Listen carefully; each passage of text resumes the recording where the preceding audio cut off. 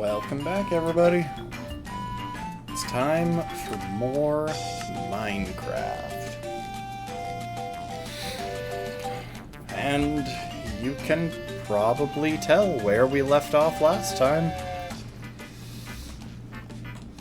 We found the stronghold and reached the end portal room. However, I ran out of ender pearls, so we actually have a bit of a challenge ahead of us.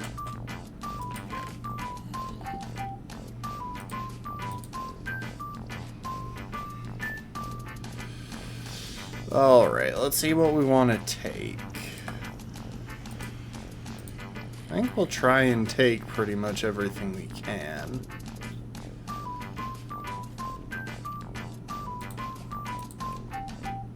We'll leave that bit of blaze powder because, well, we already have blaze.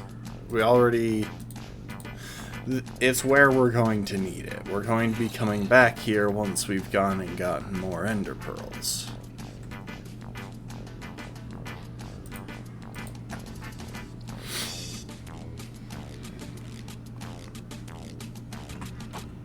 Okay, good. I do have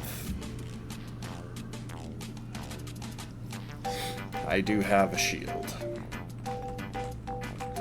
And my sword is probably gonna break pretty soon, but I have an axe, so that shouldn't be a massive issue. Now, with that in mind, the question becomes which way we're gonna go.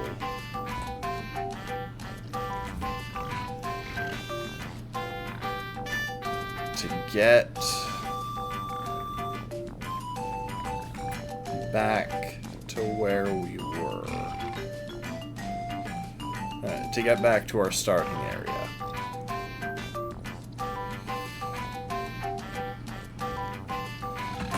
So, I've got a screenshot of... Oh, that's not it. I've got a screenshot that I took back by our nether portal. So our nether portal is at -37, +52, and 44 height. The question becomes which direction we need to go.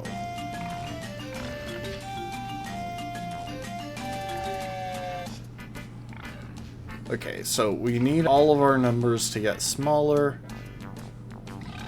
which means we need to go that way.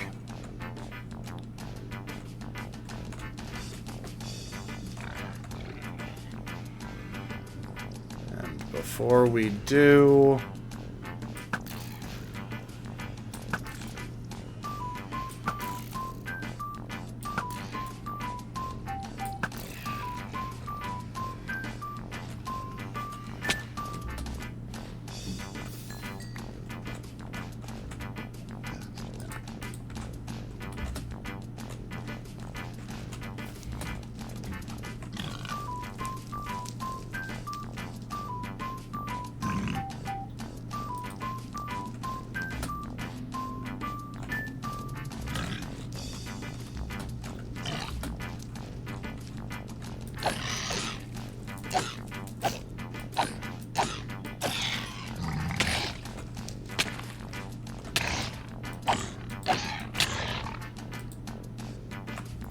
it was worth a try.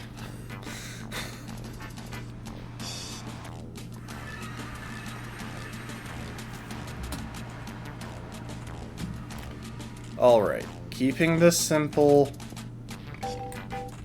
we're mainly just going to try to burrow straight there. I'm also going to try to avoid hitting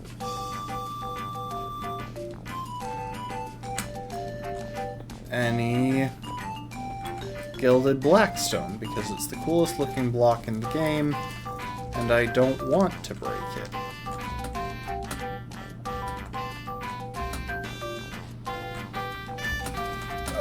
Oh, but I'm so tempted to explore. Structures in Minecraft always make me just want to look around. And I don't have a good reason for it, but like, it's a place.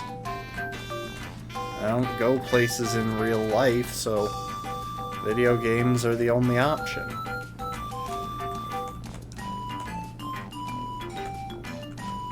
Kind of wondering if this structure even has, like, literally anything interesting or useful.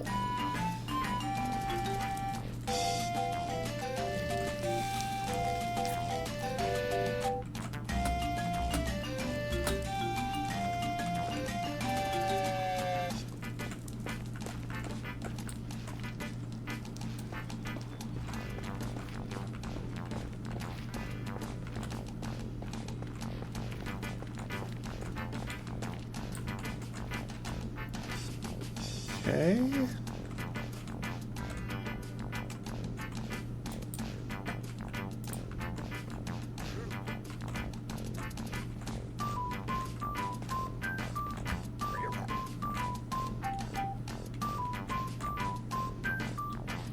The danger here is that we're still in a Crimson Forest, which means a high concentration of piglins and hoglins.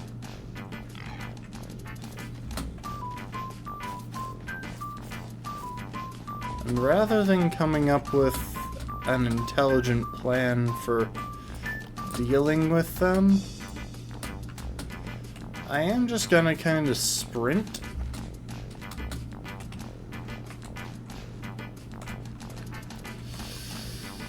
Oh, but I'm tempted to come up with an intelligent plan real quick. Hang on.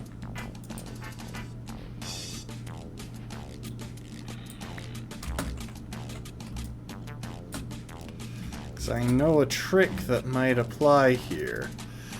I do have a chest.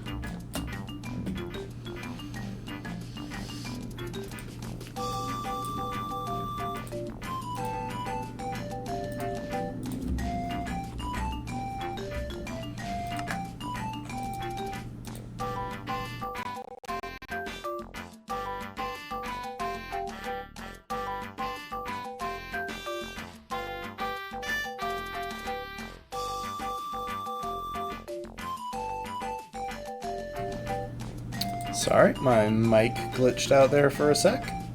Welcome to the stream, Annis. Not much. Not much is up.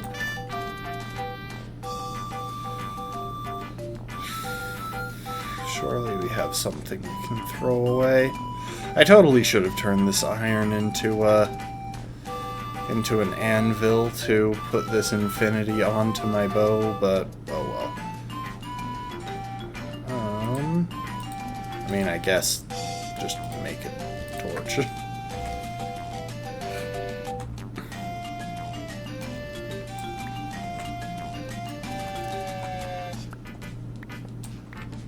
So I believe having this in my hand will scare away these guys, and apparently I'm wrong.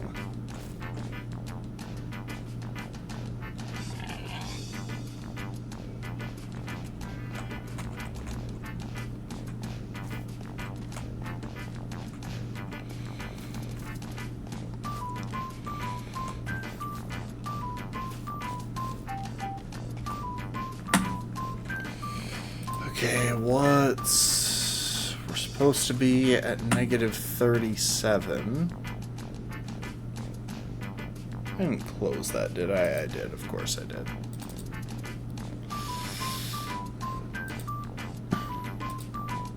So I think I'm too far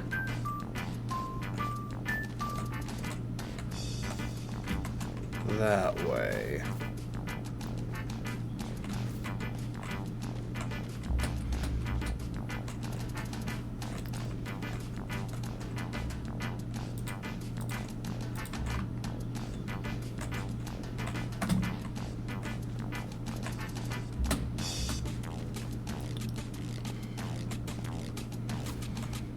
And I'm still too high up.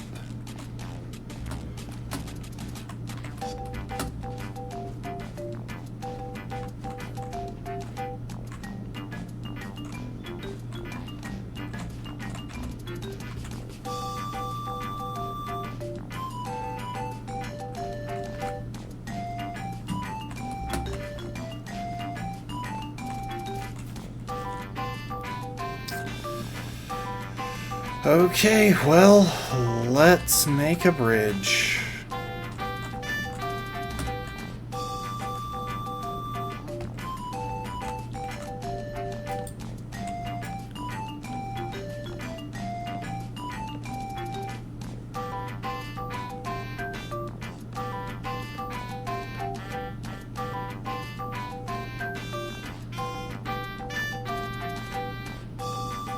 This is taking us in the right direction, and we're at the exact height that we need to be. We're technically not quite far enough. We need to be a little bit to our right, I guess. And at some point, I'm gonna wind up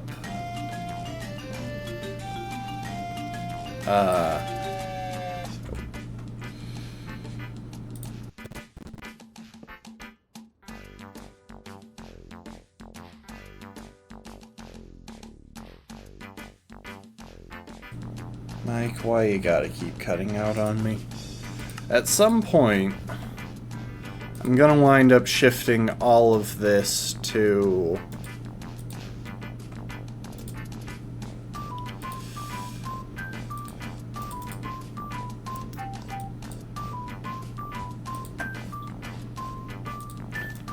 the...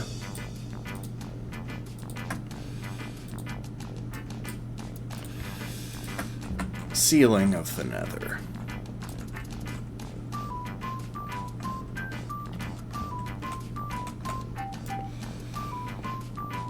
That isn't gonna happen right now.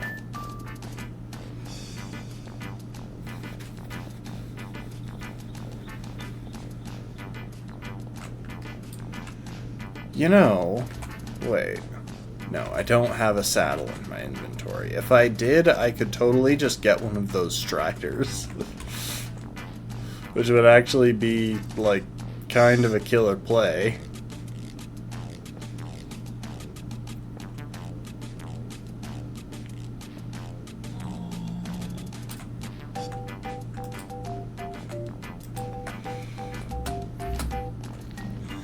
And there's our portal. Let's visit home.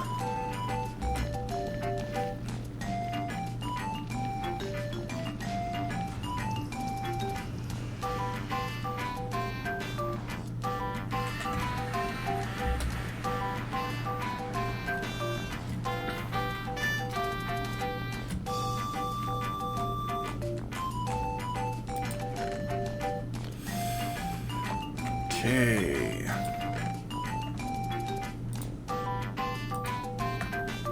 Put away the valuables. Welcome to the stream, B. Lastborn. Both of y'all.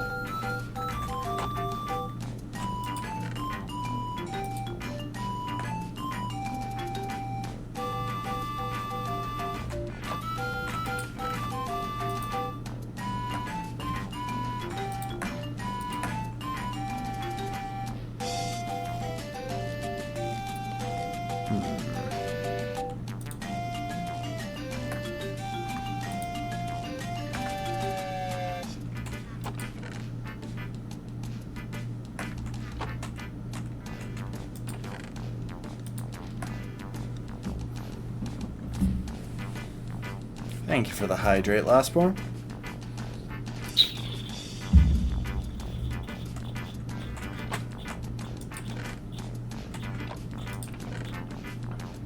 I think I'll put the books with the paper rather than with the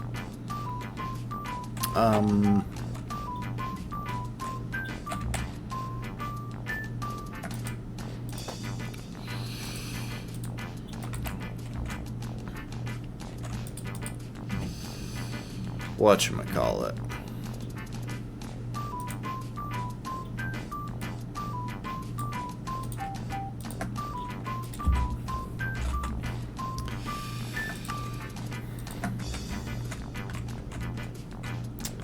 I think I'll put the books with the paper rather than with the animal stuff. They could go in either, really, because, well,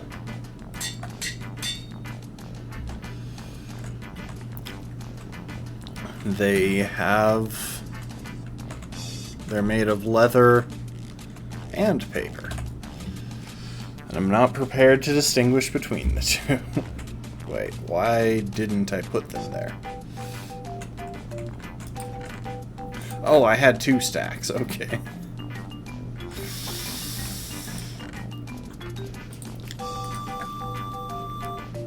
Got some gold, some raw iron. Where am I keeping emeralds? Here. And obsidian was there.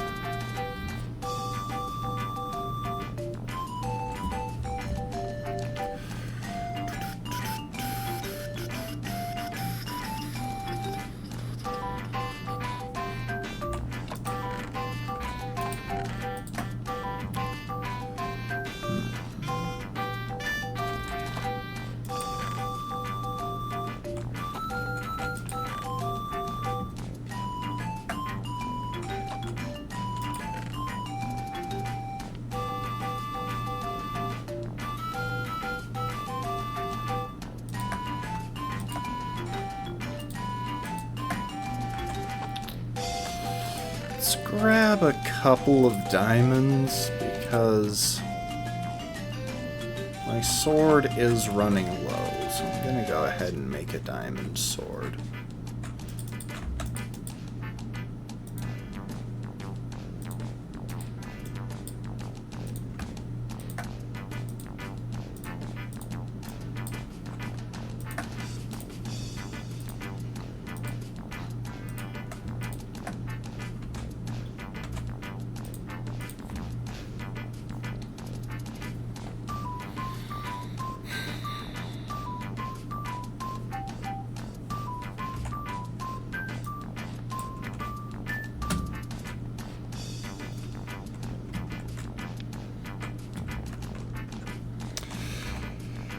Okay, we've cleared some stuff out. Now for the next thing we gotta do. We'll worry about making a clear path back to the fortress later.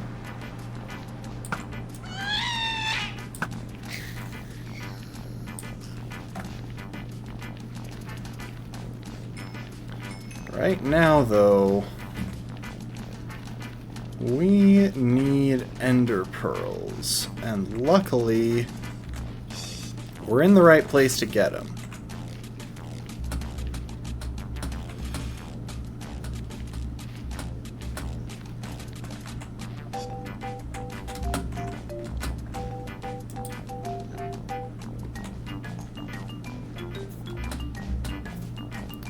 So the way we do this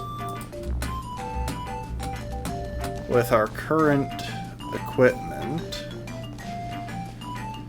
is to find somewhere in this warped forest where we can get a pretty open, or we can get some open air. We might need to clear some of these trees.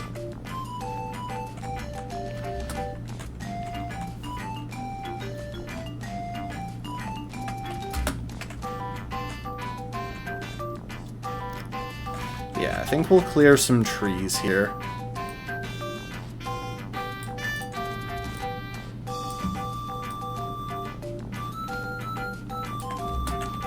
I wonder, just to test this. No, that does not make it faster. Okay. So the downside with trying to clear stuff in these forests is that they don't automatically decay if you take out the stumps. Because the leaves aren't technically leaves, they're like a kind of mushroom.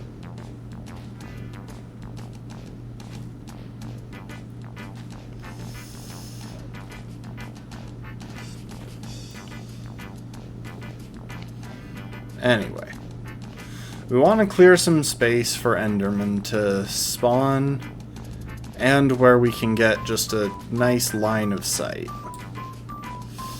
You know what? Even as I'm doing this, I'm regretting my life choices, so hang on.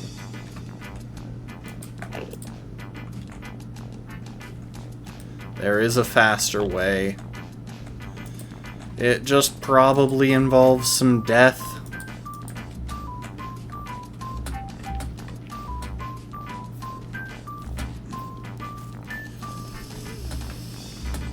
Alright, where is my portal? Ah, it's down there.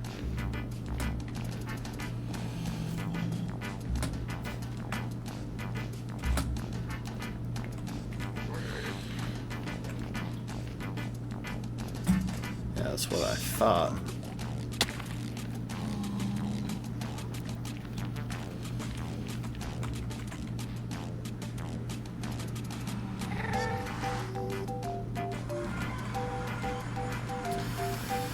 Okay, how much wool do I have? And where do I keep nether blocks?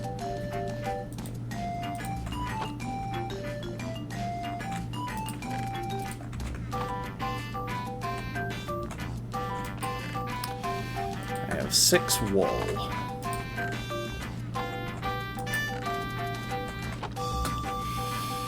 Alright, folks. Time to go find some sheep.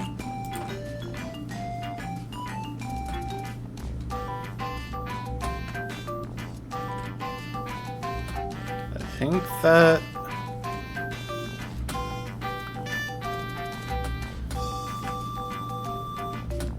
I think a creeper just despawned while we were looking at it.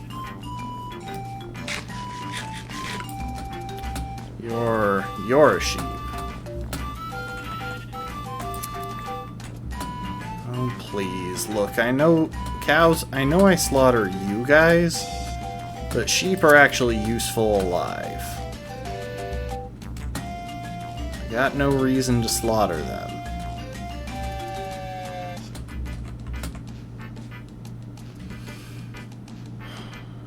Okay.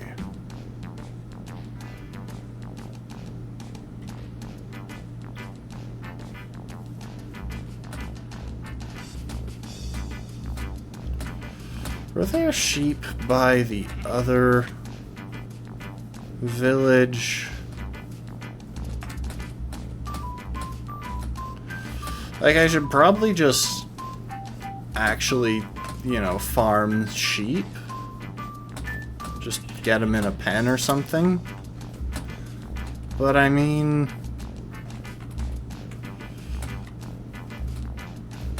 I'd like to make an efficient farm. And that would probably involve following a guide. And I don't want to do that at the moment.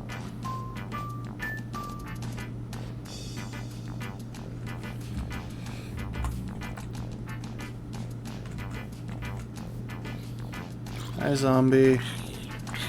I'm honestly not even gonna bother with you, because you're already dying. You pose no real threat to me.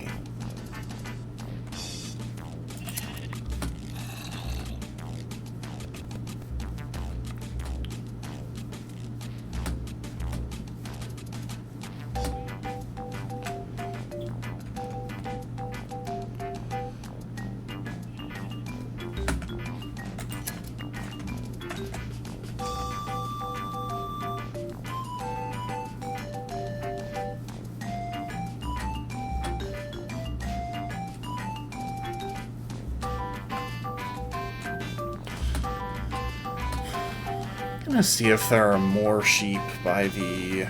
Oh, wait. There's a bunch of stuff on that mountain. Some of which might be sheep.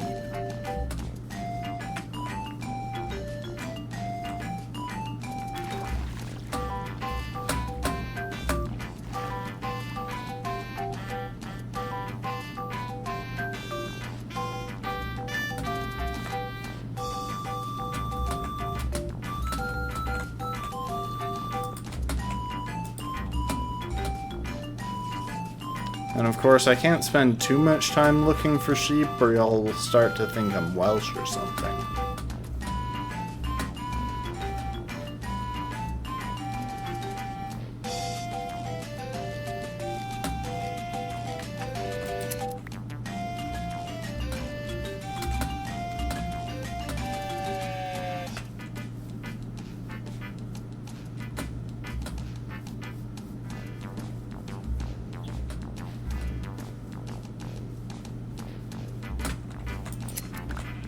Here we go.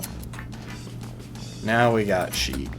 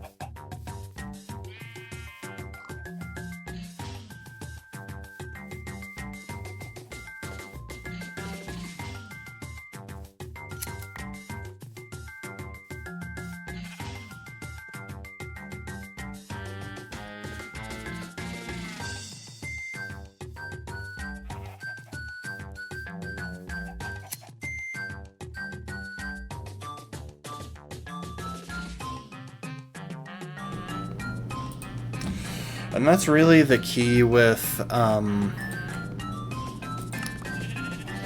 wool farms in Minecraft. I might even build a rudimentary wool farm Because come to think of it, I know how the redstone works. It's not complicated.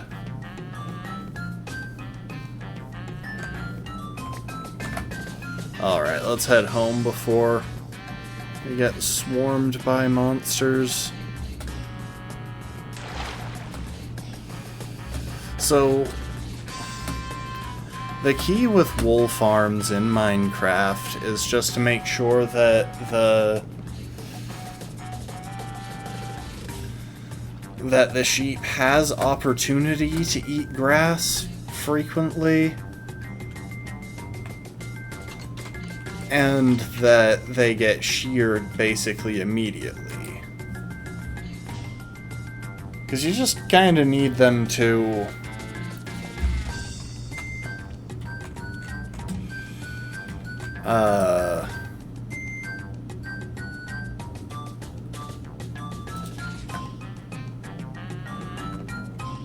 hang on a sec. You need them when they decide to eat grass to be able to.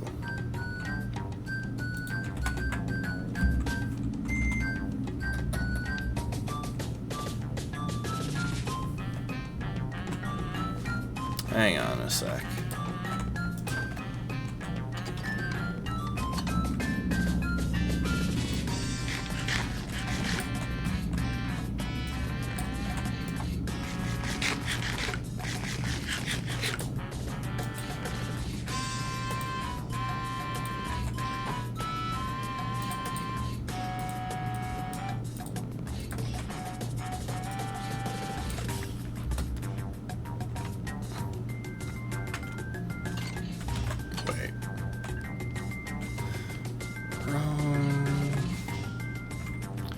Nah, we will,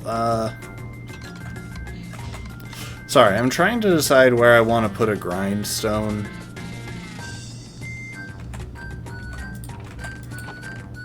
Also, do I have any sticks?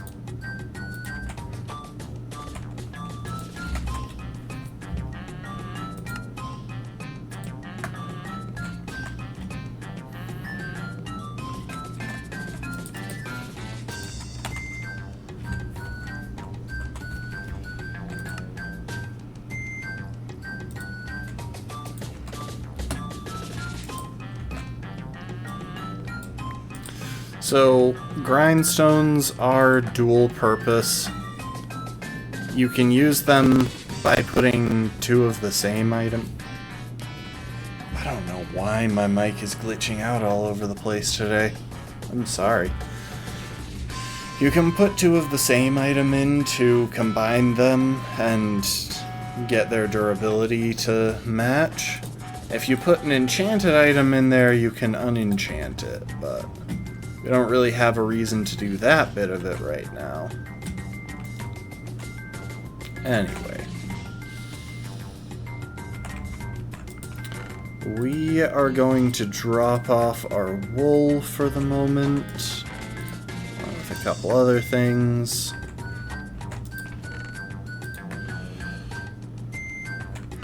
And then we're gonna go get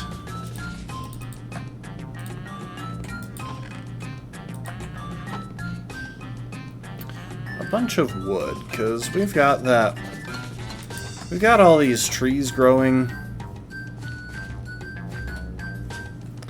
I think it's a good time to refresh our wood supply.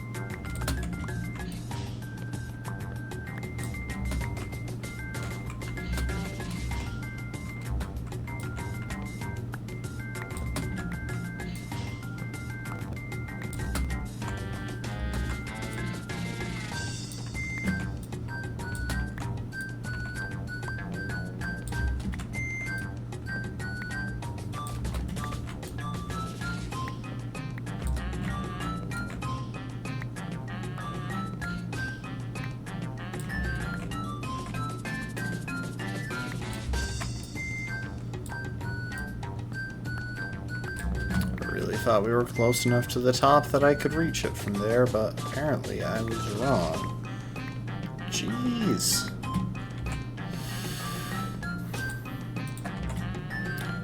Alright, well...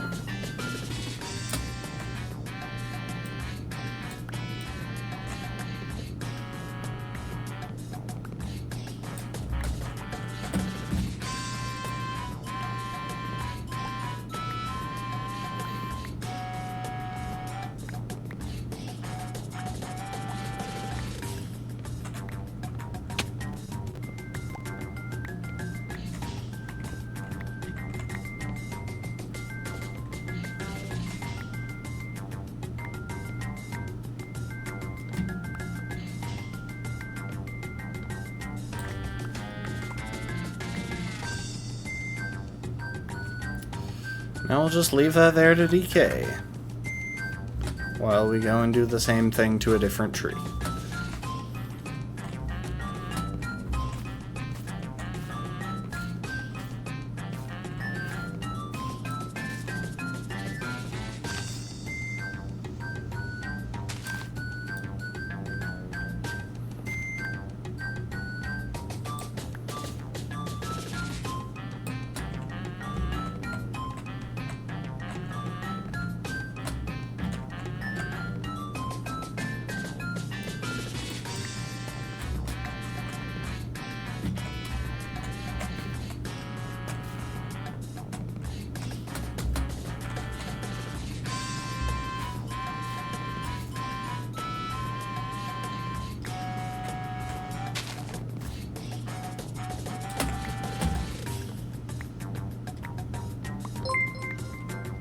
Welcome to the stream. Kingsia 2024 is now going to guess that Brian said that right and go with Kingsia.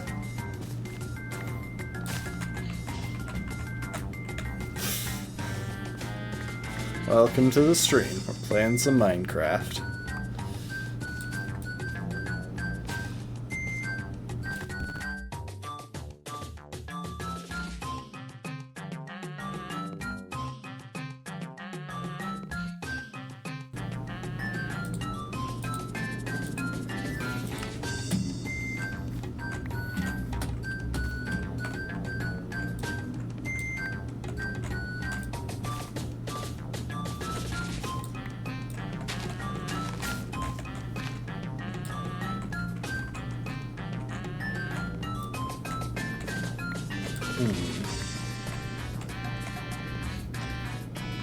Okay, yeah, that is a different tree.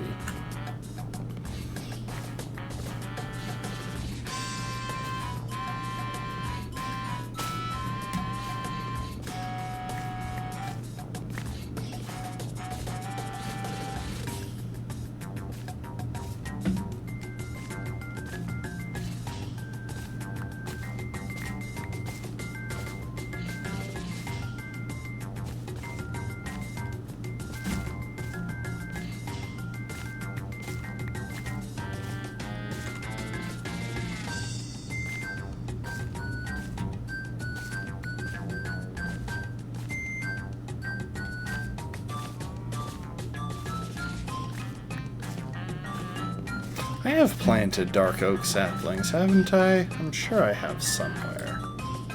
Ah, right. Literally turning my head like 15 degrees.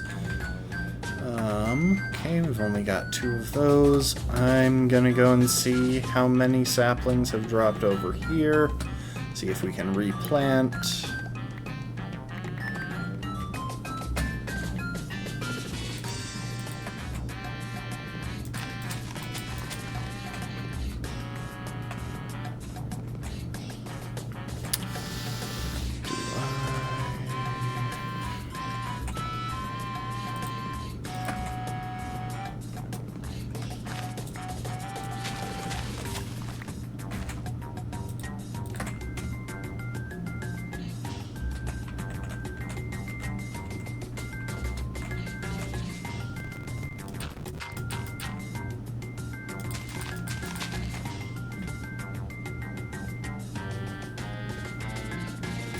Probably just leave the rest of those. Oh my gosh. I missed a tree that had wood in it, or a section that had wood in it. Yeah, there's definitely a log in there, which means that section isn't gonna decay. Alright.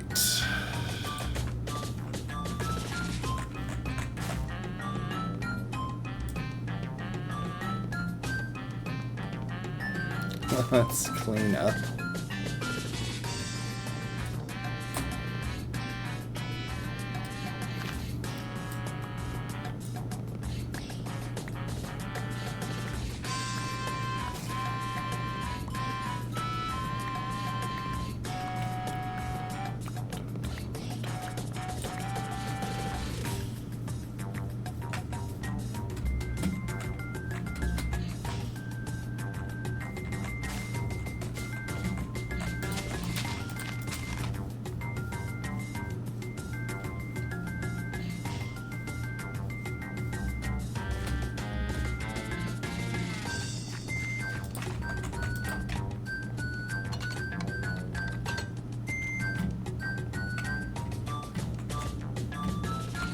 Why am I going downstairs?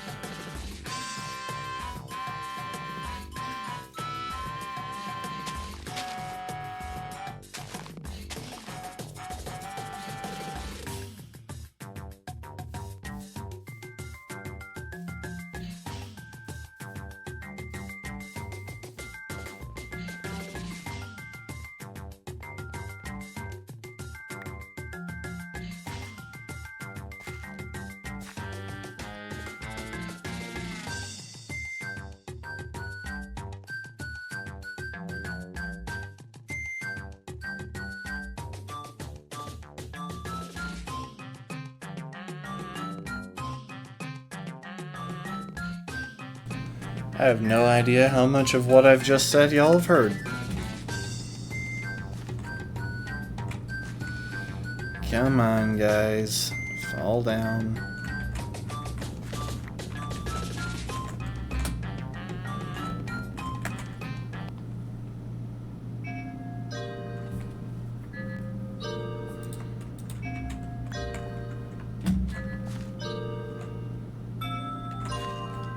Unfortunately, the fact that that was small up top means we have less chances to get the spruce saplings that I'm hoping for. I don't want to plant them until I have all 4.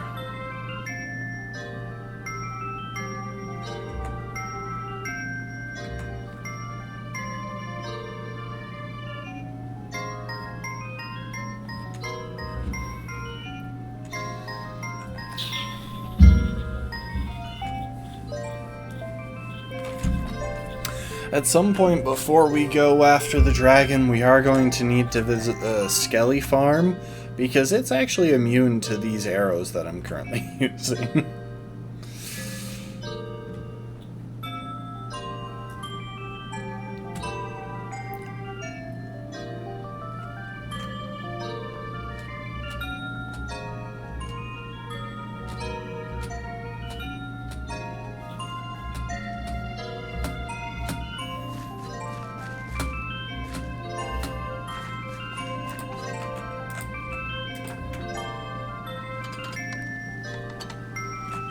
No, upstairs. Upstairs.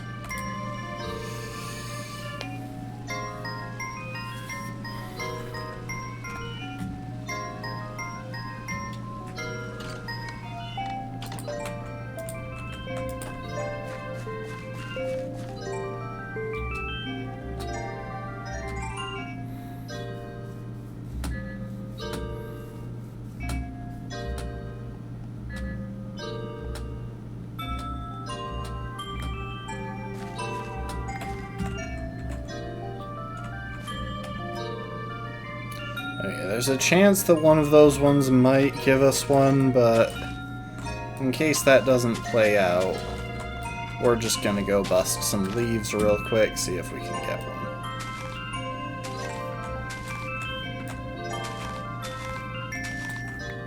There we go.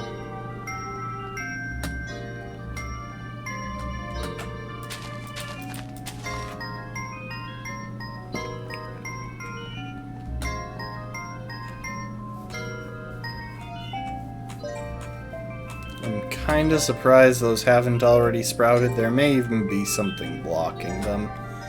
I don't know. We will figure that out when it matters.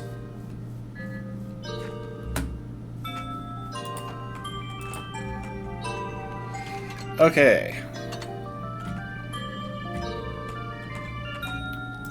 Let's unload some stuff.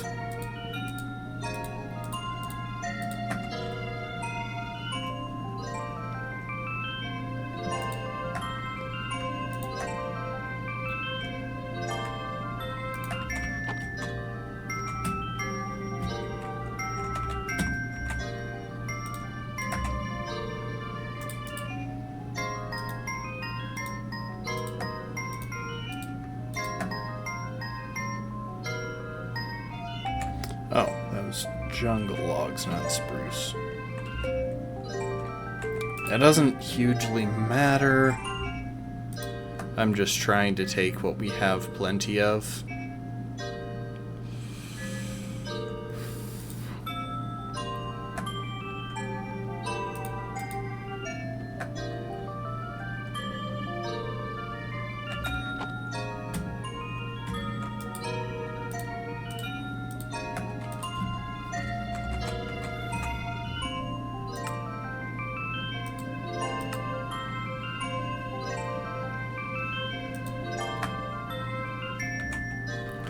Okay.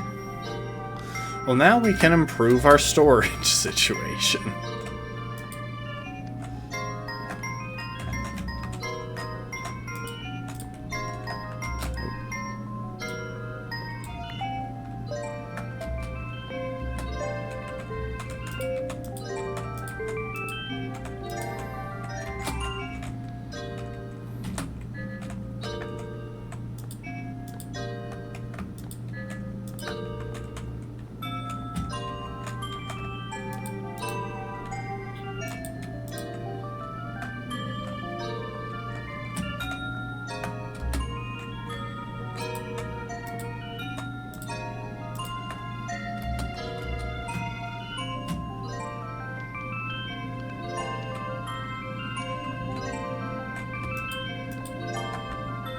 Why was I...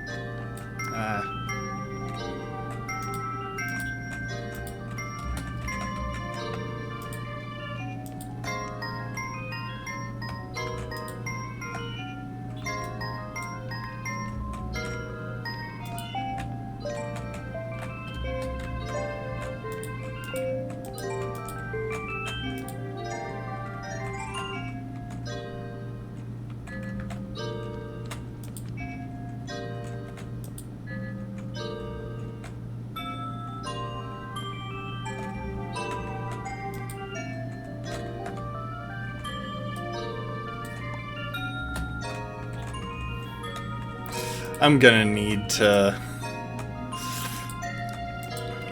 try and find a way to do this without just standing on top of the chests.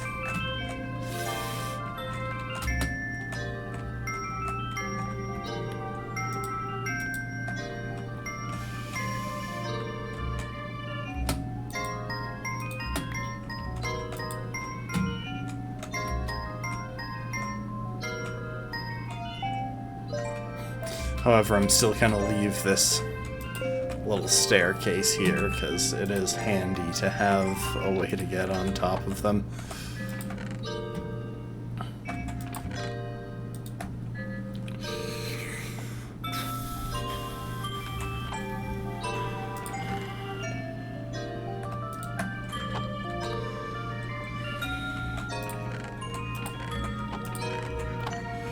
Okay. We are going to head back out, see if we can get a bit more wool before the end of the day, and once we've done a pass by all of the nearby sheep that we can find easily,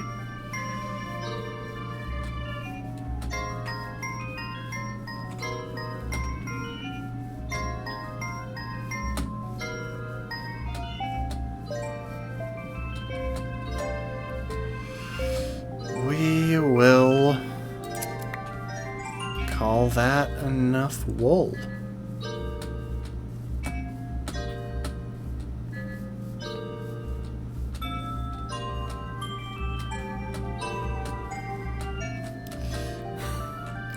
This one has not figured out how to get off of the snow.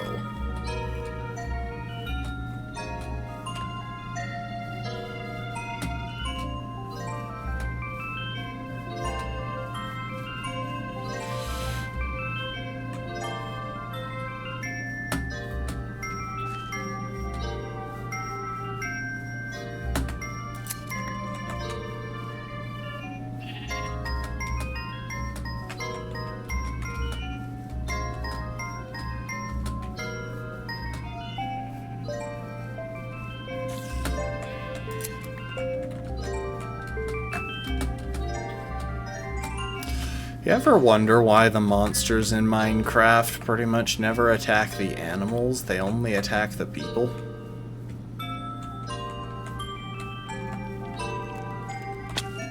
Hello, Mr. Spotter.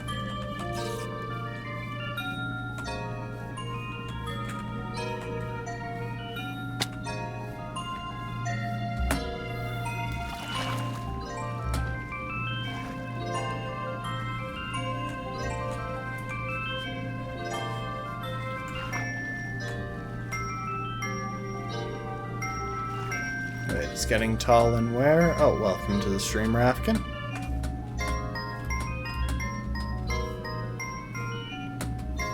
I didn't see when that message came up. And now I feel like I've missed some context that I provided.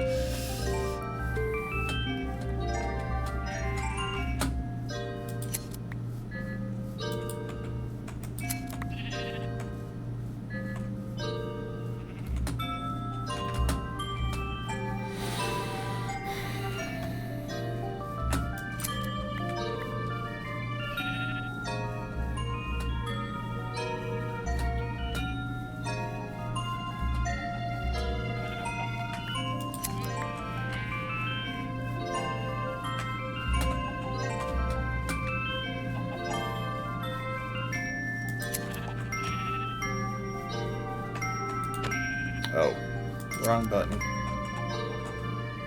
Sorry, Mr. Sheep.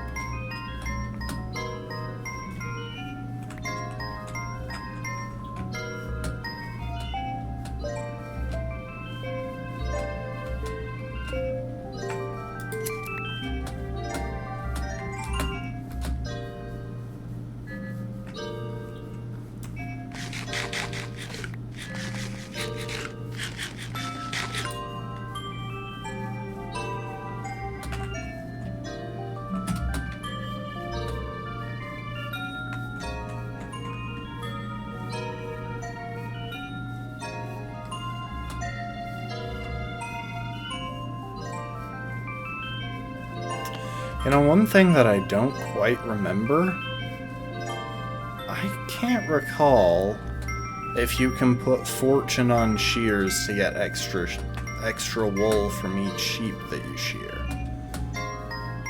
I know that looting on a sword would get you extra wool if you killed it.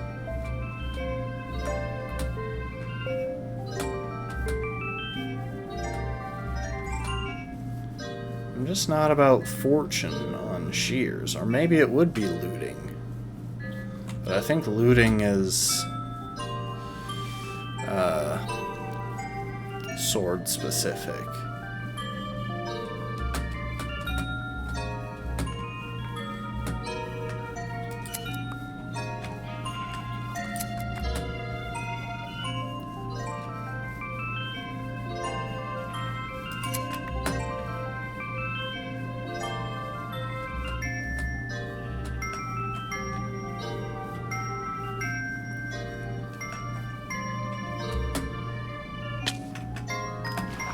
That didn't work out.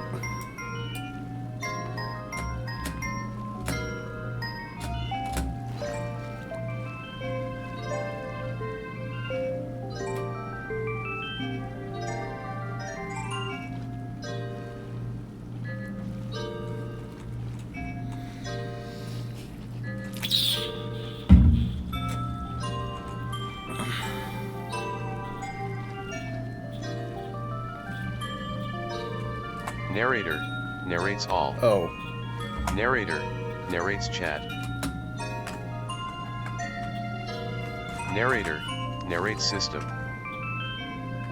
Narrator off.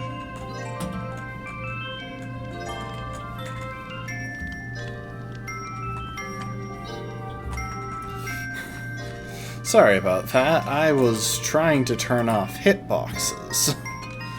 But apparently, Control F3B is a different command.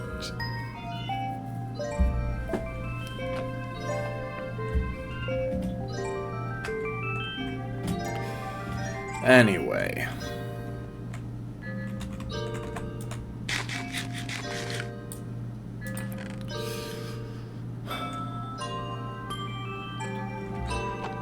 How much wool do I have?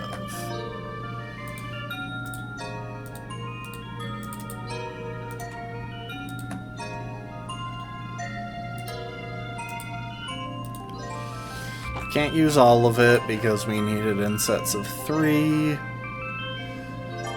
69 blocks of wool means we need 69 blocks of wood to go with it.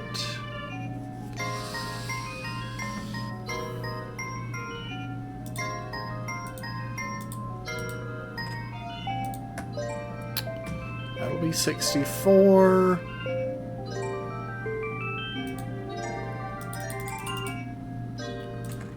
That'll be enough.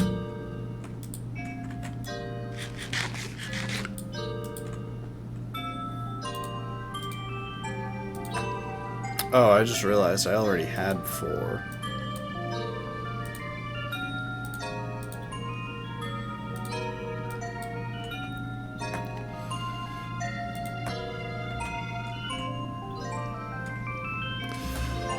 I guess I can't quite hold that many. Hang on.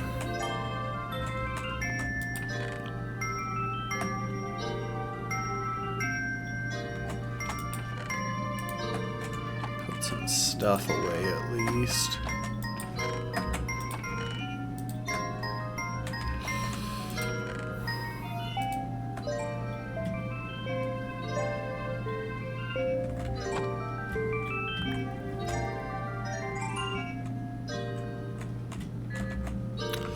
I guess I'll just take as many as I can hold.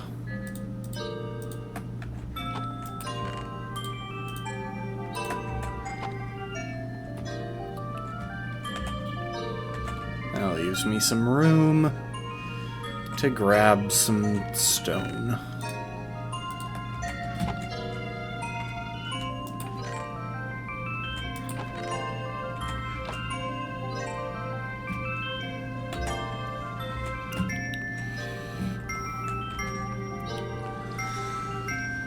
Now, to see if I remember how this works.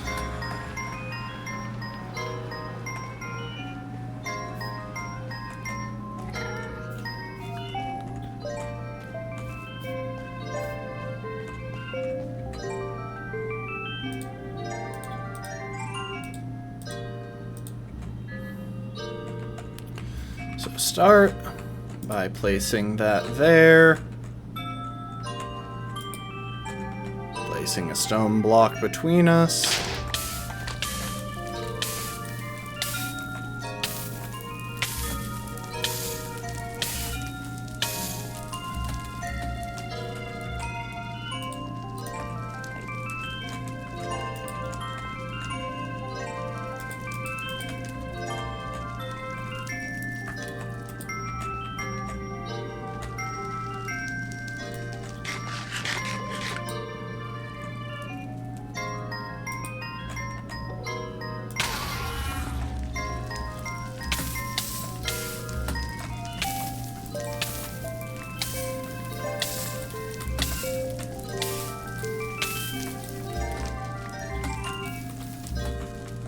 We'll have to fill in these holes a bit when we're done, but...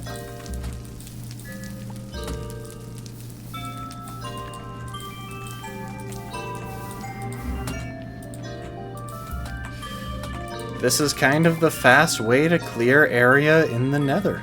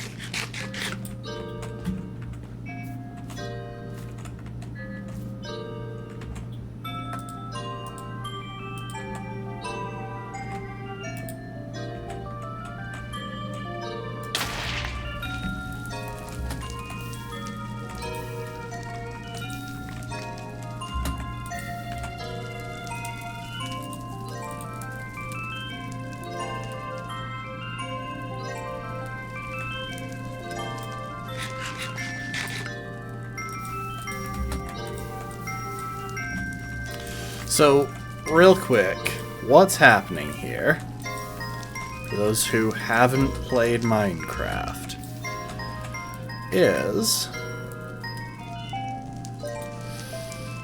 surprisingly straightforward when we get into it.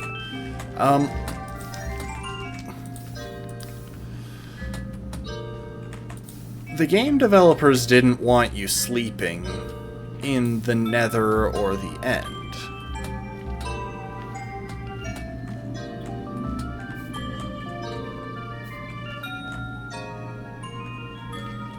That wasn't their intent with the game and how they designed those areas. These were supposed to be areas to do some adventuring in. Oh, hang on, let's see if we can get this guy.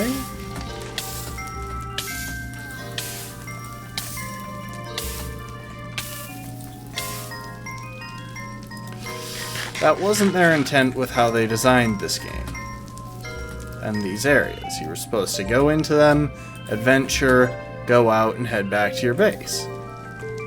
So, in order to prevent you from just setting up shop and to make the excursions into these places a little bit more dangerous, and significant by not just having it be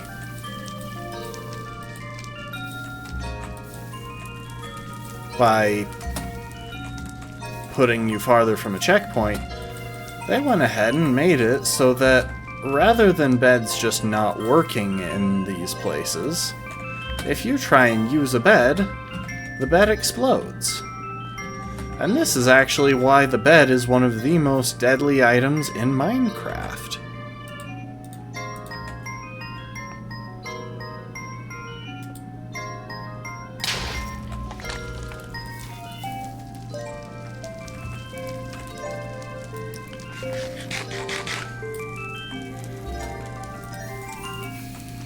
In fact, beds are what people use in speedruns to kill the final boss. Because the Ender Dragon is in the end. And that means if you've got enough beds and if you can get it to flying close, you can make the beds blow up.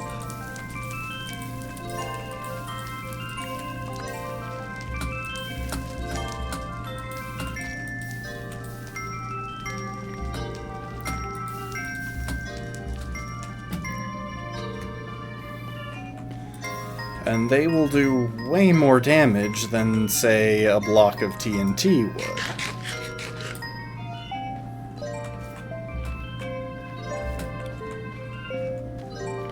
Look at this. Look at all the space we're clearing. And all the materials we're kind of accidentally gathering in the process.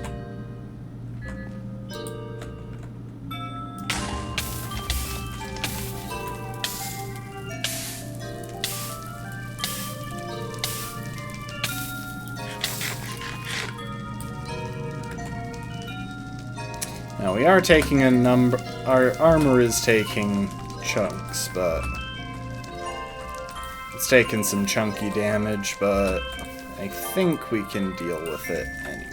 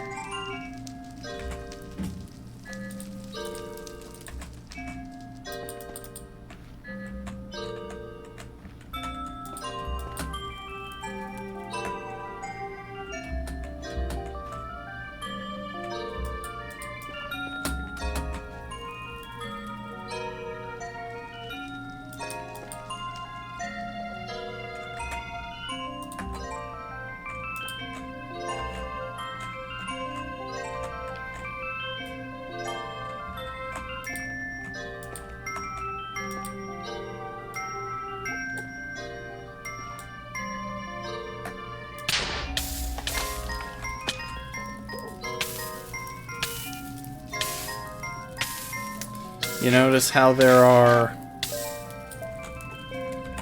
more Endermen spawning here? That's what we were going for. Oh. Now jumping off of that block and falling all the way to the ground isn't what we were going for, but you know, you win some, you lose some.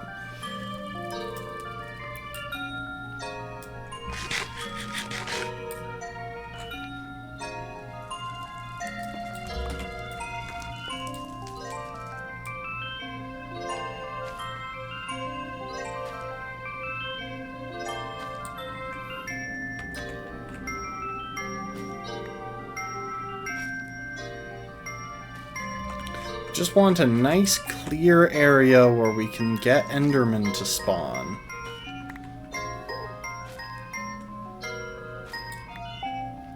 And see them when they do. That's very important because of how I plan to kill them.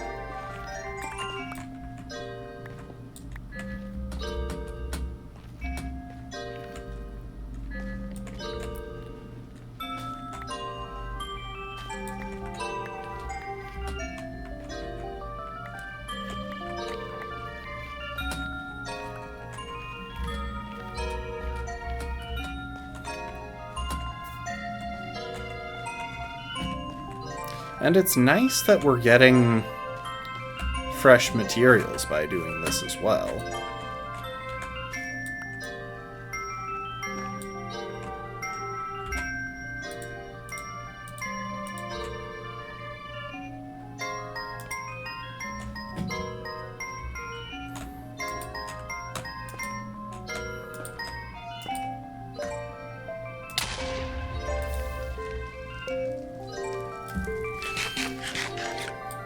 Also, the way explosions work in Minecraft, your feet have to be hit by the explosion.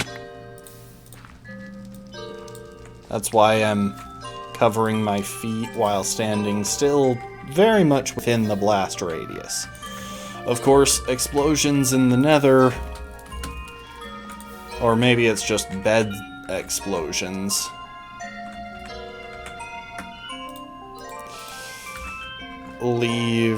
No, it's explosions in the Nether.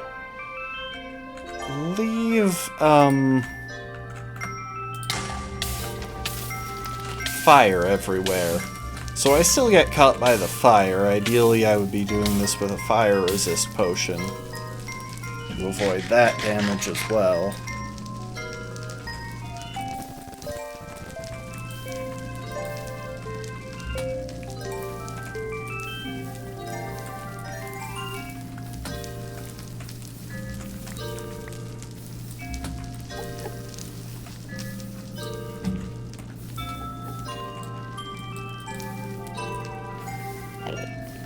But we don't have piglin bartering set up, or a brewing stand, or well, we could easily make a brewing stand, but we don't have blaze powder in large quantities yet. It's just, trying to farm the stuff for fire resist potions or the potions themselves wouldn't be that easy right now.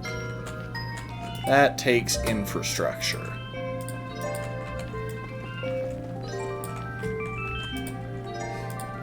And that would wind up taking up the rest of the stream getting set up.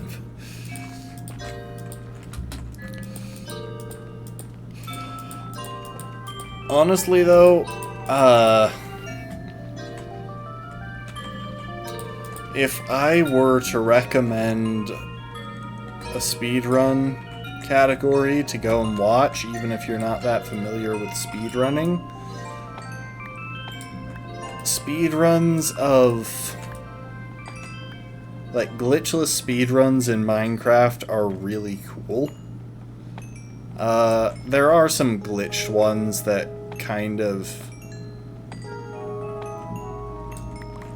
just turn the game into easy mode. They're not as interesting to watch, I would say. Like, honestly, still go and watch a glitched one if you feel like it. I find seeing how glitches are done to be a really interesting aspect of the video gaming community. But if you want to see just some insane skill work,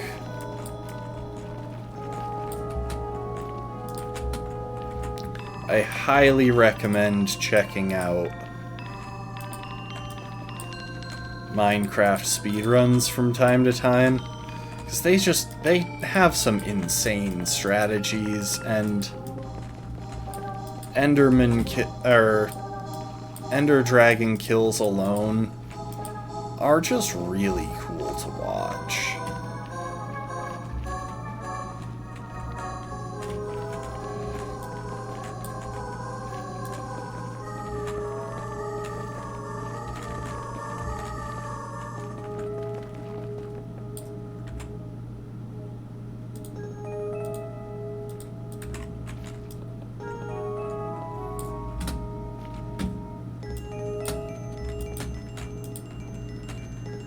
I should probably make this into slabs. So we're getting our big open area set. Hang on.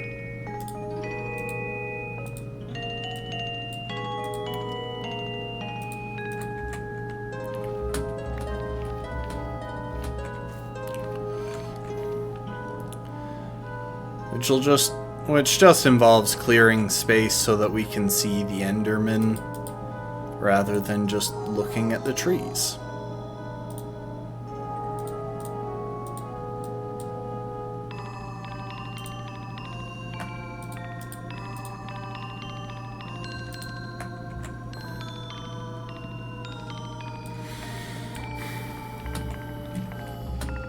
Because Endermen, you might have noticed or recall from a previous session, get angry when you look at them.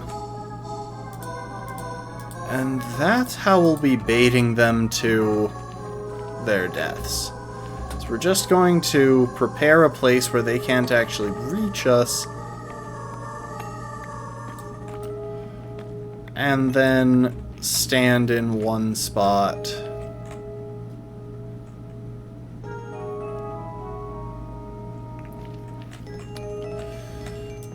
and let them come to us and die.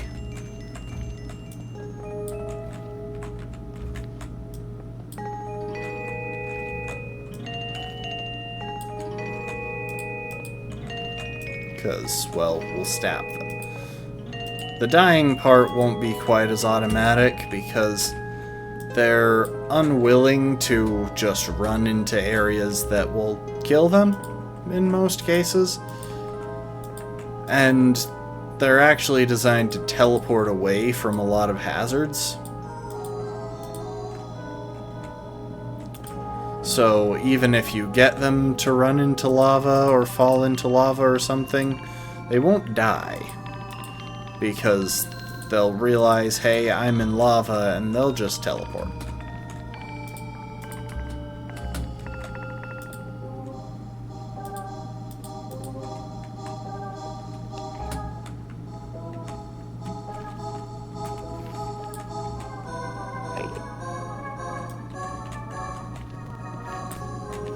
And they, despite getting mad if you look them in the eyes, they really try to look you in the eyes.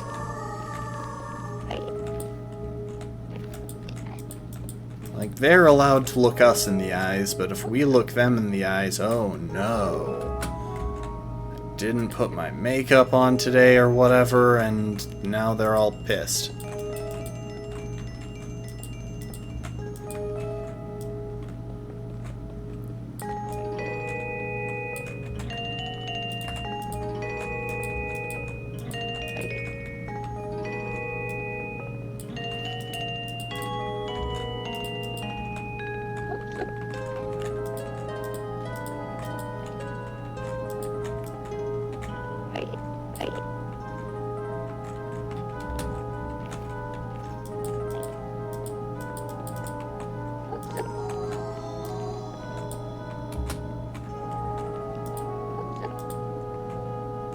Okay, so clearly I'm not going to have quite enough with what I brought with me.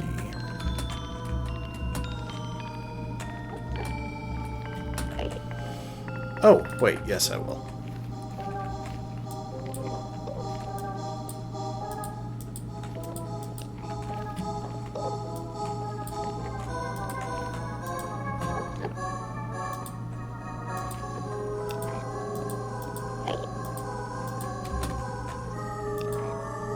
I think that one's stuck.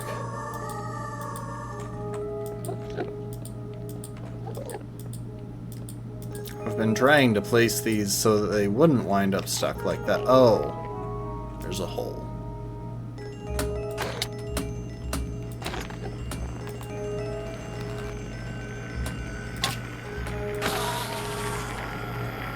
Really?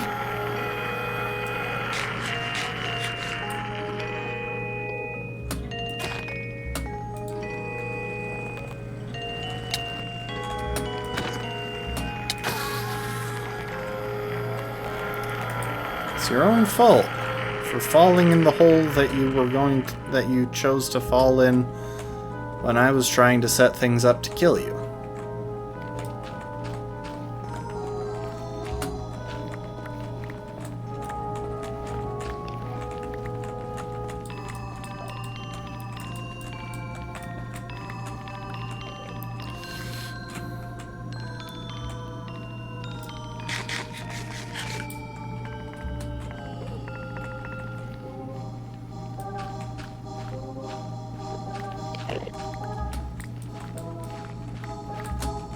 Luckily, they don't have the pack mentality that, say, piglins have. If you attack one piglin, every other piglin nearby realizes it and comes to their aid. And suddenly you're just dealing with every enemy in the immediate vicinity all at once. Which, typically when that happens, you're not really prepared for it.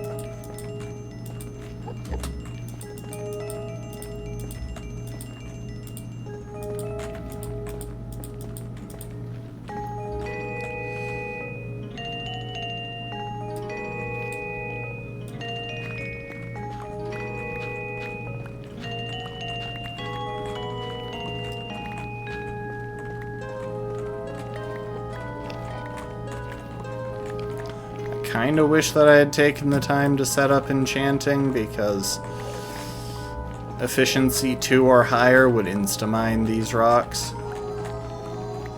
It takes more than that to insta-mine stone, but nether rock is the most fragile of rocks.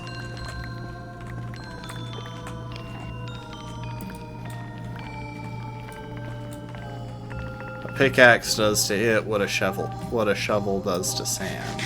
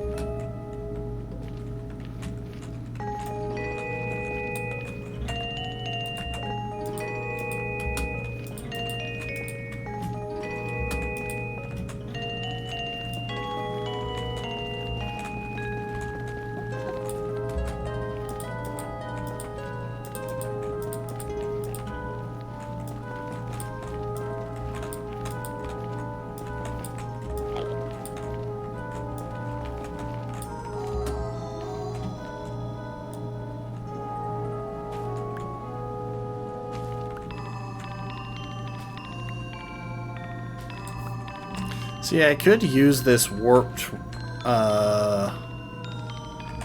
block to fill in the area, but honestly, stuff's a pain to get a hold of. I'd rather just hang on to it and just dig up some extra nether rock.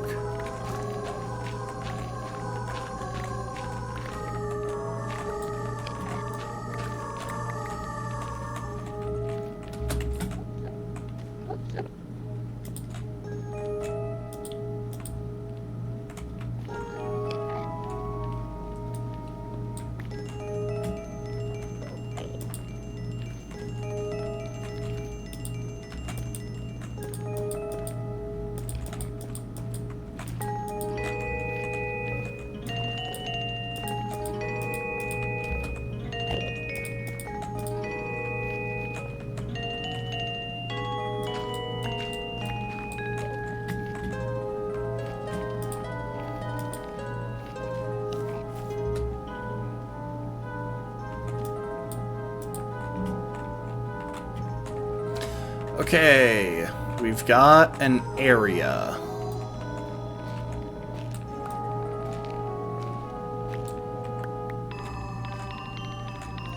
So now, the trick is fairly simple.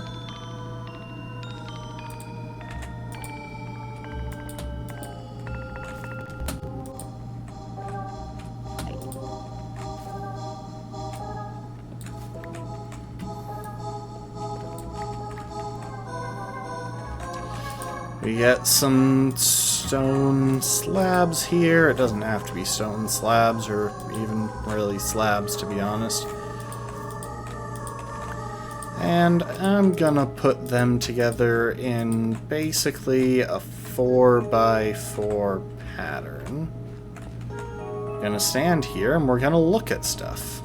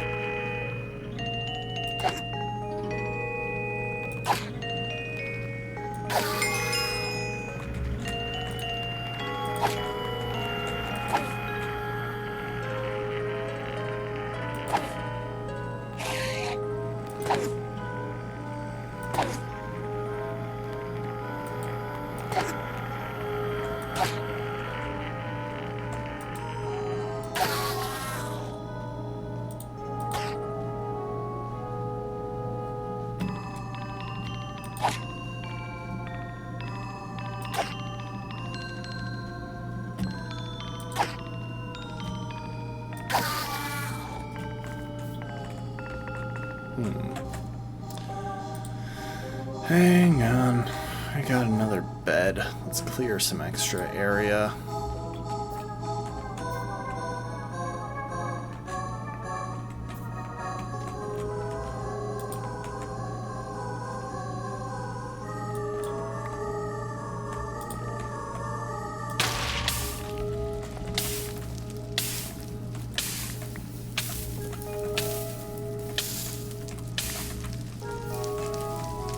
Also, fire deals more damage and burns for longer when you're in the nether, so that's another danger of bed mining. If you catch fire, you'll take more damage from it than you would in the overworld.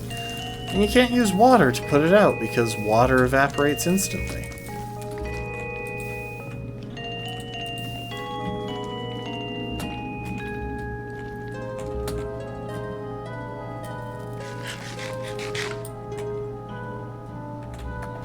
Okay, hang on.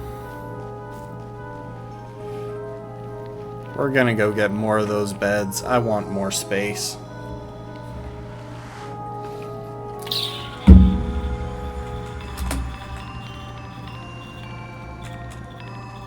Besides, we got a bunch of crap here that we can unload now.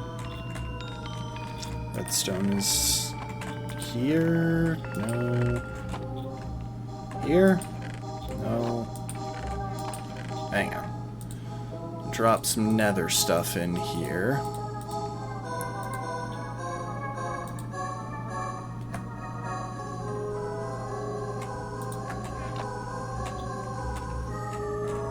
I always forget shroom lights are a thing. They're handy. Drop our quartz.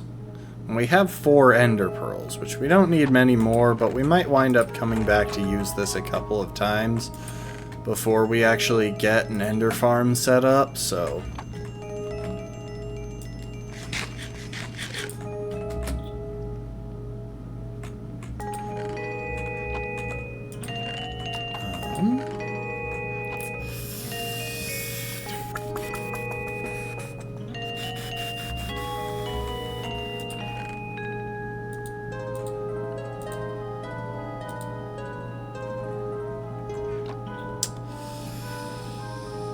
Oh, that's right. Extra bed. Wool. Wood.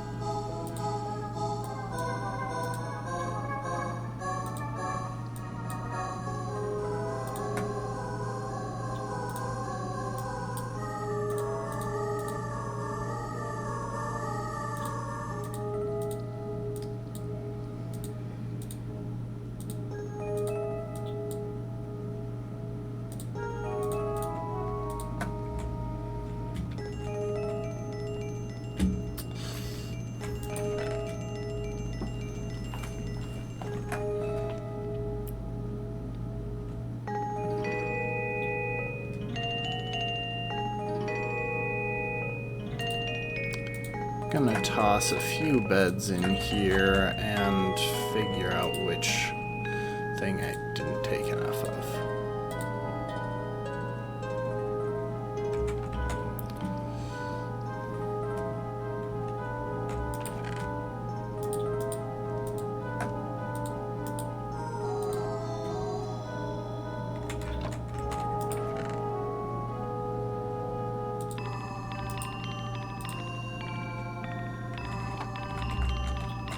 So I don't think we want to use every bed that we have right now for this.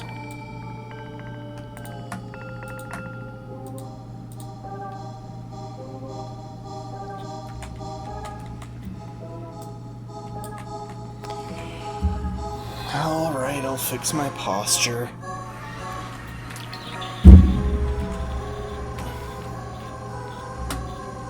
What's next? Expecting me to eat healthy or... I was going to say bathe, but there are too many stereotypes about gamers and bathing, and I don't want people to actually believe me on that.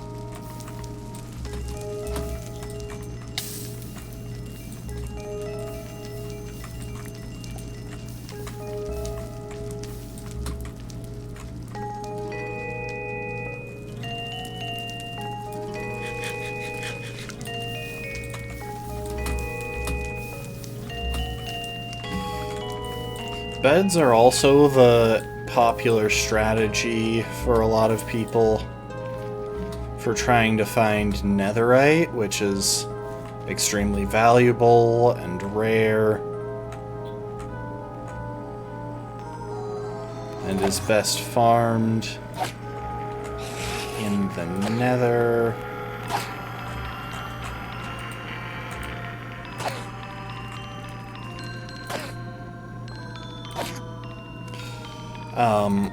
But I actually think that using TNT to farm netherite is more effective. One of them puts that block down, the other one immediately picks it up.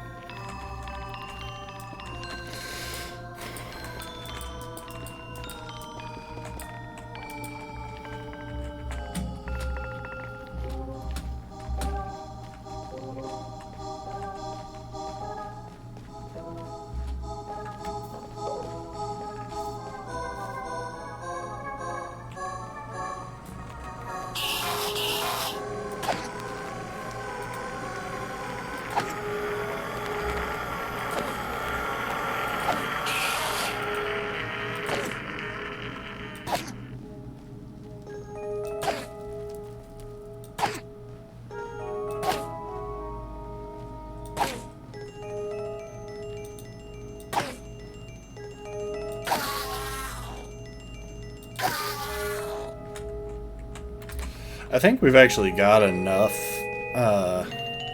ender pearls for what we're going for, but I don't like leaving a job half finished. Despite how often I do it, because, well, ADHD is a heck of a drug, let me tell you.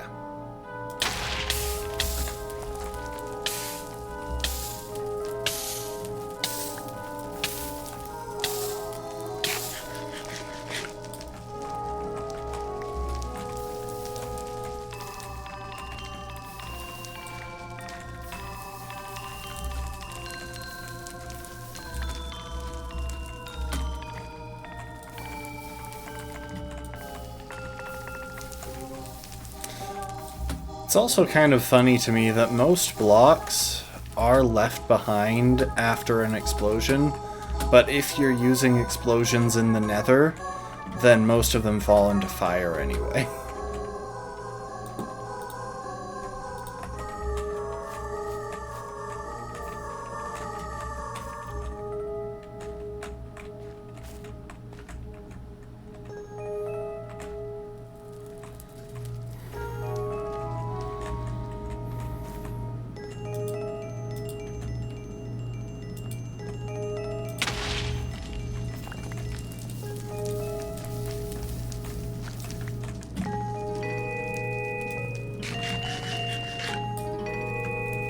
Also, the irony isn't lost on me that I am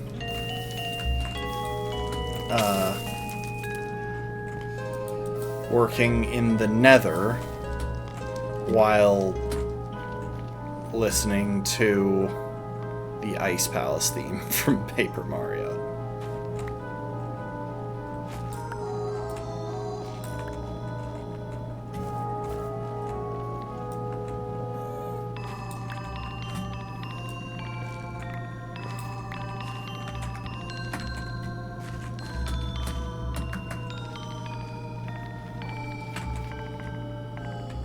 Huh.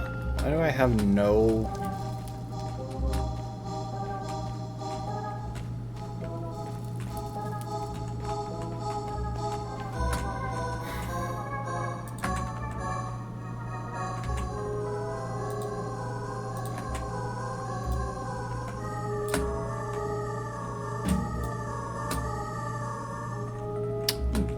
glowstone as well. And we can get some of that.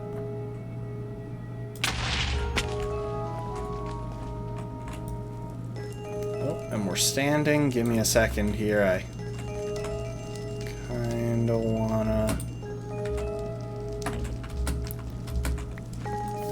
take care of the fire immediately around me before I do that.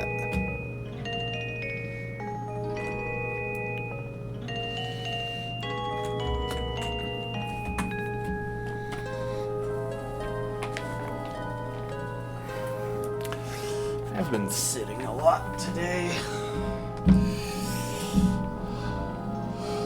Though I gotta say, the fact that when I'm not streaming, I'm requiring myself to stand if I'm playing video games is probably a really healthy decision.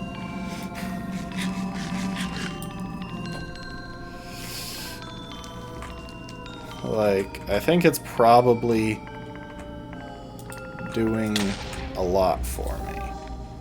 See, you notice how that explosion took out 3 hearts of health? That's because my feet weren't covered.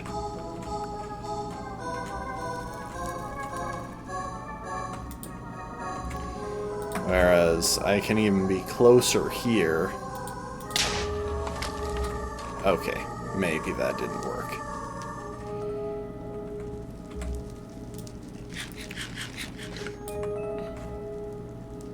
But on the bright side, I have cleared out a good chunk of area. Oh, this guy is mad at me.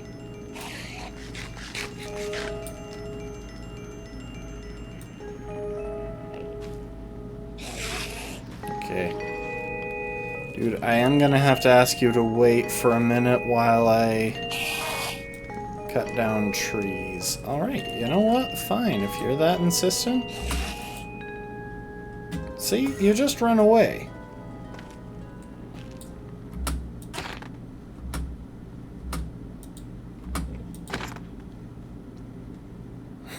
Like, half of what you're doing right now is just running away in between times when I smack you in the head with an axe. Like... what was accomplished by pressing the point? I was gonna get to you eventually, and you just had to be pushy.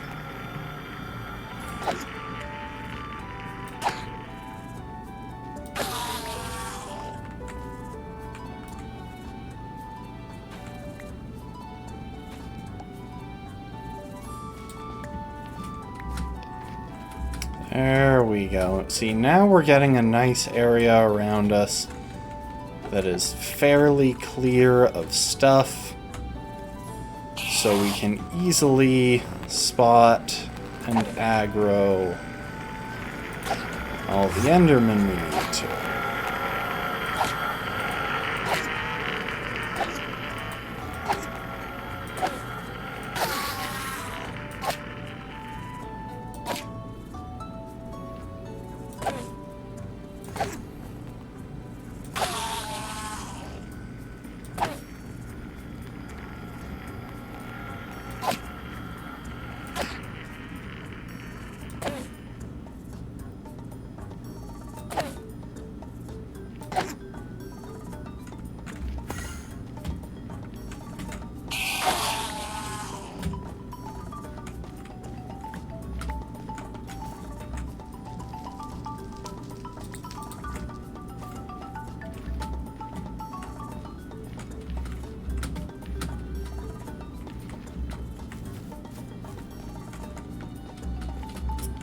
Makes this the only direction that we haven't really cleared.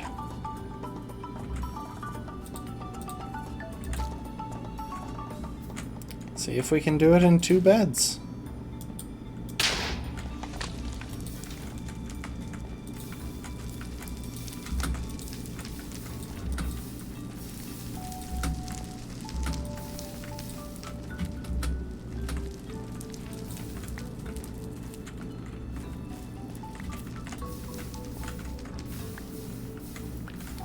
And the reason I'm even bothering to fill in holes is just because if I don't, then there are going to be Endermen down in the holes that I can't see, and because I can't see them, I can't look at them to make them run at me. Which kind of defeats the main mechanic of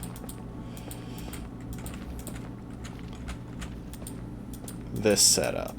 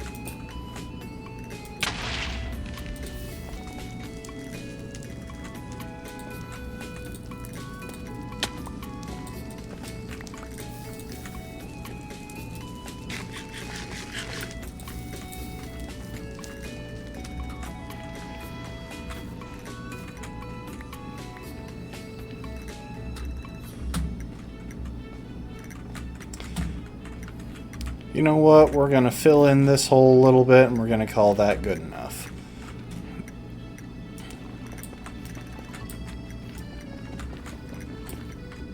So I don't want to take forever on this. Like, we could come back to it at some point, but I doubt that we will wind up making this setup any better.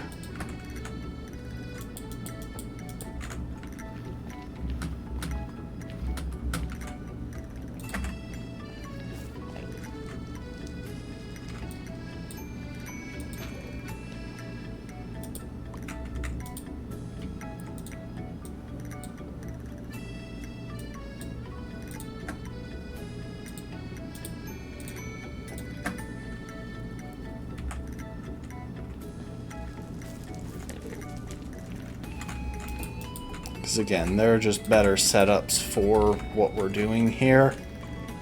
This one was just what I could do quickly and easily in this area.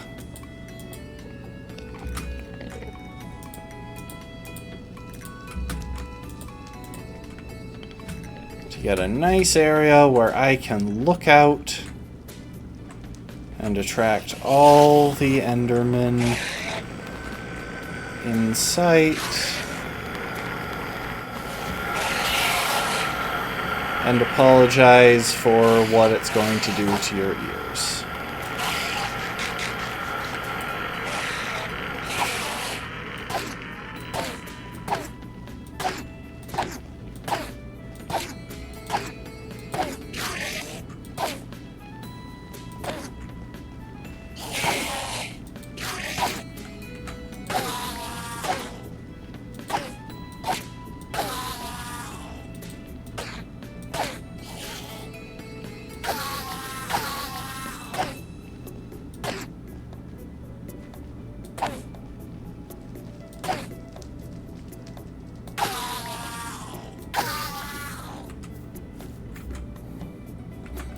After all that, I still only have 10. I aggroed like 7 different Endermen there and got drops from 2 of them.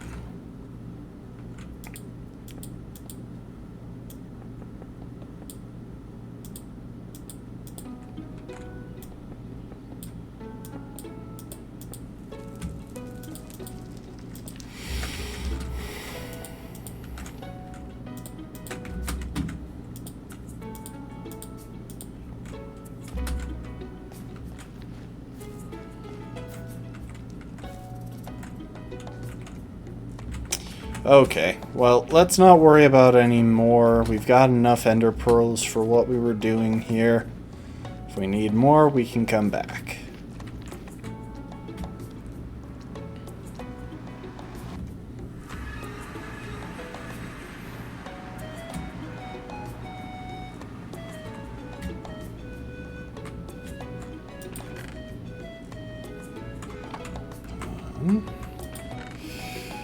Nether stuff. Nope, not the iron. The iron is not nether stuff.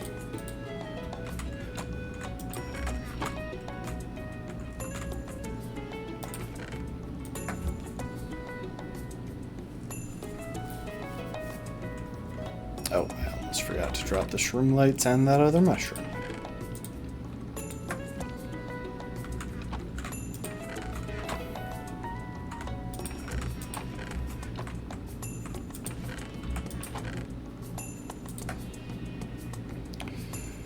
Okay. Got all that. Grab those. And those.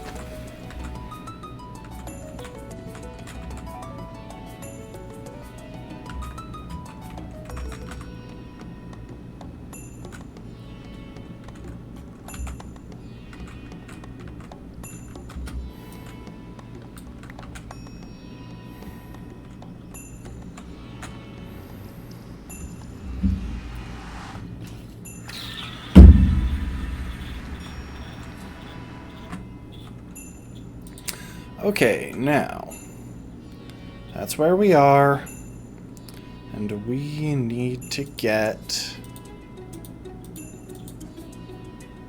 to there.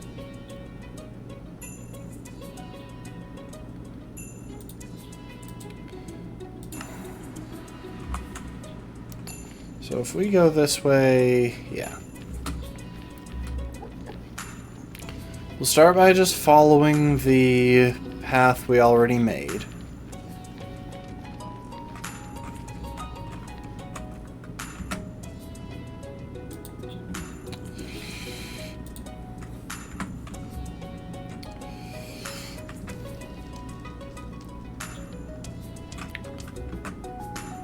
All the way to 258. Try and make this a little bit more orderly this time around instead of following the lay of the land.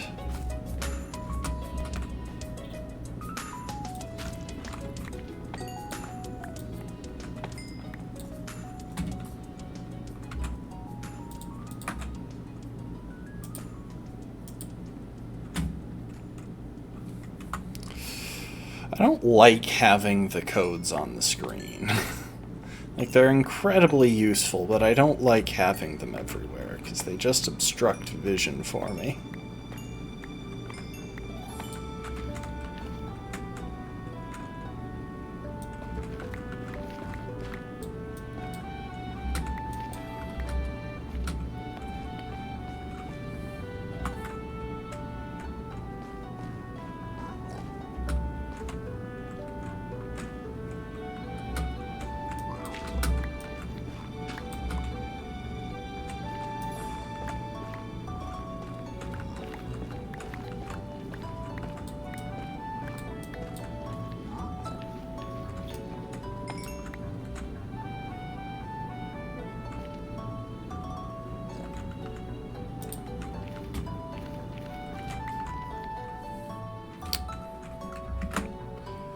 Okay, so just a few more blocks this way.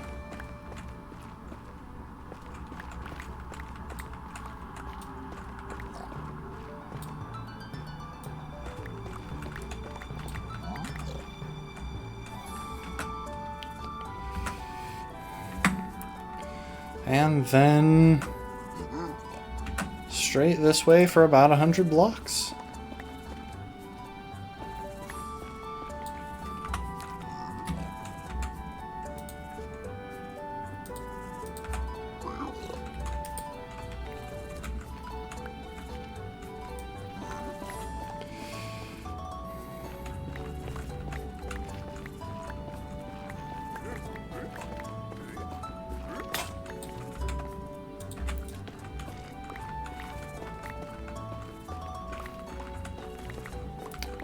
We're probably going to hit a gap somewhere along the way here, but...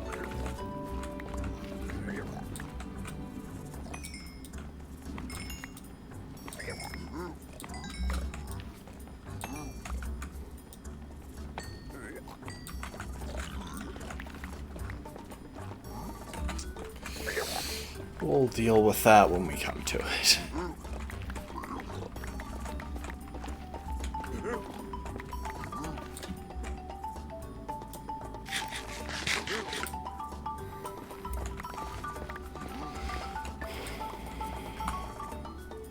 We're going the wrong way.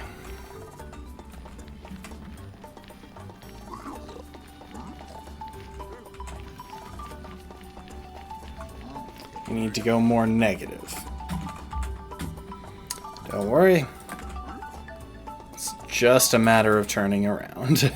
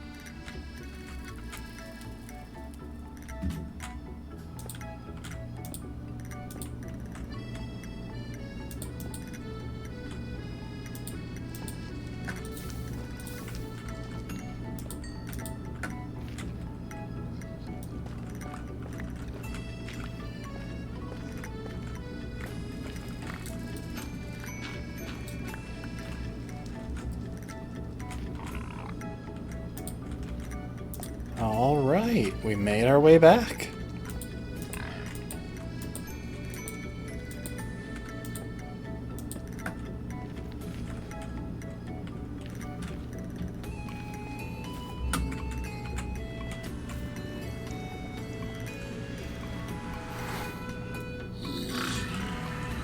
Oh, and a piglin managed to wander through the portal.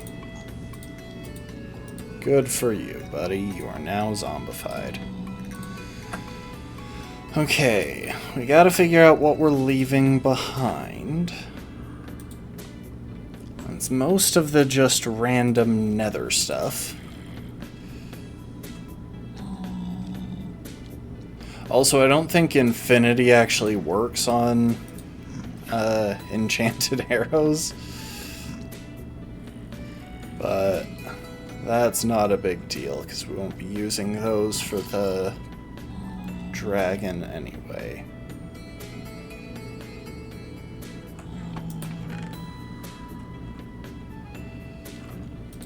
Give me that.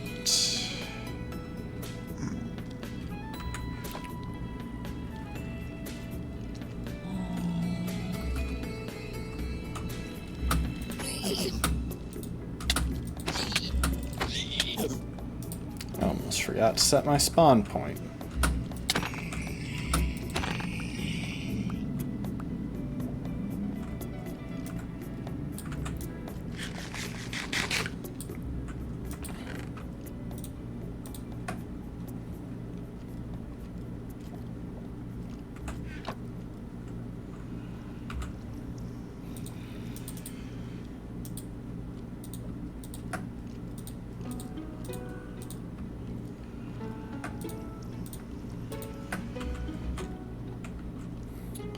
Fun fact, and this is actually a pretty fun fact, there is exactly one item in the entirety of Minecraft that makes it so that you cannot, at least in the current patch of the game, beat the game without mining or crafting. Everything else is doable. But it is impossible to beat the game without crafting Eyes of Ender. And I crafted one too many, but you know what? We're gonna not worry about that.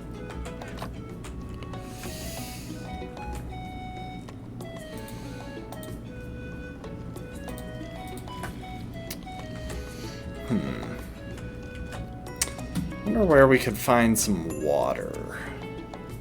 I would kind of like a bucket of water going into the end.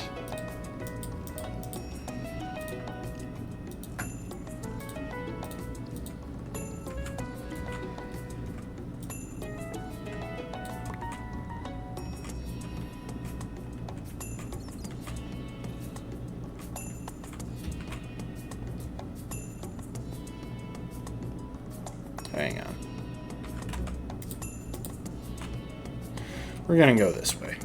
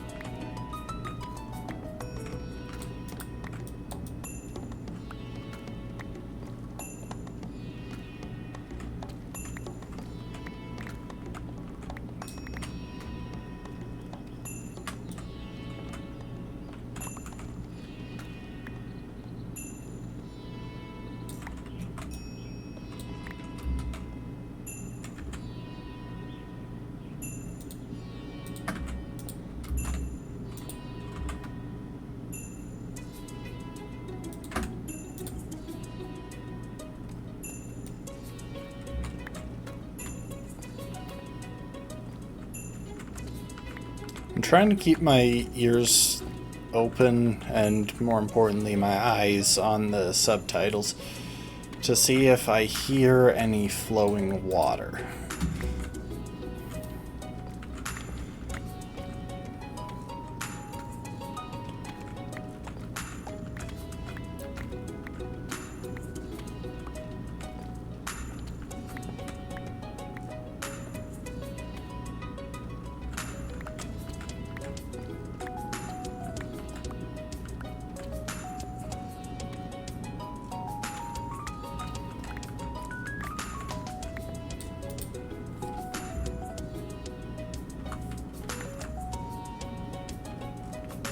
Probably should have started digging up a bit earlier. It'll be faster to dig through stone anyway.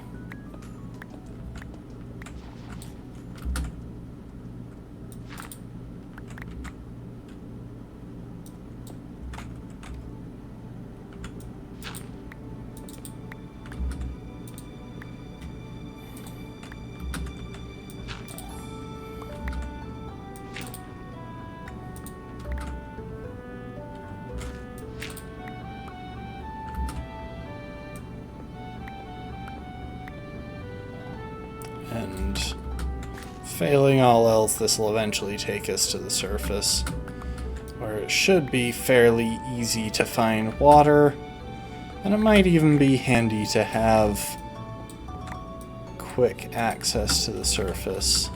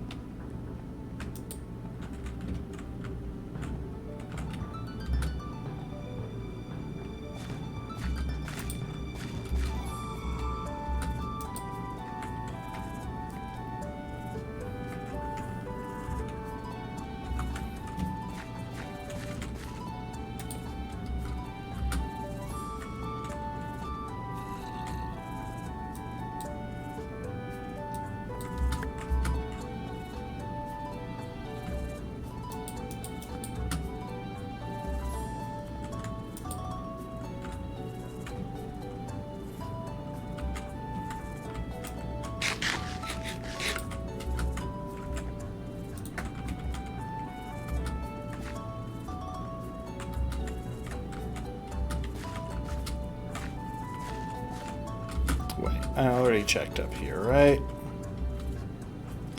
I'm kind of curious about this, actually, because in a lot of cases, dirt underground means mossy cave.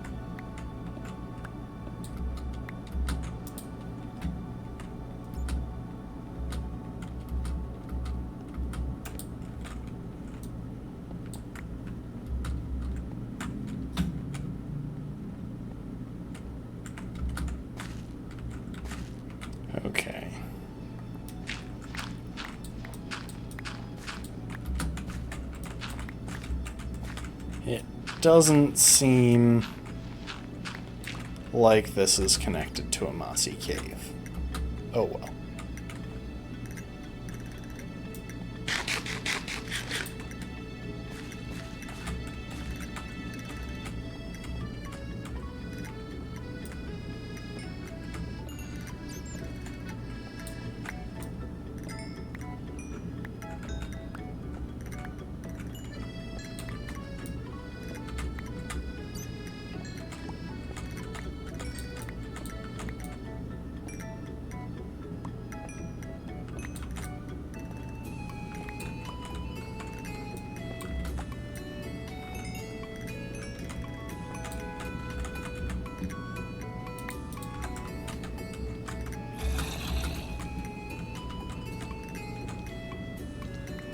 Oh, that's how you're planning to. No, the bat.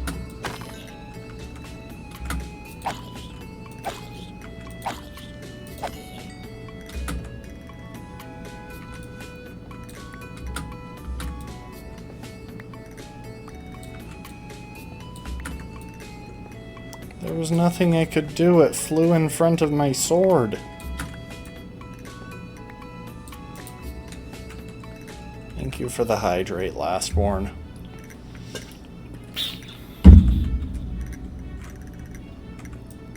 The bat didn't deserve that.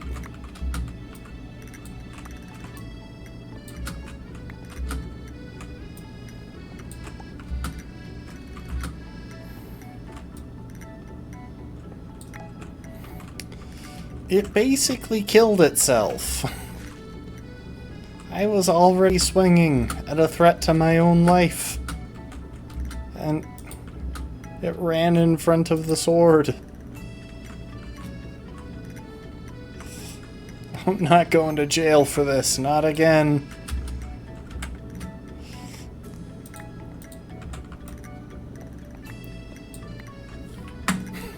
I love how you redeemed stand and then you redeemed sit when you realized that I was already standing.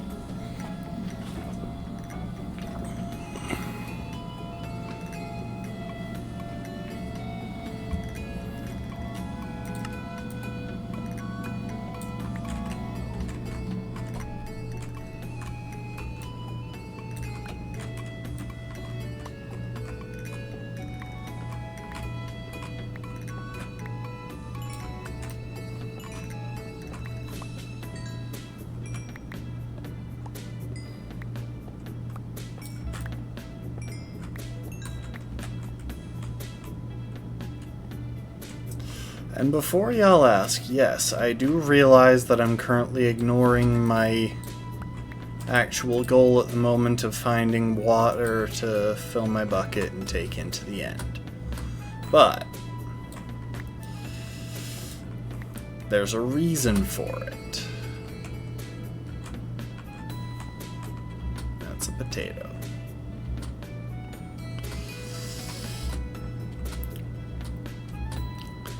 The way I see it, I'm probably never going to revisit these specific caves. And I don't see a good reason to leave behind any useful materials in a place that I'm not coming back to when they're just right there. Like, look at that. Coal, copper, they're just there for the taking. It would kind of be a waste if I didn't do so.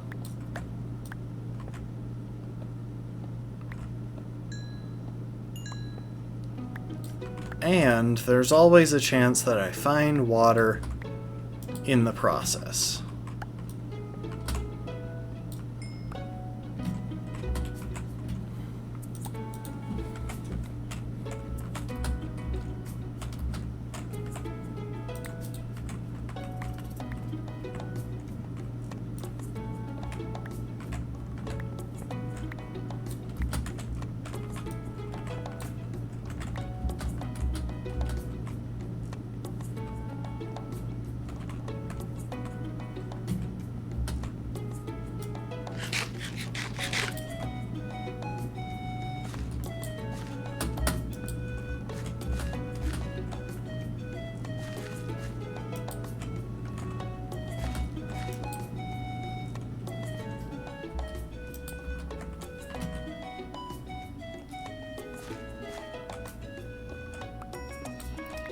You know, there's a mouse I saw while out shopping for stuff for my PC, like, 2 years ago.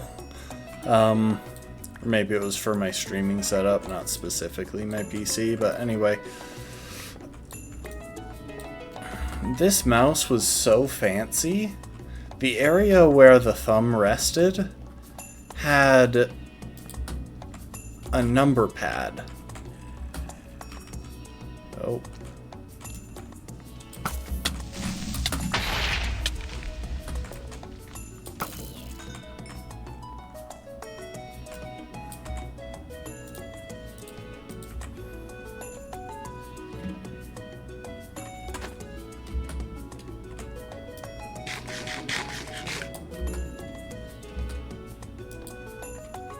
If I didn't have decent armor there, I would be dead right now.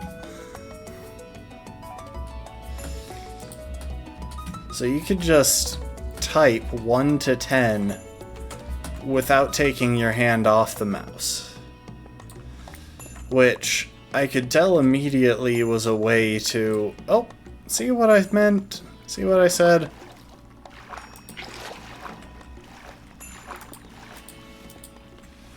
Finding water by doing this.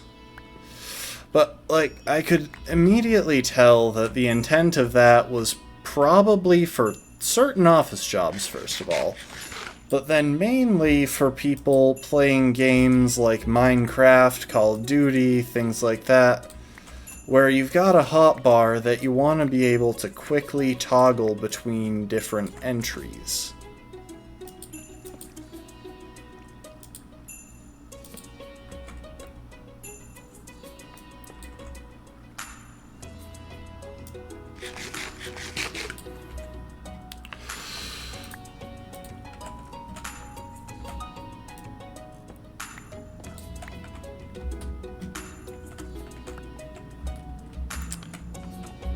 And the number of times that I've thought of that mouse while while doing this particular Minecraft world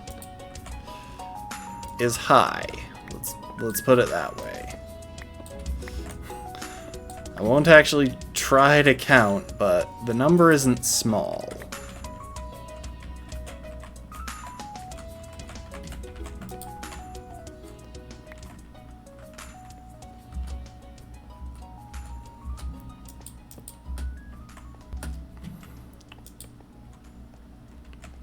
Alright. We got what we came for. Let's head back. Higher than 19. Definitely higher than 19.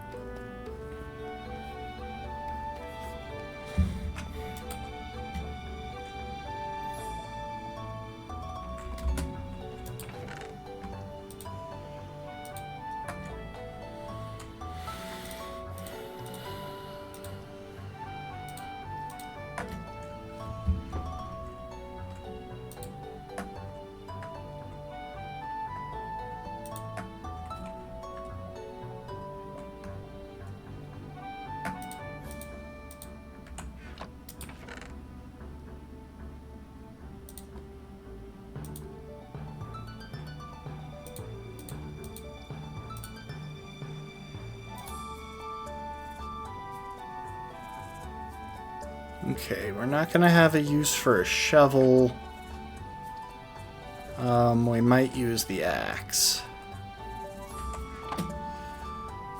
I wish I had some wood here. And while I'm thinking about it,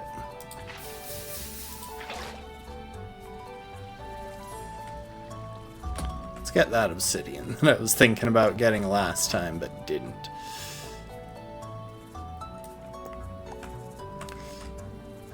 Because this will actually allow us to build a...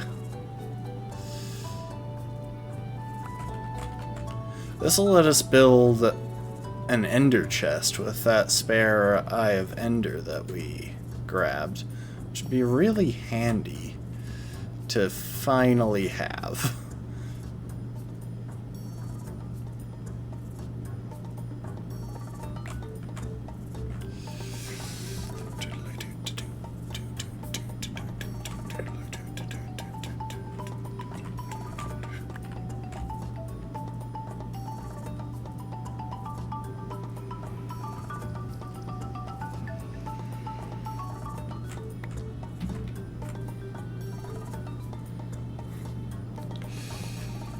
Doesn't matter how much of the game you play, how far along you are, there's only so much you can do to make... There's almost nothing that you can do to make mining obsidian not terrible. It takes so long. And heaven forbid you wind up in a trap or something where you have to mine your way out of it with your fists. Because at that point, you're just screwed.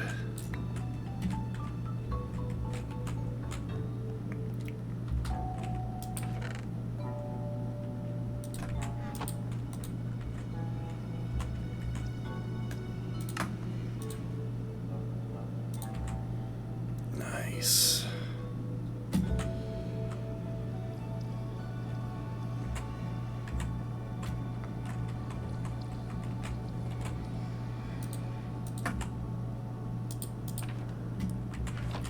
Alright, what do we want to toss in the ender chest?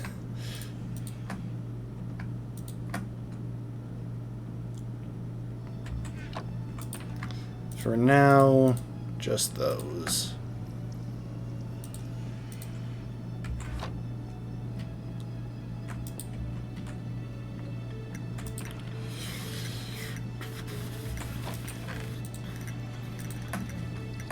Oh, and that.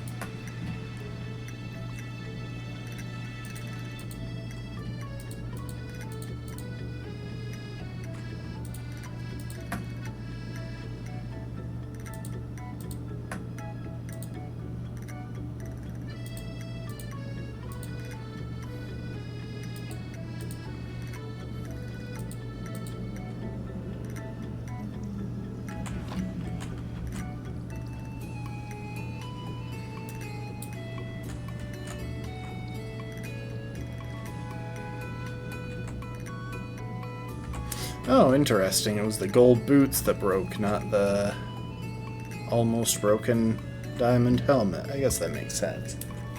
I have set this as no respawn. Good. Alright, people. Let's go and visit the end.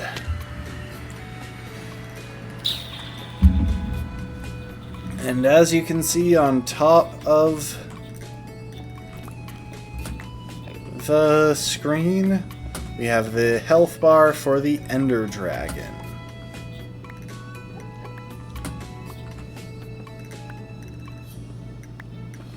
And in hindsight, knowing that we've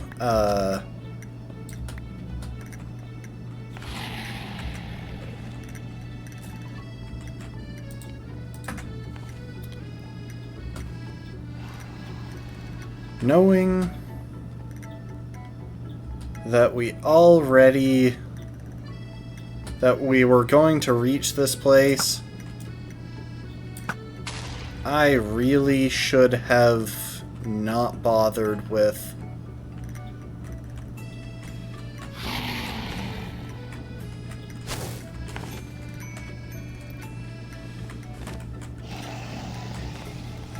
I really shouldn't have bothered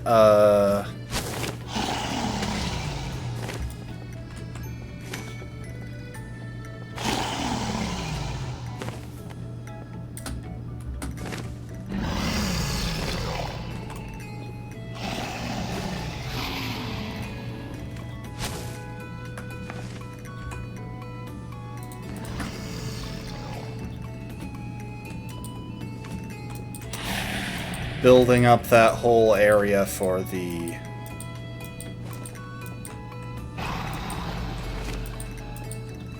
Enderman farm. Alright.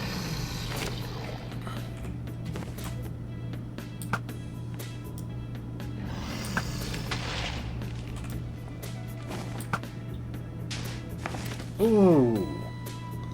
Sniped.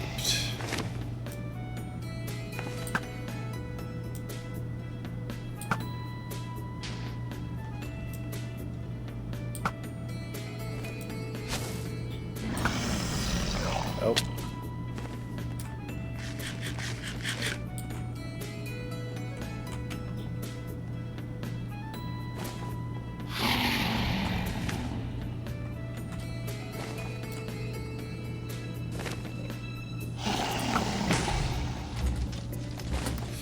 Okay, we're going to see how many of these we can get. Oh.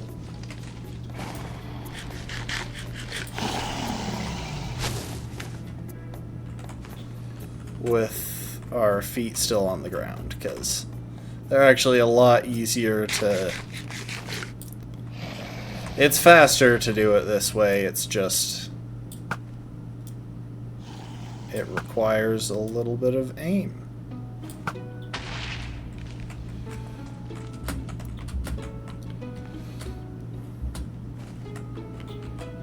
Oh, I didn't mean to look at you. Please don't be mad at me.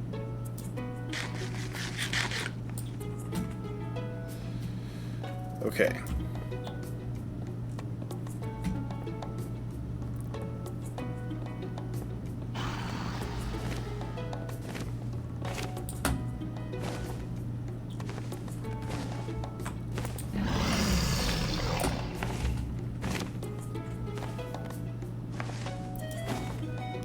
So the thing these end crystals are doing is healing the dragon. That's why we're trying to break them, because it's hard to kill when it's healing endlessly. And it is fully possible to do enough damage to not worry about it. Also, he broke those rocks, that's why those drops were there. Sorry, I should be specific here, because the Ender Dragon is definitely female, like indisputably. Okay.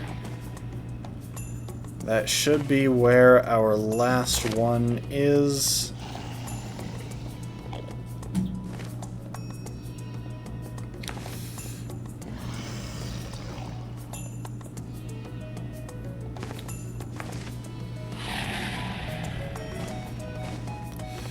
See how it's perching down there?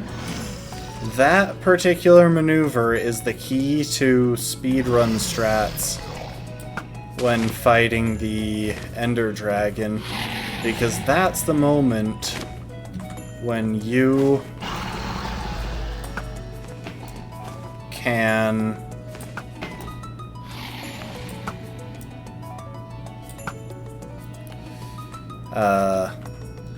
that's the moment when you have the opportunity to use beds to blow it up.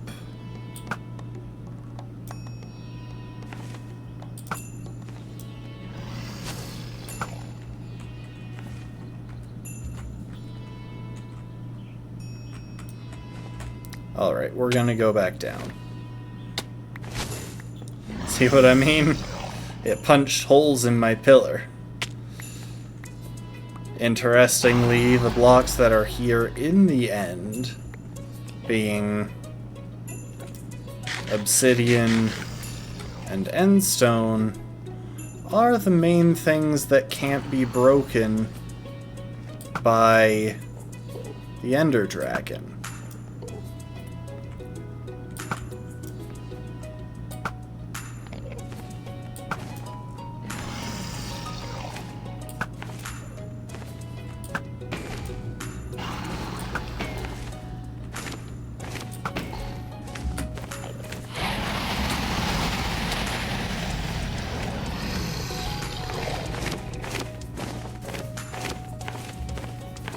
See if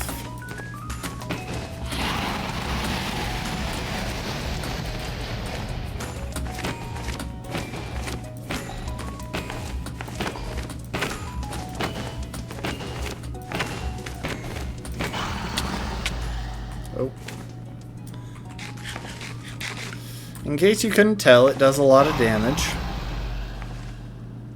So we're just gonna run around. Oh, of course I managed to aggro one. It's okay, because guess what? We're right out here, and it doesn't heal.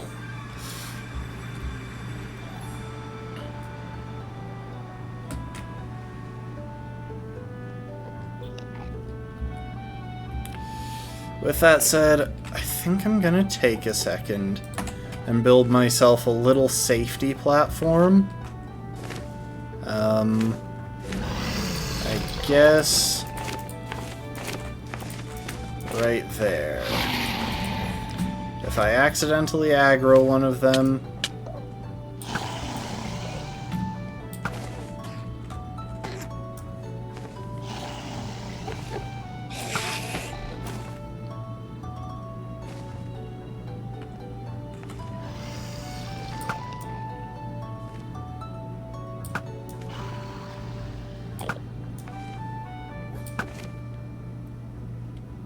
how did that miss? Dang it.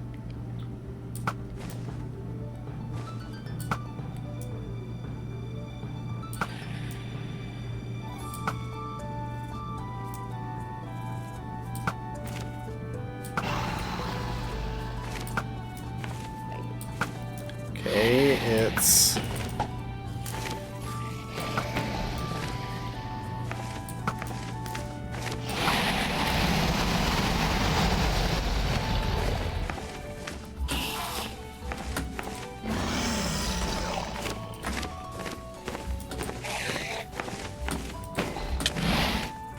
Oh.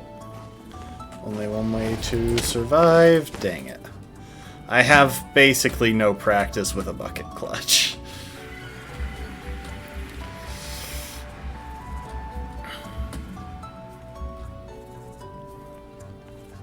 There are other ways to survive, but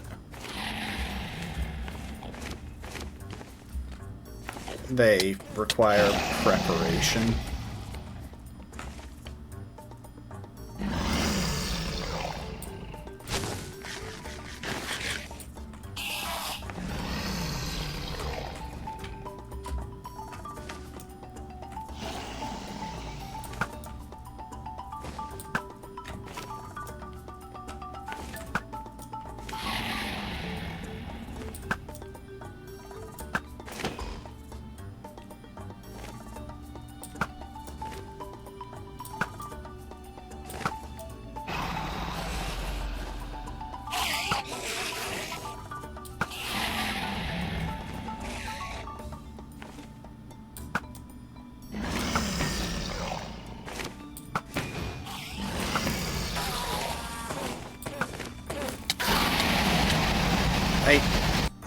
I was slightly too close there, and it just ate me.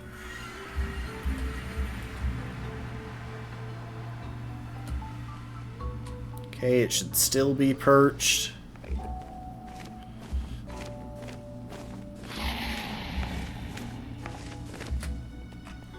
Really?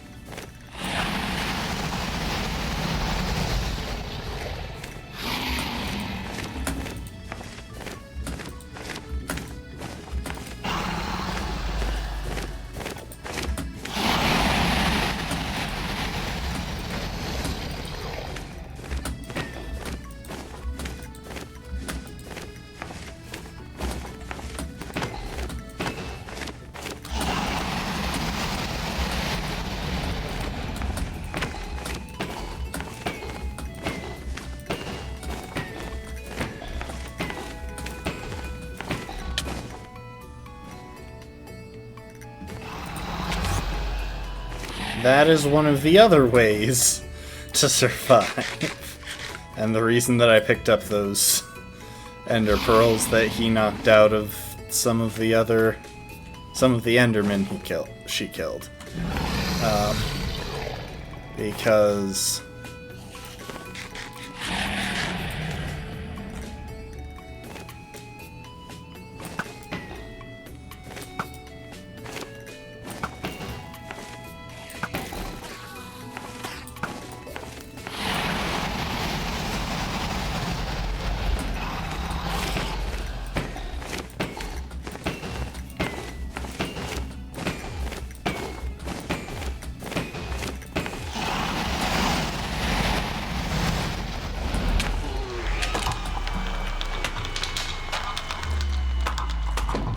I should have brought some bottles to pick up her breath. Ah well, got a nice bit of experience.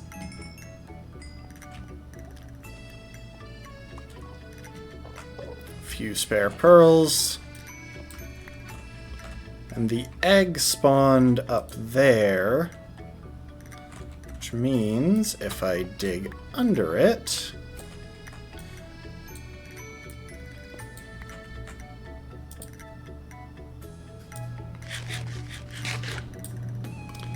place a torch and break the block, we can pick up the ender egg.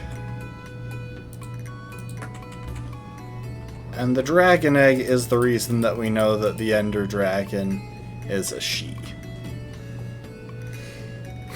Well, that was the final boss of Minecraft. And thanks to that, we now have access to that thing. Which is the real motivation for doing this, because otherwise, just having an area where you can go to kill Endermen endlessly isn't that handy. But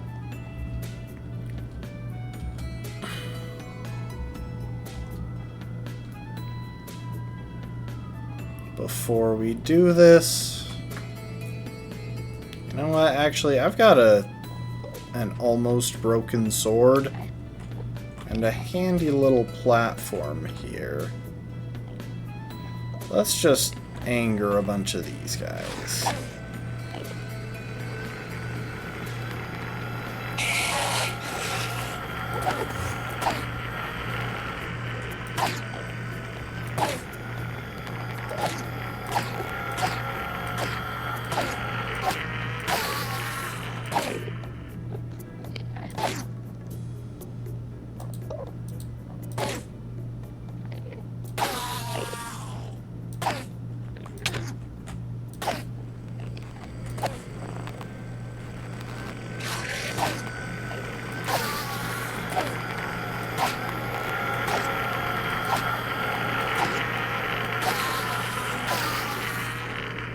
Yeah, I really shouldn't have bothered setting up that entire area when I was just going to get access to the end right after.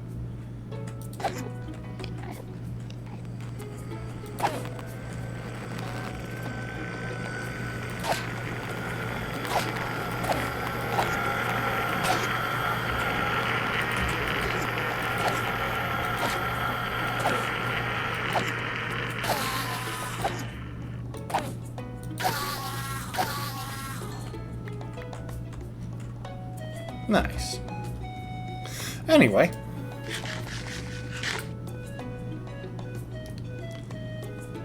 Time to head out. Let's chill here for a minute with the credits. I think we can actually skip them, but let's let them play for a minute. Give me a chance to stretch and get some water.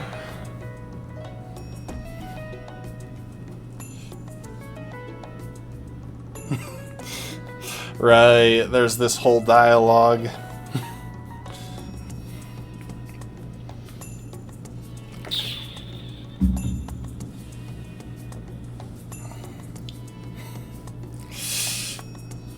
I see the player you mean. One Umbreon for life? Yes, take care, it's reached a higher level now. It can read our thoughts. It doesn't matter, it thinks we're part of the game. I like this player, it played well, it didn't give up. It's reading our thoughts as though they were words on a screen. It's how it chooses to imagine many things, when it is deep in the dream of a game.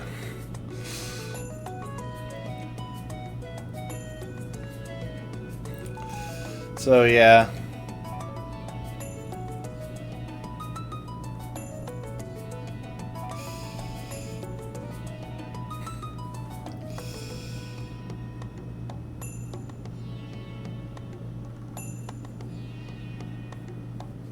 You cannot read that thought.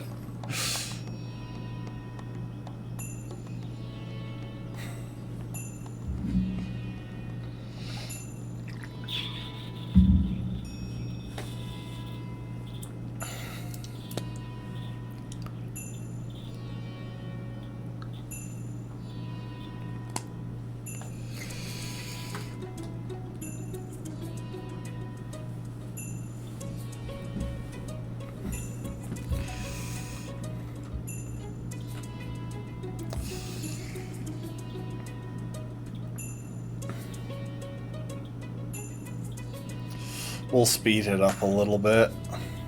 And I'm sorry, I'm not giving y'all enough time to read all of this, but it goes on for a long time.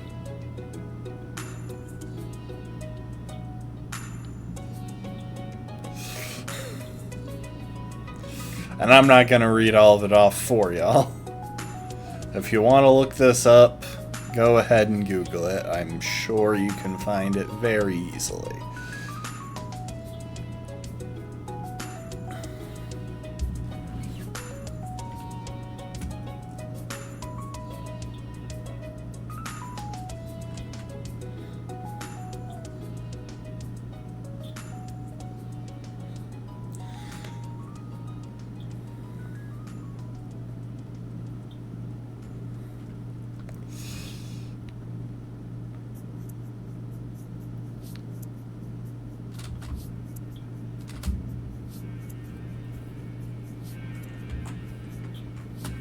There we go. Okay, we can skip the remainder of the credits. But yeah, that was the Ender Dragon fight, and the first thing we're going to do is go ahead and put the dragon egg in the Ender chest. It will probably never leave there because that is the single rarest thing in the entire world of Minecraft. As in, if we lose that, we can't get it back. I mean, I could cheat. That's always an option, but I don't really want to cheat.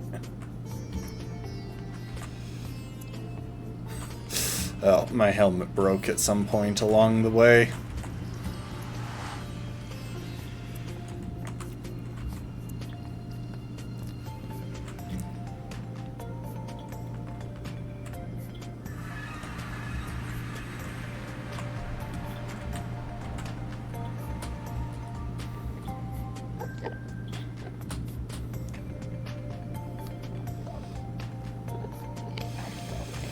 Alright, where did that portal spawn?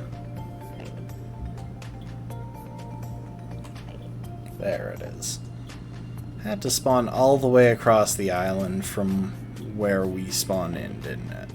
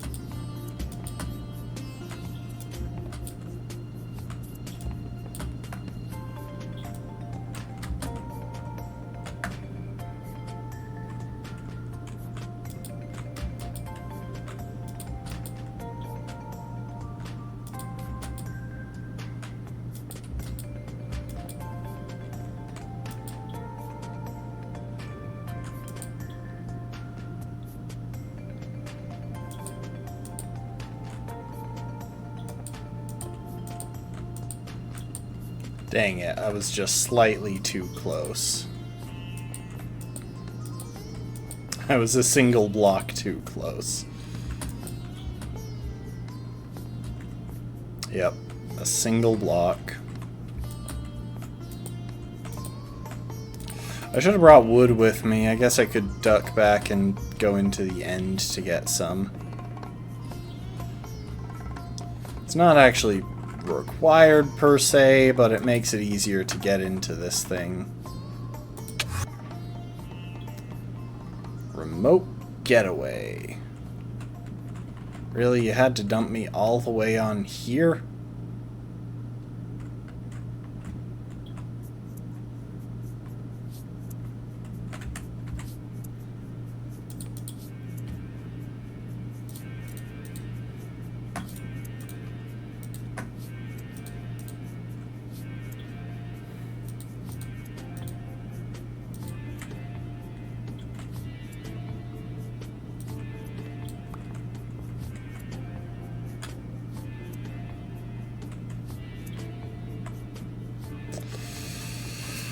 Oh, I'm really tempted to go and try and make some dark vision potions. They make traveling this place way less of a hassle.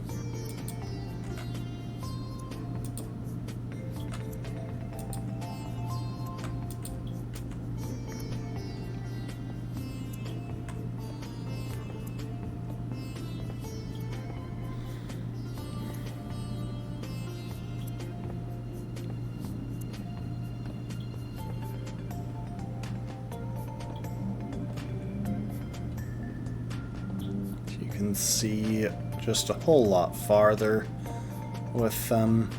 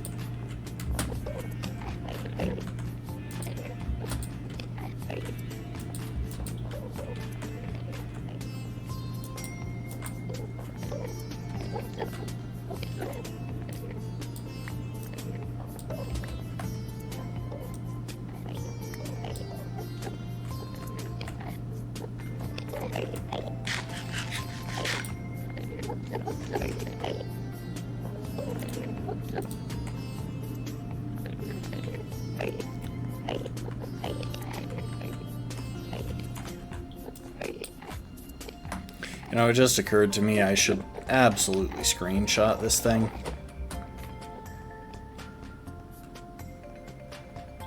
Because otherwise, I think there's roughly a 100% chance that I'm going to forget where this is.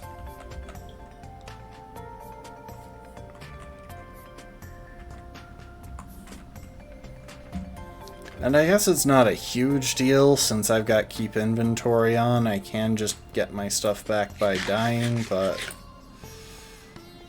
Actually, yeah, that's... Okay, never mind. I didn't need to screenshot it.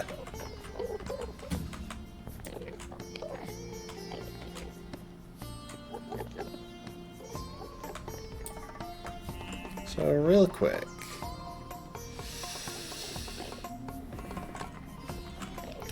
Negative 688.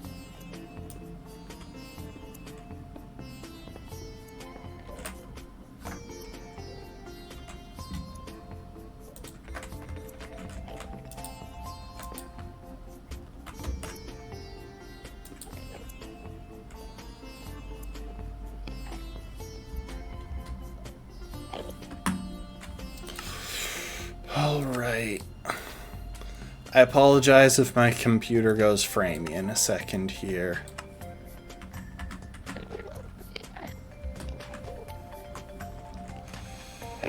Just cranking up the render distance in the hopes that I can see what I'm looking for from farther away.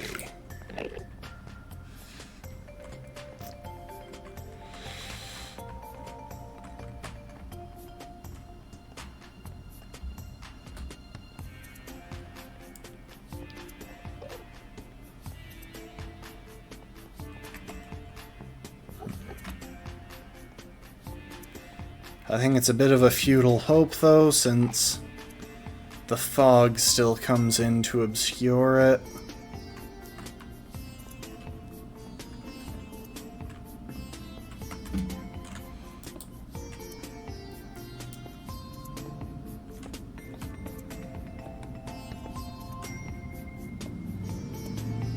Thank you for the hydrate, Lastborn. I'll do it in a minute once I've finished crossing this gap.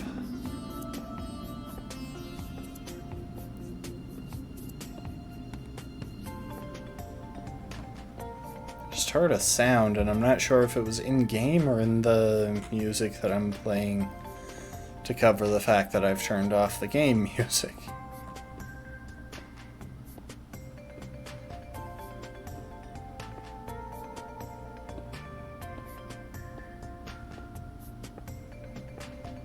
I did grab the... Okay, good. I brought the crafting table with me. Oh hey, y'all want to see something cool while I hydrate? Well, too bad, you're going to see it after I hydrate. These trees can be chopped down very easily, first of all. And they drop this fruit called chorus fruit. And the cool thing about chorus fruit is that when you eat it, you teleport a short distance.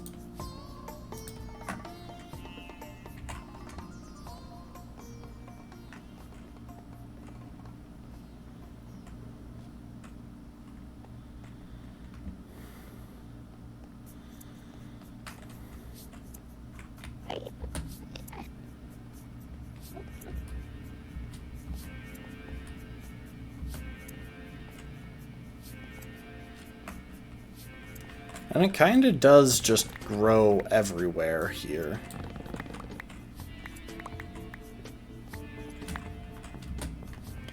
You know, one time I had a build where I specifically... There it is, there's an end city. One time I had a build where I specifically wanted the railings, the banisters or something to that effect, to be made of chorus fruit branches, and I gotta tell you, that was a nightmarish thing to try and make myself do.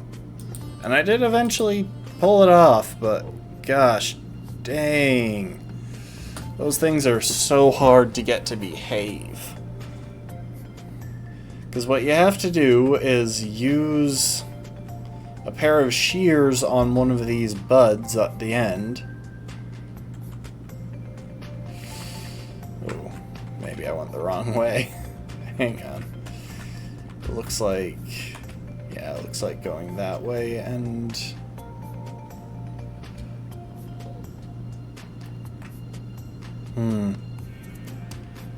Okay, it doesn't look like there is a good way to go here. So we'll just go somewhat direct. Anyway, you have to place those on, I believe, endstone, which also meant that it impacted the overall color palette of what I was building. You have to place those on endstone. And then they grow.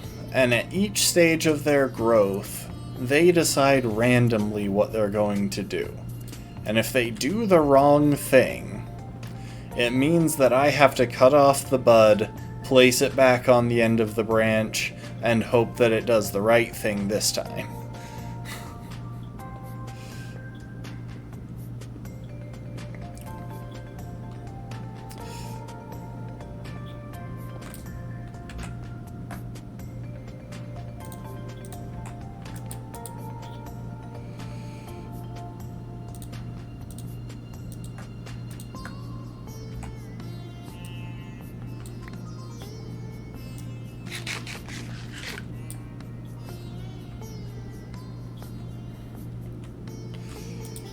It's literally a matter of just hoping that it grows in the right direction.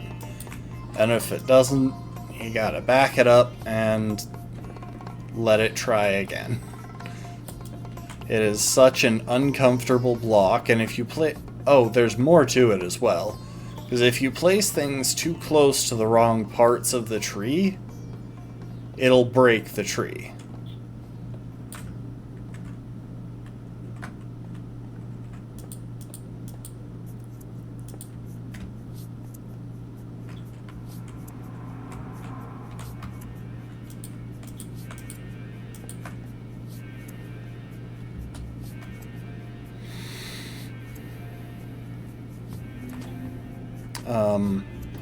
See if I can manage to make it happen. If I do this...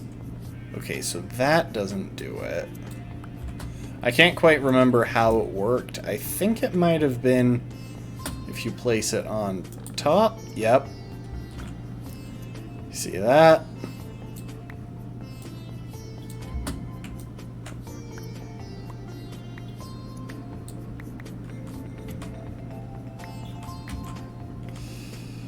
If you place anything directly on top of one of the blocks that isn't the bud, if I recall correctly, or maybe even including the bud, then it breaks.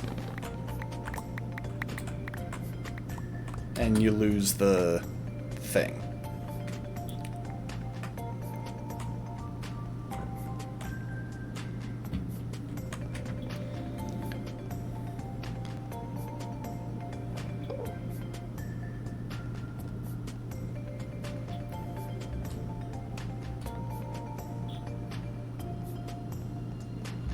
I wish I had a silk touch pickaxe.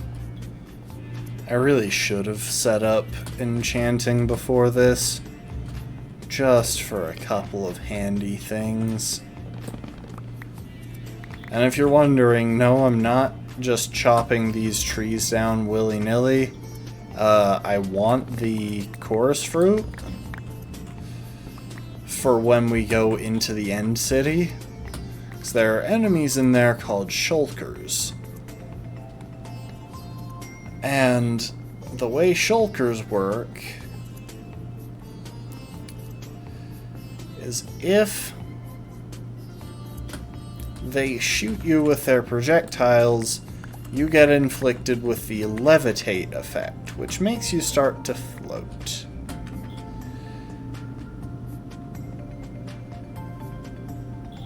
You can actually see their hitboxes poking out of the building, because they stick to the walls.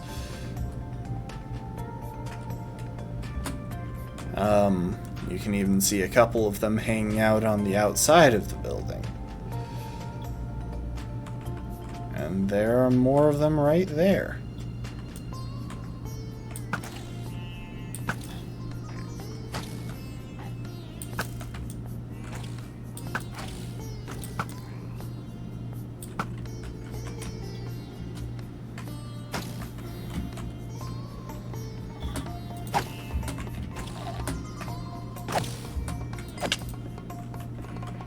And that right there is why I wanted the chorus fruit, because with it, I can do this.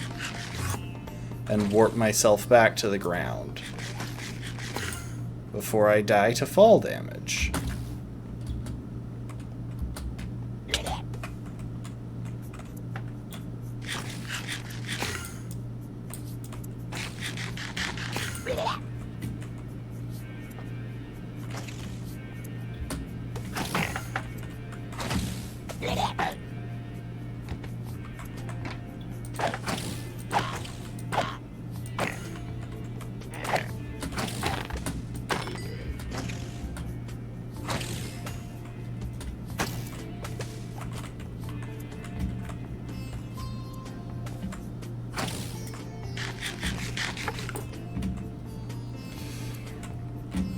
Ender pearls also work, but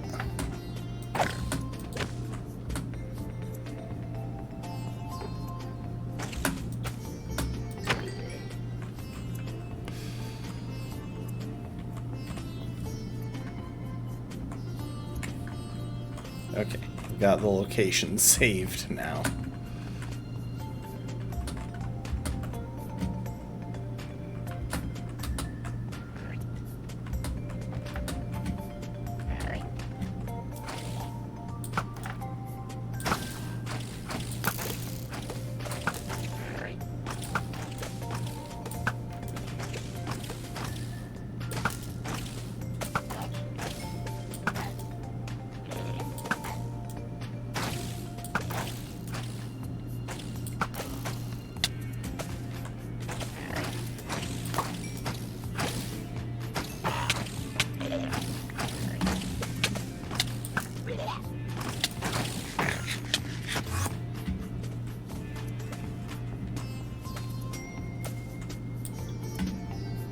Yeah, y'all are probably starting to see why these places are dangerous.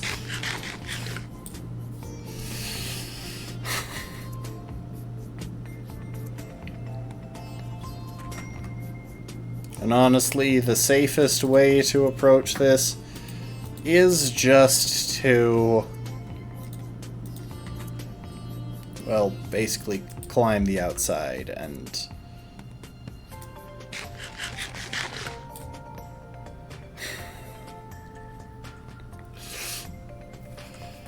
poke in occasionally. The trouble being, the main thing that you want from these cities is the shulkers.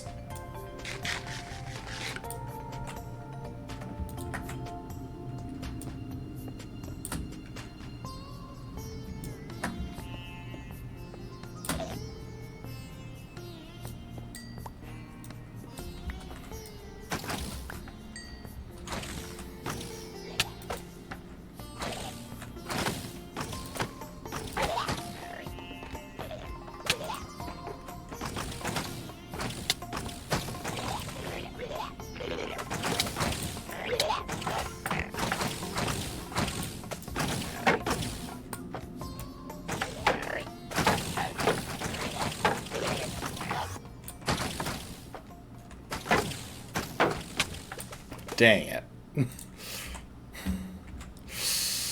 So, the thing is, and I'll explain this now where I didn't before, these shulker shells are insanely valuable, because they allow you to make portable storage. That is the main reason to go to an end city. With that in mind, I think we're going to head home now. Give me those. We'll leave these things in here for now, because we can make another ender chest another time. And I'm gonna leave all of these slabs and just general building blocks behind. We'll grab the somewhat uncommon stuff.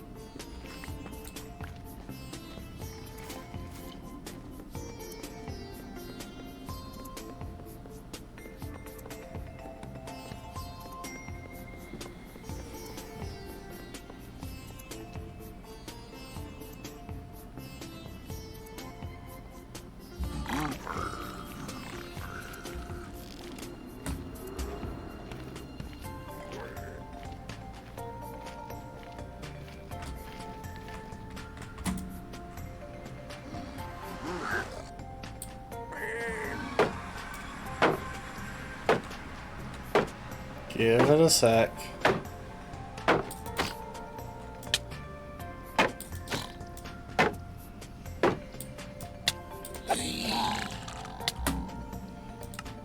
Really?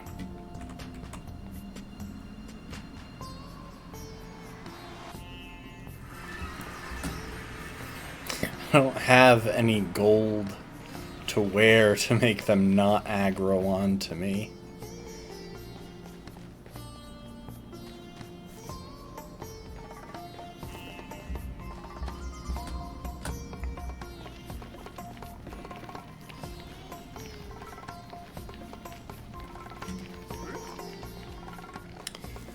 If nothing else, at least this temporary path that I made is quick.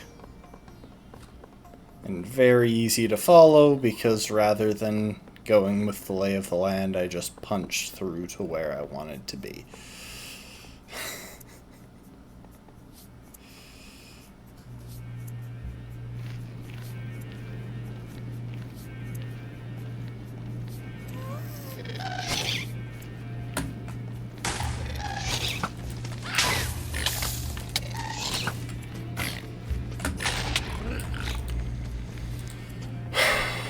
Just trying to make the area around my portal safe. The other end is parked in a crimson forest, and it's not had half the trouble that I've had at this end.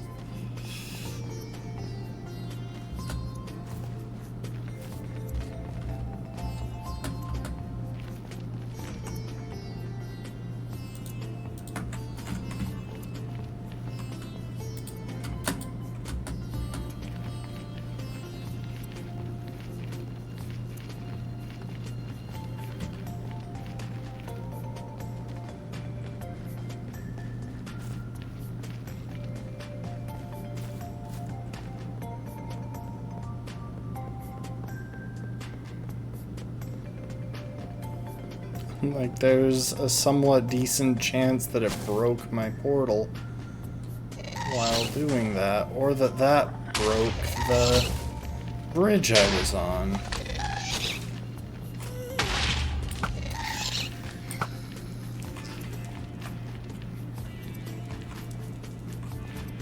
I kinda just have to hope that it didn't, because I don't really have the stuff to fix it right now.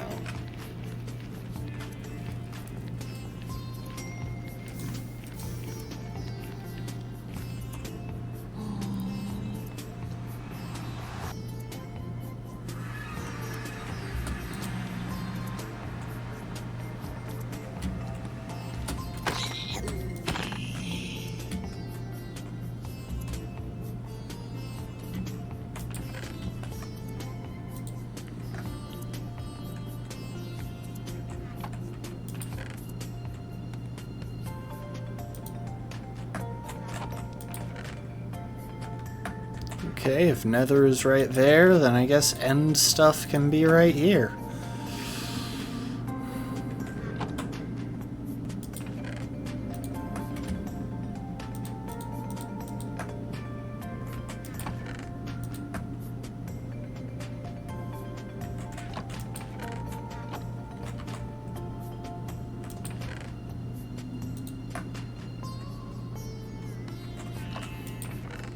Where have I been keeping coal?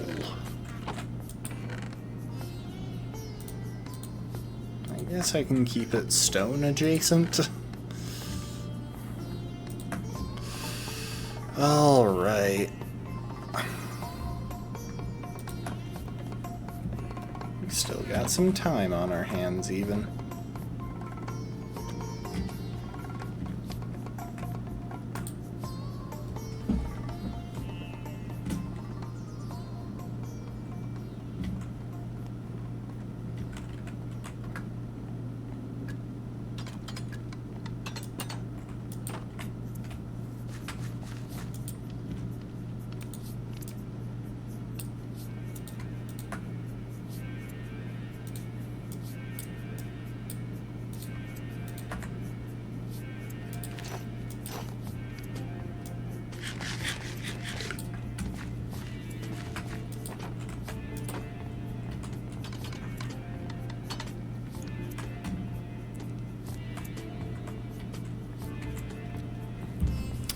All right.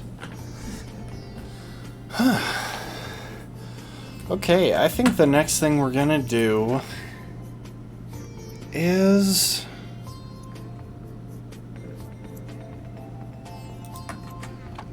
work on this area down here. I want an enchanting table.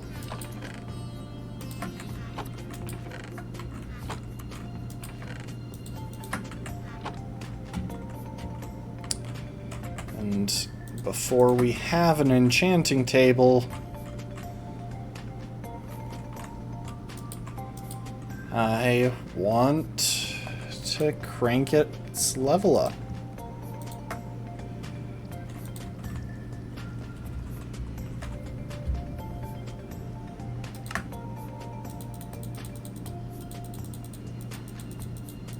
I believe it's 15 bookshelves to get a max level enchanter.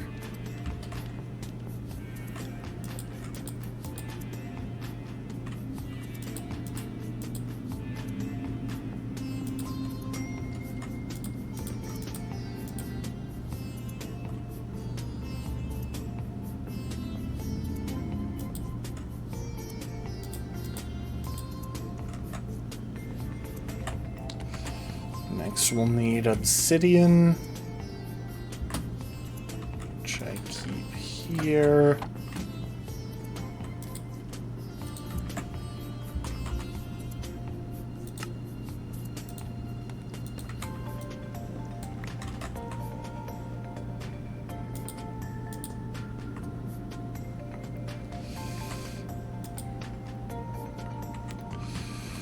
And we're gonna need a chest down here.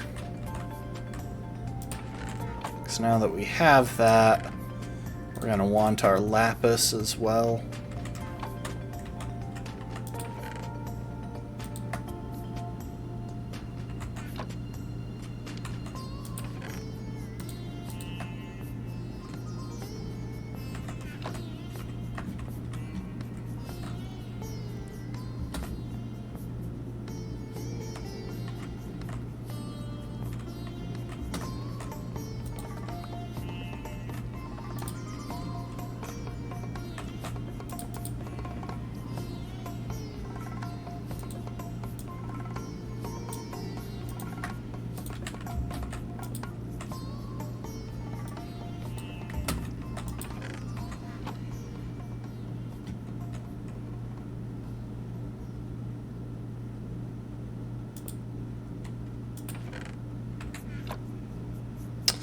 I should have set this up slightly differently if I want it to look nice. Oh well.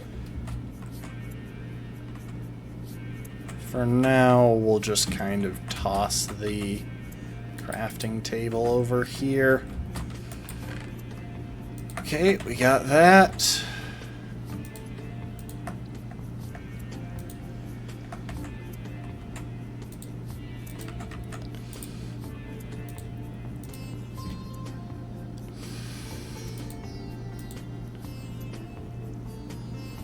So, the way this is set up is I can look at different levels of enchantment, which will give different buffs, and they cost levels. So the number of levels that they cost is listed here.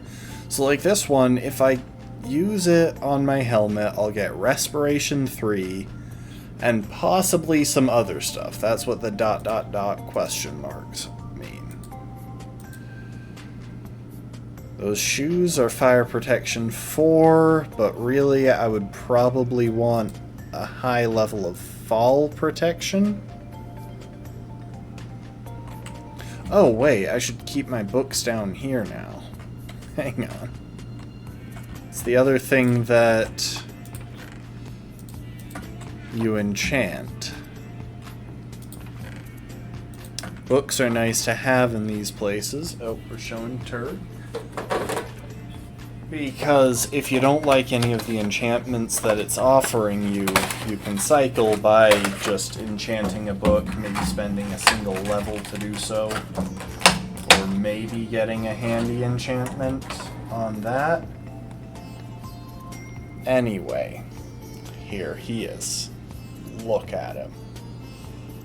This Turg, he's... I mean, what more is there to say? He's Turg.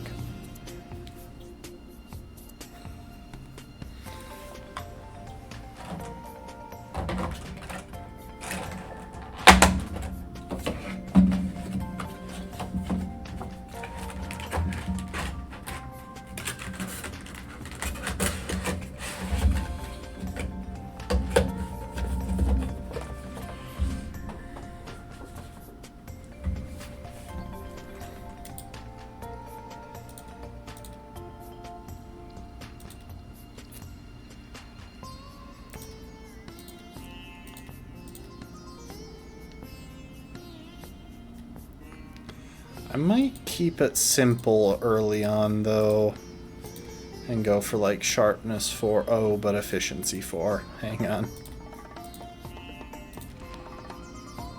Fortune 3 and efficiency 4. Nice.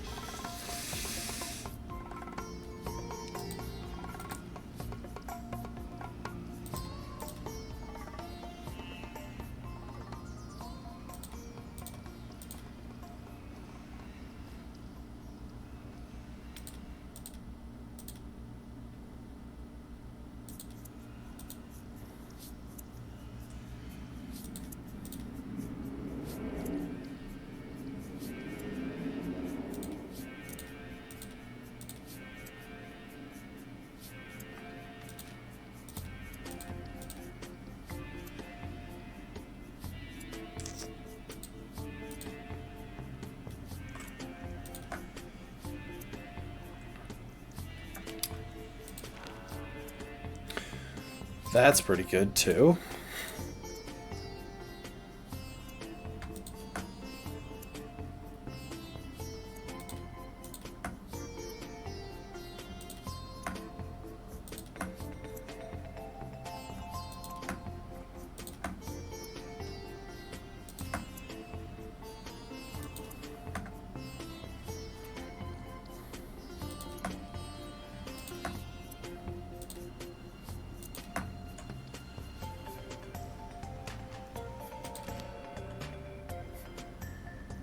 That's pretty nice.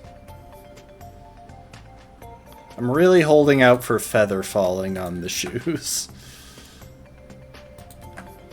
And either silk touch or unbreaking on the shovel.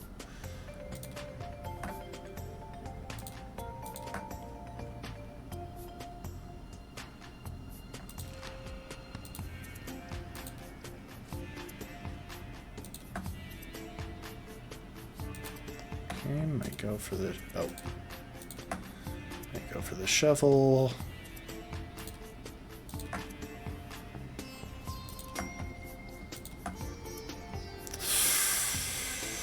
Efficiency 4.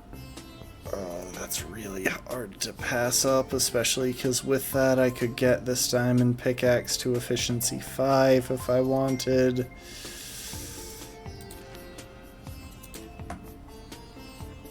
And I've got a bunch of levels from killing the Ender Dragon, so...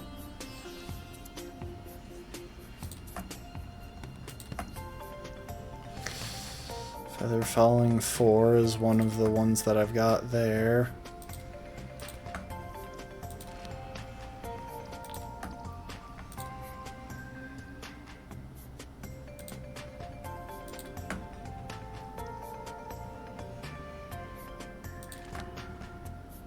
Really? Only efficiency 4 on the shovel?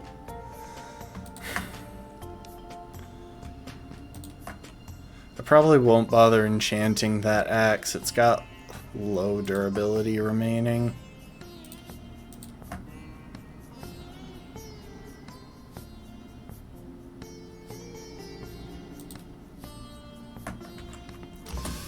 So with those books that we got, we can do things like this, for example.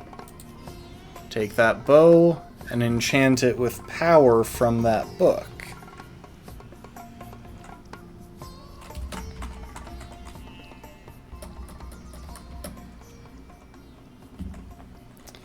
And I probably won't bother... Oh, later, Lastborn. Thank you for the hydrate.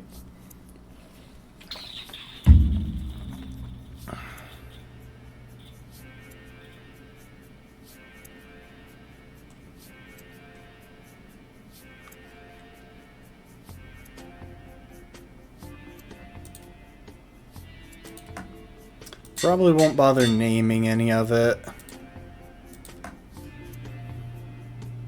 That costs extra.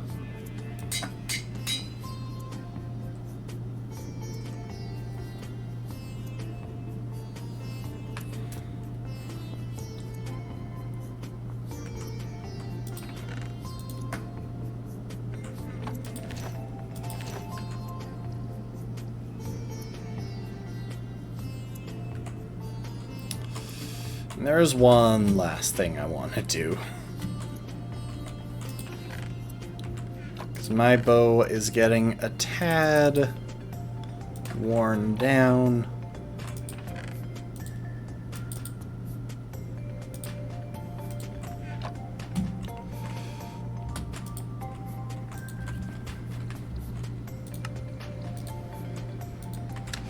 This is the other thing you can do with the anvil. You can combine different items. Wait, actually.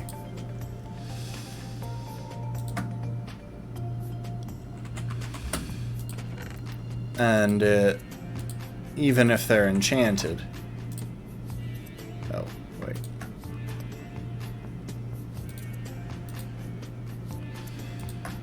And it'll restore some durability. So now I can take these two bows, and it's expensive, but I can get it back to full durability and tack Unbreaking 3 onto it, which means this bow will last a whole lot longer.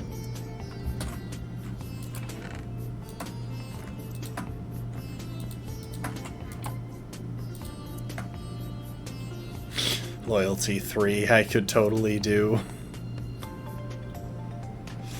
I could smack that onto a trident.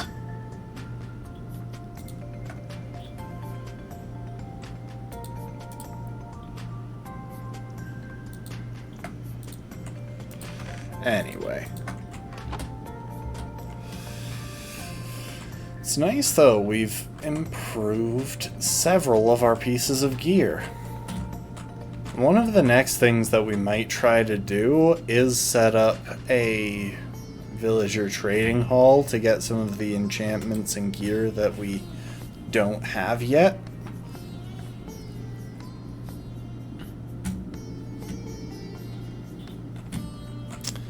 But before then, I think we're approaching the time... Oh, I had those shoes as well. Oh well. We'll enchant them later, see if we can get something nice on them. I think it's finally time for us to build that balcony that I've been putting off for like a while now. There are my shears. Let's get some string and some bones for bone meal.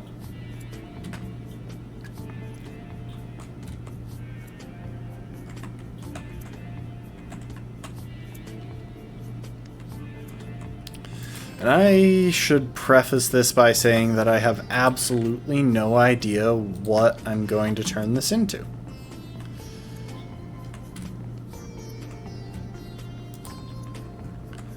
But I want to take a look at how this place is coming along. Huh, there are a few of them that aren't really coming along.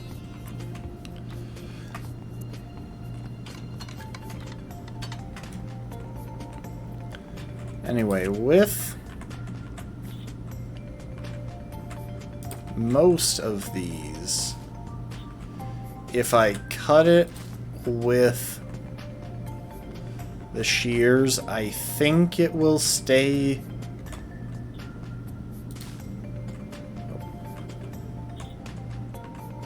If I cut it with the shears, I believe it won't grow back past that point.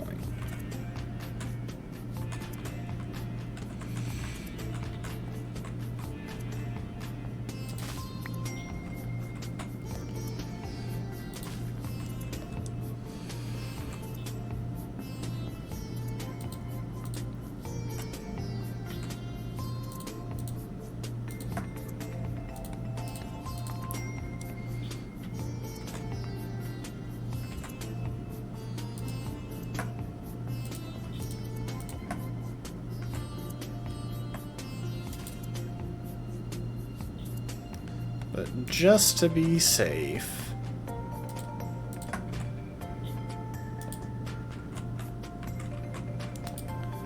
we're going to cap these off. If they're at the height that I want them, I'm going to cap them off with string. It's practically invisible.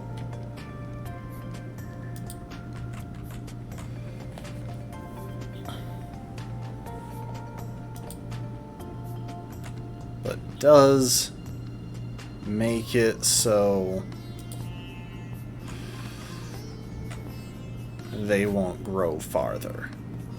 Some of them we want to grow farther, and I'm kind of surprised that they haven't.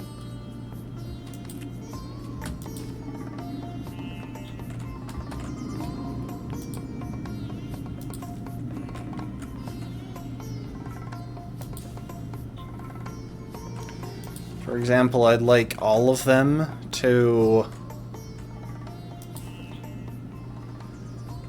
have a lot of berries on them.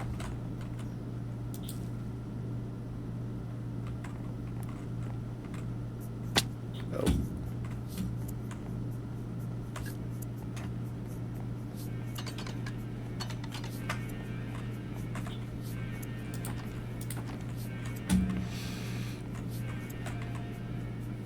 Especially on the lower end. Okay, clearly I need the bone meal from here.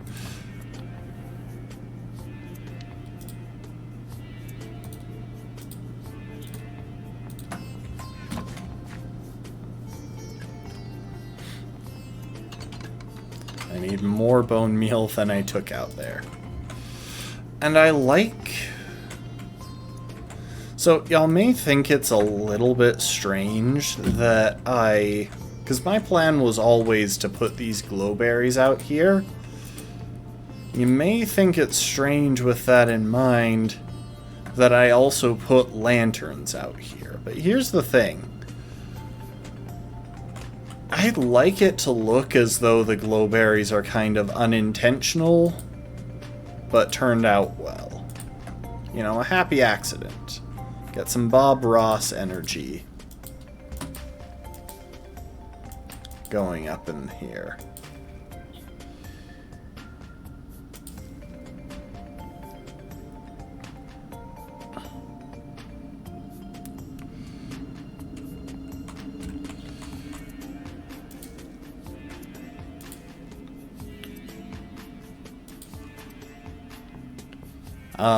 Which means I want the lanterns present to really drive home that the glowberries kind of just happened. They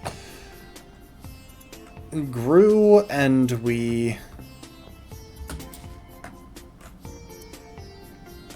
couldn't exactly get rid of them.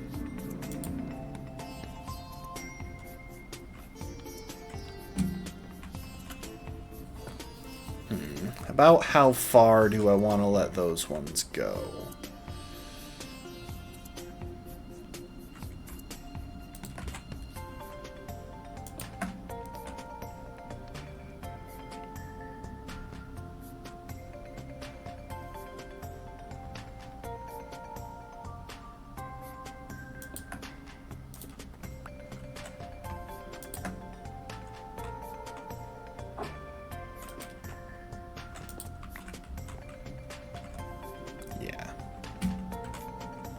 make it pretty uneven down there in the middle.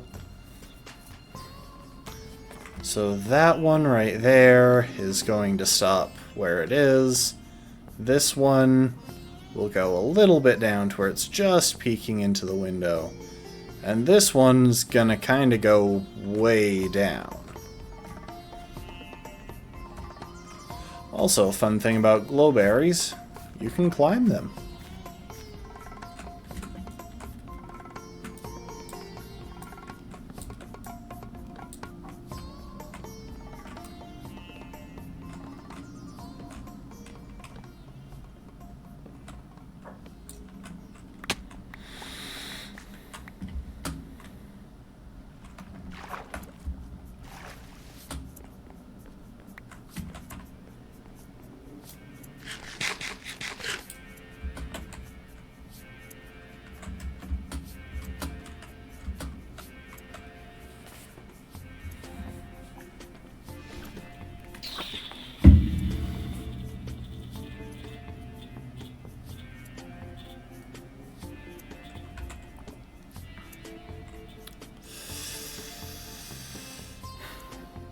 Yeah, I like that idea.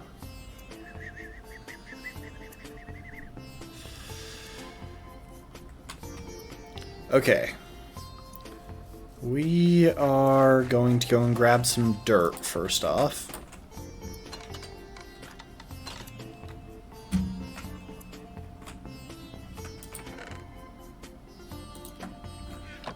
Give me a stack. I probably won't use all of it. And it's going to be a bit of a strange choice. Okay. That thing's going to bother me, which means...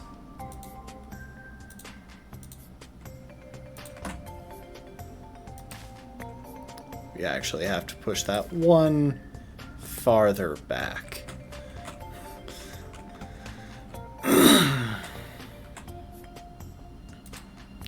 So this is going to seem like a strange choice at first.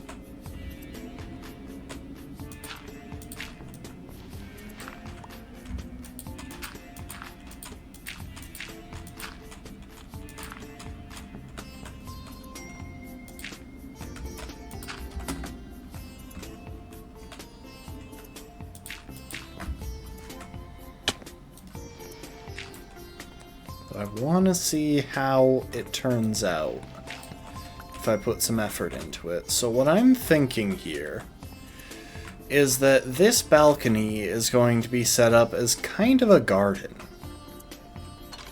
You know, the glowberries happened, we liked them, and we decided why not take it a step farther.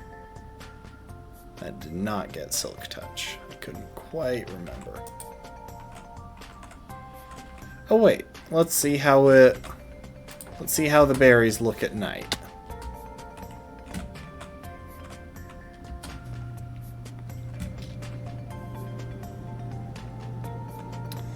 I really like that effect.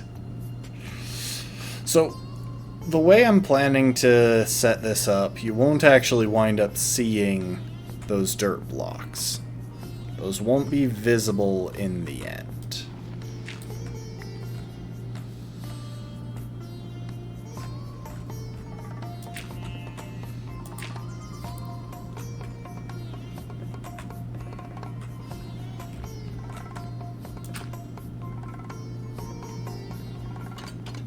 Or if they are visible in the end, they'll barely be visible.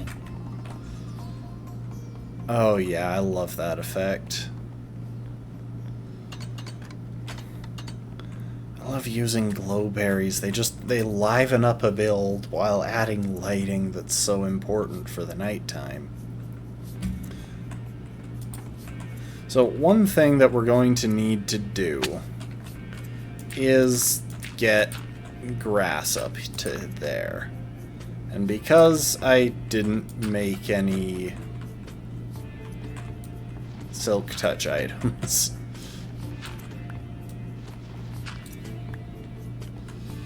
we're just gonna do it the old-fashioned way and let it try and spread.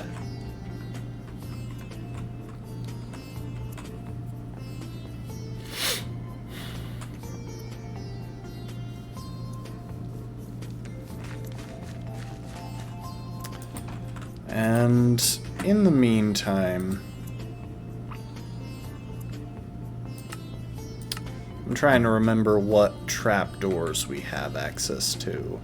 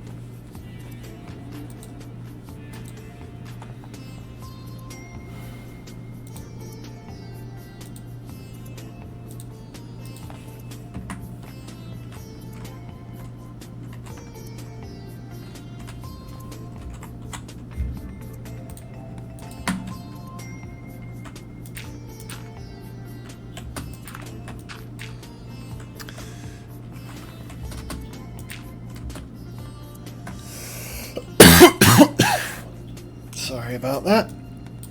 I had a tickle in my throat.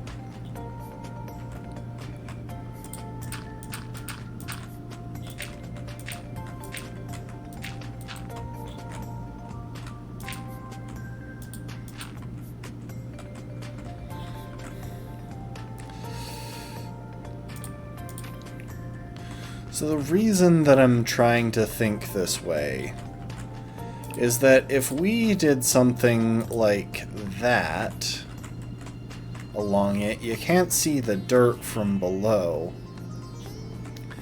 but it becomes kind of a nice exterior. It becomes a little garden that we keep out there. We can do some fun stuff with it. Just depends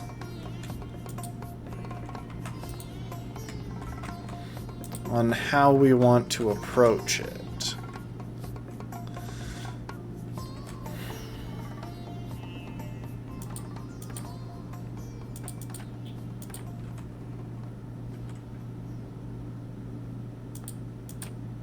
Obviously, some of these completely cover it, while others only do so partially.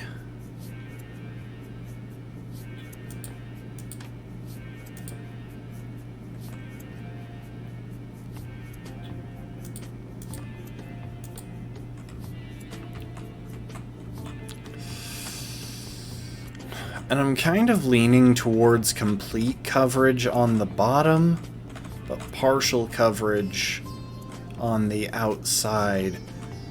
And with that in mind,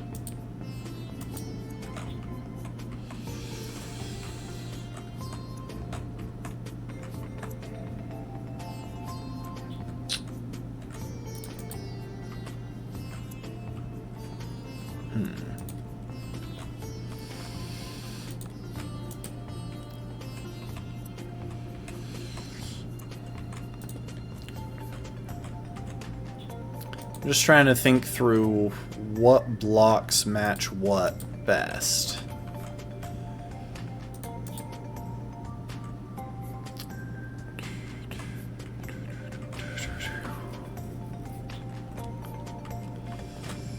Thing is, I'm a big fan of the spruce trapdoor for flooring, to be honest. I like its texture as a floor.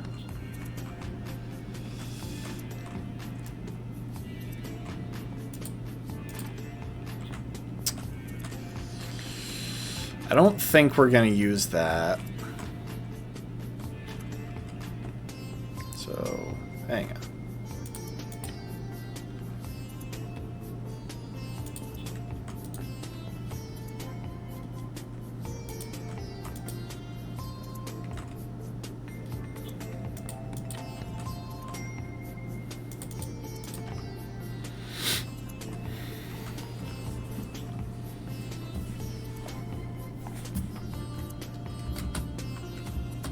Hang on.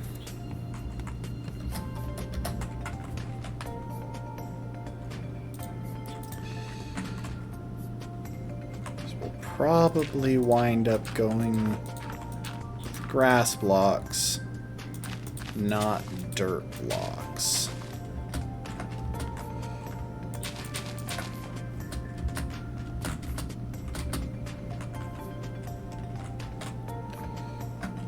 That has a small impact, but it does have an impact.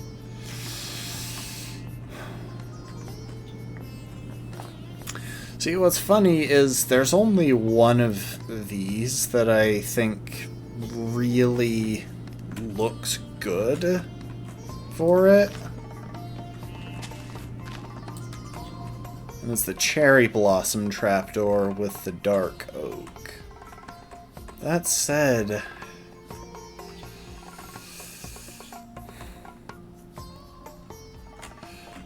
because we're looking at an exterior deck, and I just feel like these look a lot more like the planks of a deck.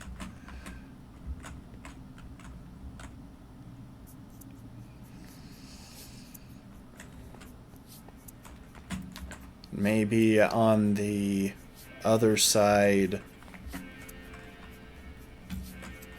we wind up doing something similar, but yeah. I'm sorry, the dark oak loses to the spruce, which I think will be kind of a recurring pattern.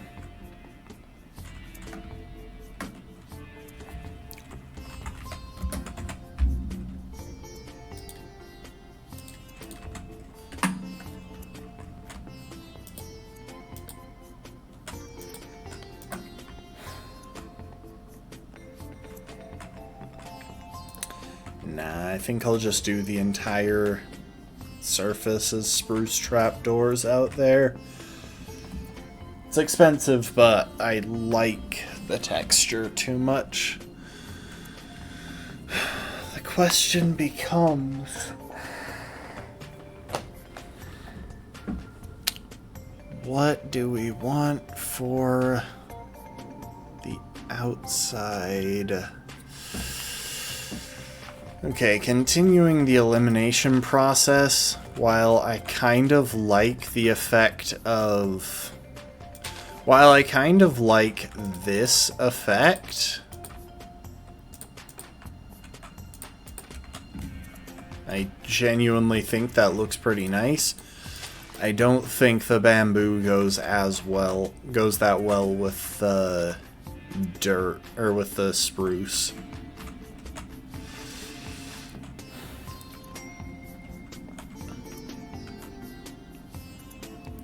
This is really basic, but I like this coloration, but at the same time I like this texture.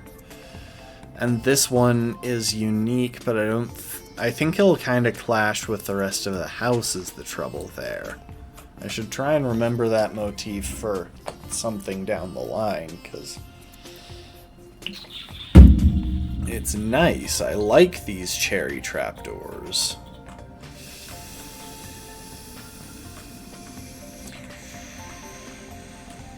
I think I'm going with this one.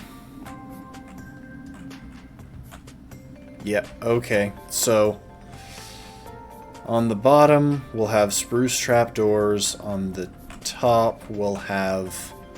Or on the outside, we'll have jungle trapdoors.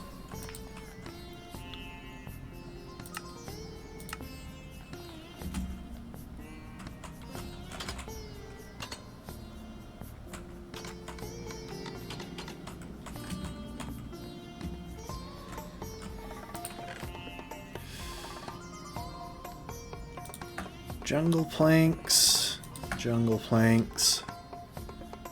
and spruce logs.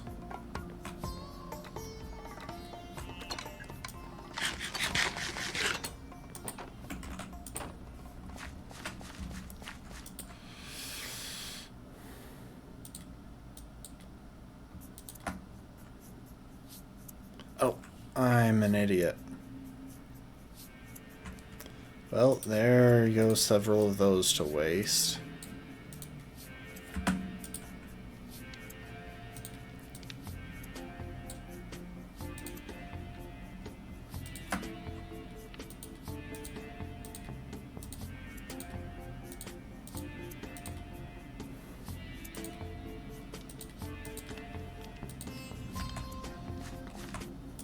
We can have that back.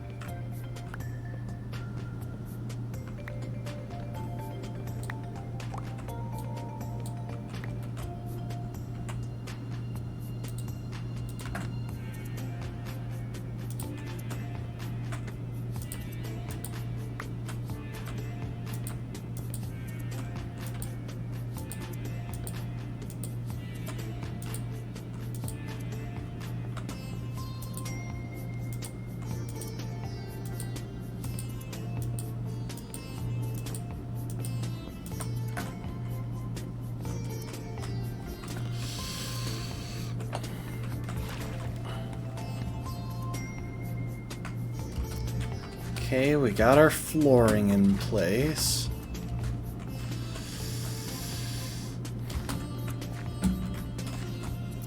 Now for the tricky part.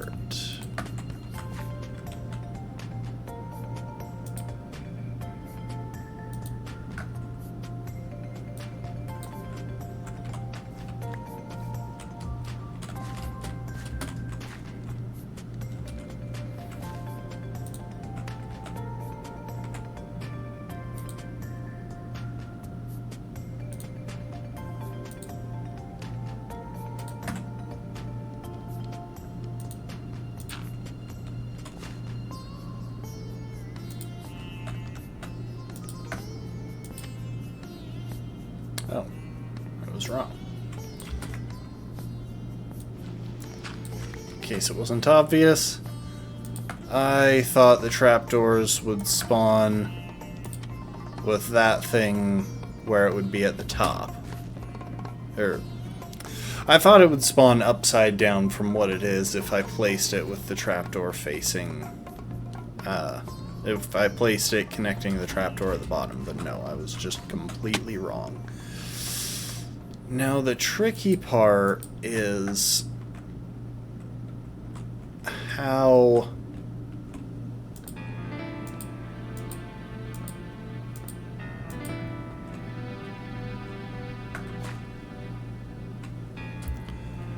to handle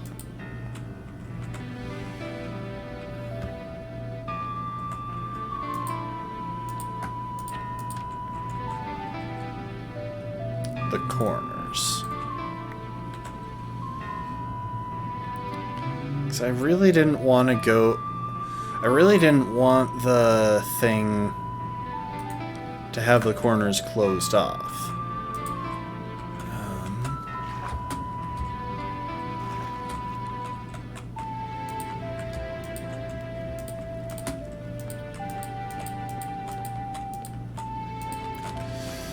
I wanted to leave these corner ones separate, but I'm not sure how to do that, because if I punch out... Hang on.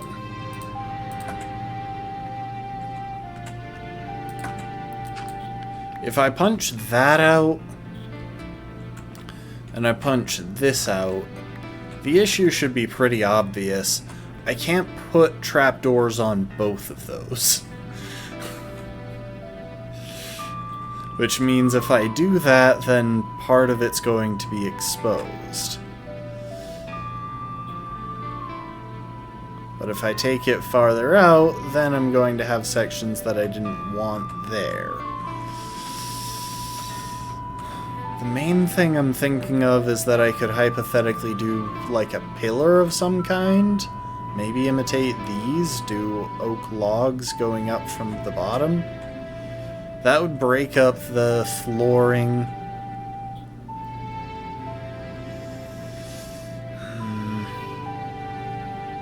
Or even just having those pillars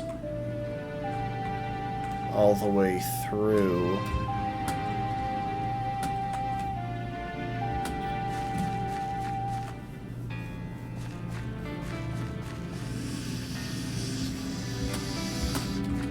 It's just tricky to figure out how to handle it.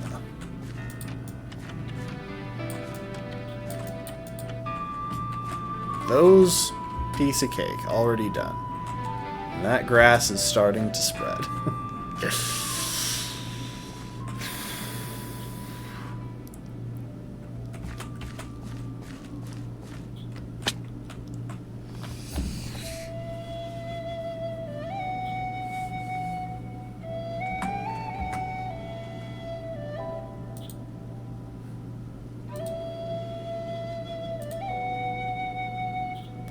Oh, oops.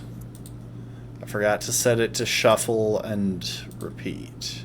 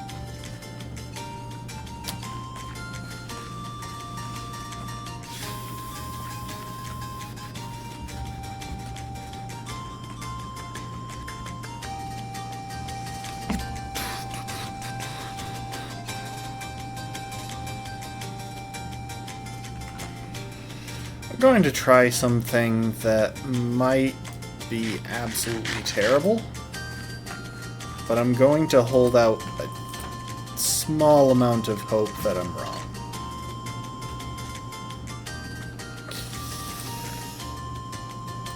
Got some granite. And that reddish color is kind of a common occurrence in this house. So, what if...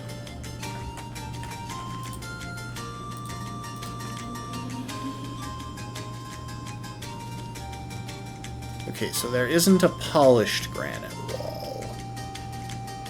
Somewhere deep inside I knew that.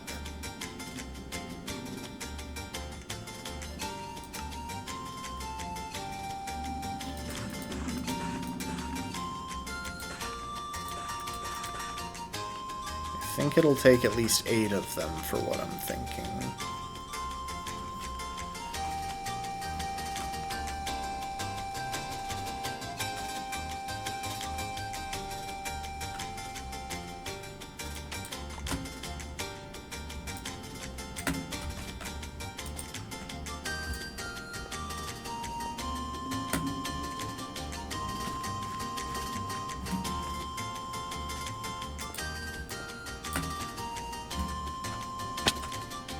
Two more there.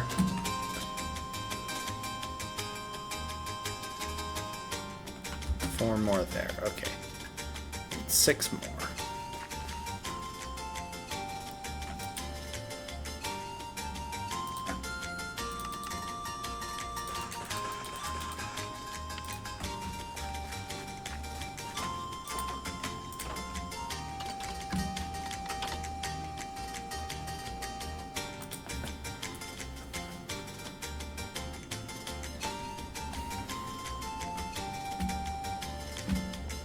You know, sprinting back in there reminded me of something I saw on Hermitcraft once. Where Mumbo pulled a prank on, I think it was B00, by building him this place in the Nether, this little house, as part of a larger build. He just set up this place for him. And then, at one point when he knew B-Dubs was working on decorating it, he sent a message in the chat saying, "Can anyone sleep?" Because B00 has a big habit of sleeping through the night every night, whereas some hermits just kind of ignore it because they're indoors or whatever. Yeah, I think that works. I think that's just barely unobtrusive enough.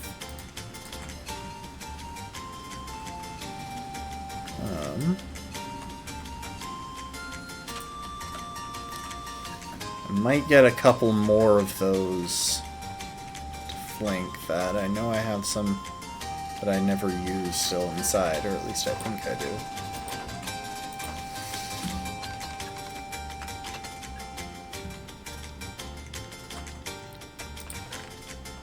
Ah, dang it. Mud stairs, not mud slabs. Oh well, I can use the stone cutter.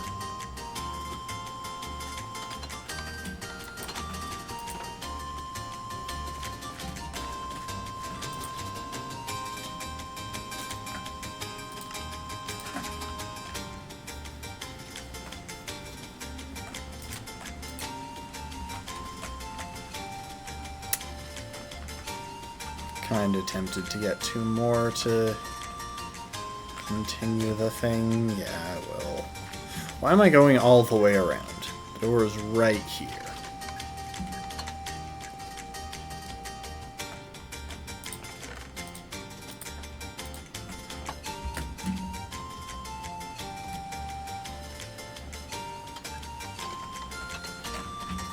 See, this time I have a reason to go around. So I need to use the stone cutter.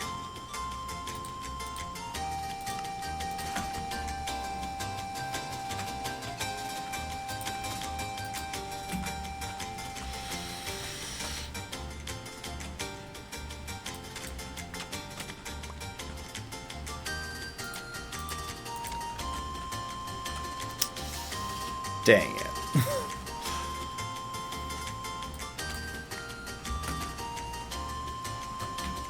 Hang on, I know a way to kind of cheat that. It won't be perfect, but we'll be getting rid of a mud brick stair for a mud brick slab. You know what? We're just gonna use a full mud brick, because I think I had a plan for those stairs.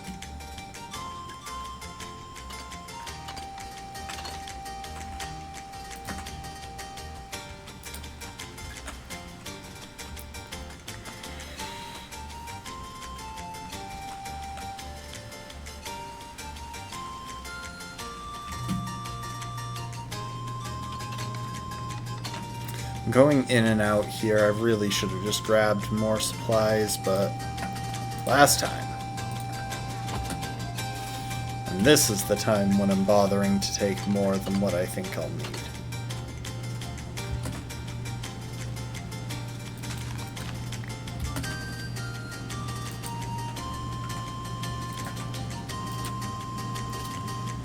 There. That's a nice setup right there. Looks good. Everything fits together visually. Halfway tempted to mirror it over here, but if I took stairs off to the side here, they would just drop into the water.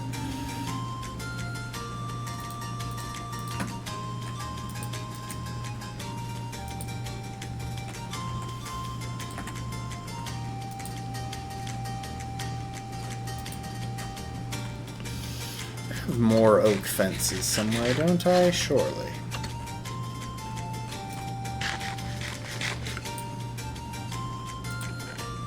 I have one. I'm gonna need more than that. I don't have any oak logs or planks.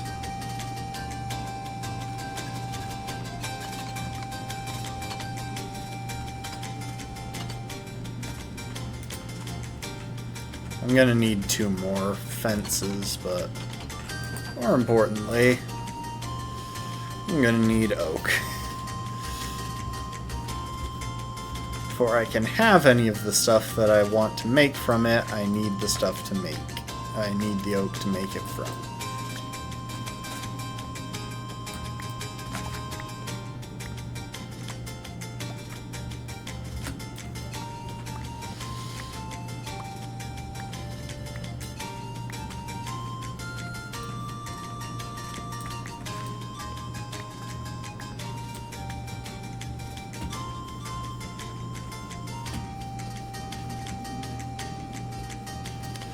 I should also harvest the crops, because they're very much ready.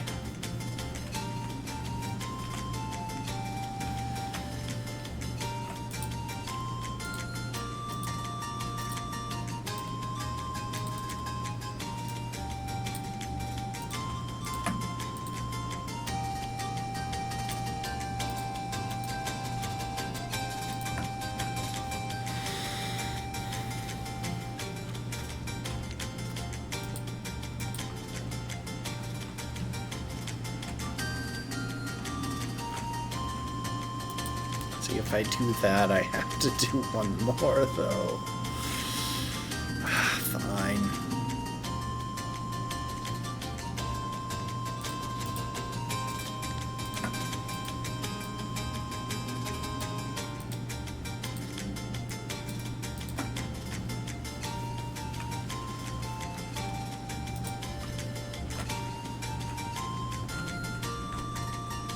It's a bit too uniform. I should grab some... I don't think I have any birch planks left, or any birch fences left. But if I do... Yeah, I've got a bit of birch.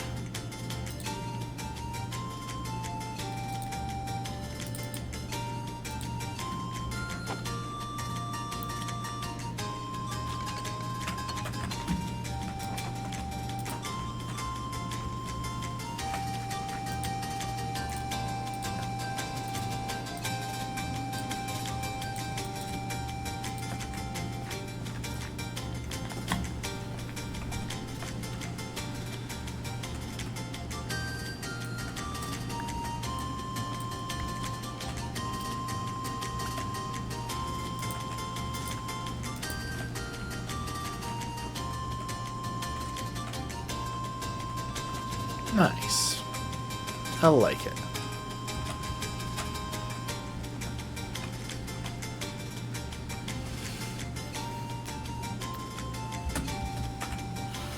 We still got a bit of time. Oh. Yep. I just popped.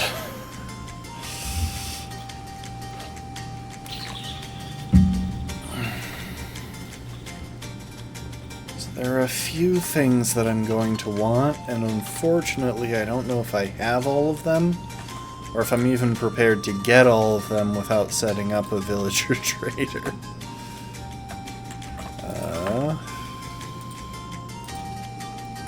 Those away.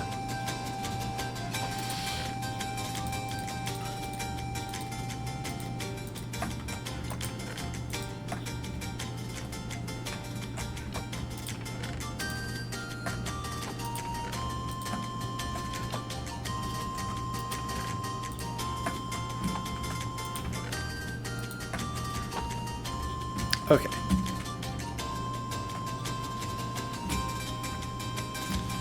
So what I'm thinking is that when you step out here, you're going to be walking out into kind of a greenery area. Just a patch of greenery.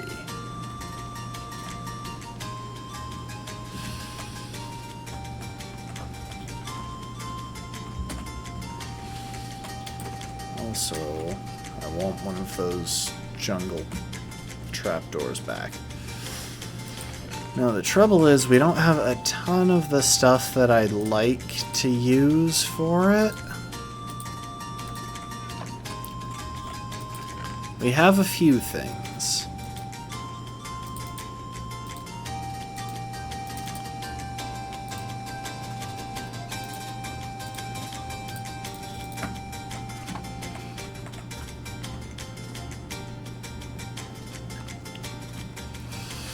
But trying to make a nice little garden area is surprisingly tricky.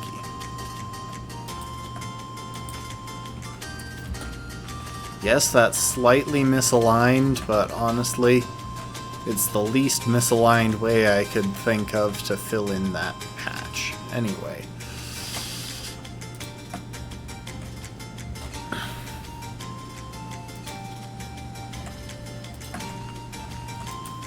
Those guys will be part of it.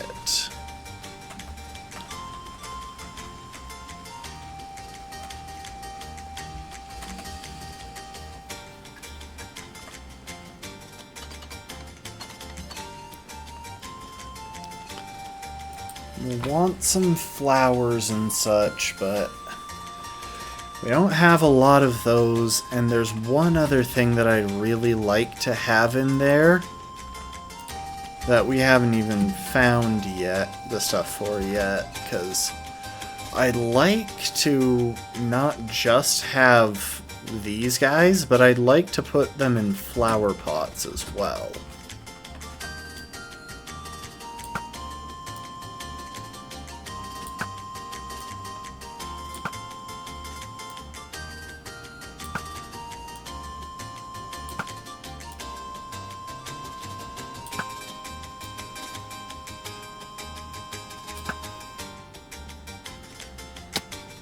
I'd say that was pretty good. Okay, that wasn't that good shooting because I missed a lot, but...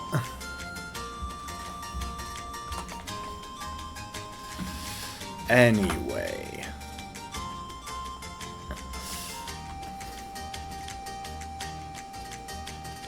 Some of what I want to do is put things in flower pots, and some of it will just be placing flowers. Neither of which I'm prepared to do. Ooh, but you know what I can do? Hang on a sec. I gotta find some place to steal a bit of moss from, because that hole is going to bug me.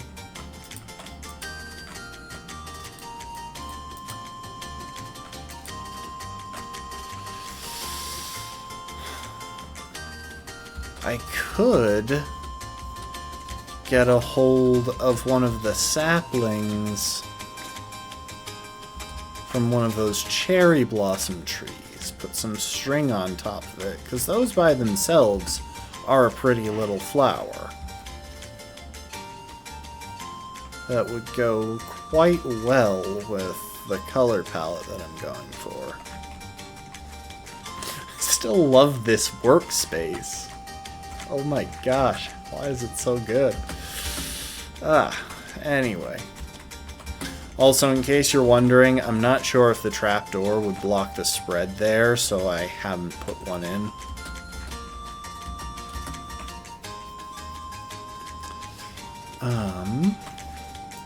Anyways, let's head to the basement.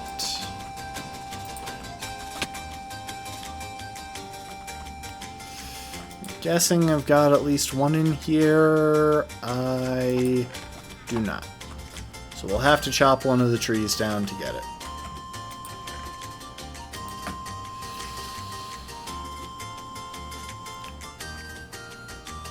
There was something I was thinking of grabbing while I was in here, and I can't remember what.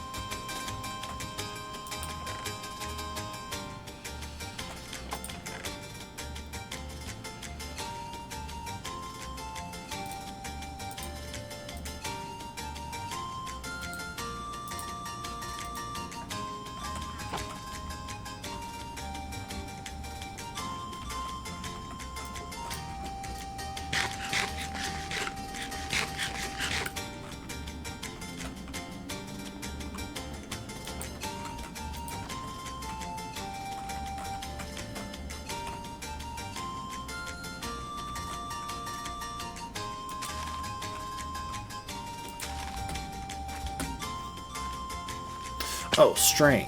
String was what I was thinking of grabbing in there. Oh well.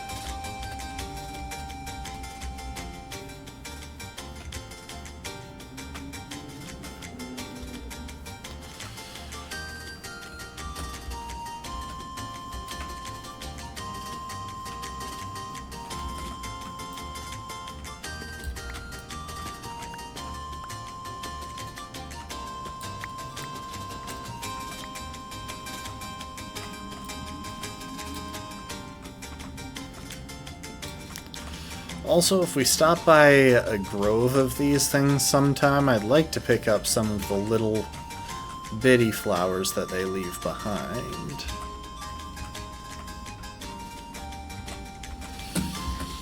Let's leave that to fall apart for a minute. I'm going to go harvest the crops.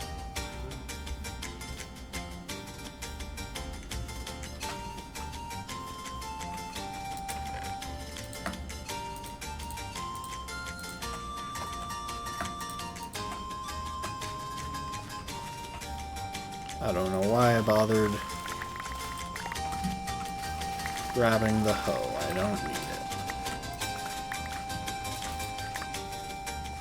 Well, I do know why I bothered grabbing the hoe. It's for the leaves so that I can clear out any that are left when we go back to it. But like, I don't need it for the crops. I shouldn't have put it on my hotbar.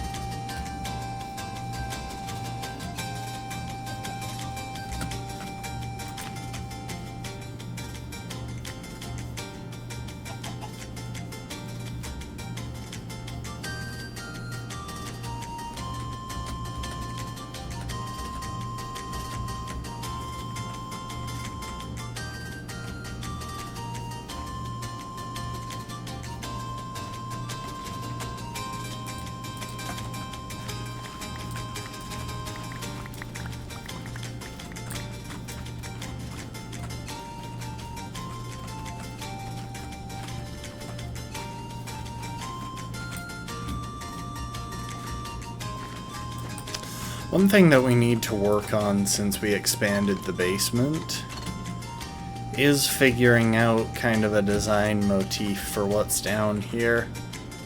So we can't just leave it like this. I'll go against my whole not being lazy rule that I've set for myself.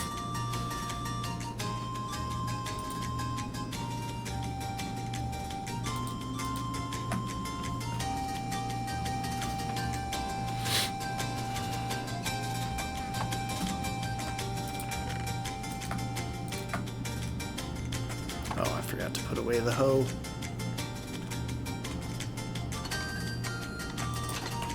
I still kind of want a window here. I think it would be kind of nice to just have something that opened up to the back. You know, like... Well... I don't know. I'm rambling. Oh, I forgot to put away the potatoes.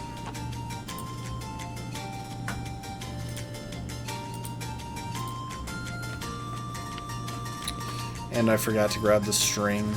Okay, I can knock out both of those at once at least.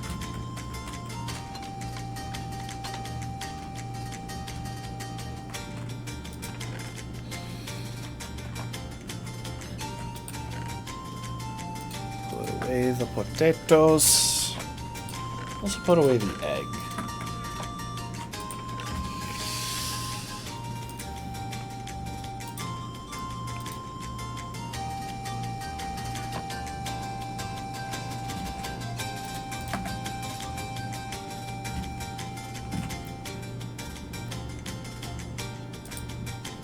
I can't remember if it's possible to put other saplings in flower pots. I don't think it is. I think these guys are the only ones where you can.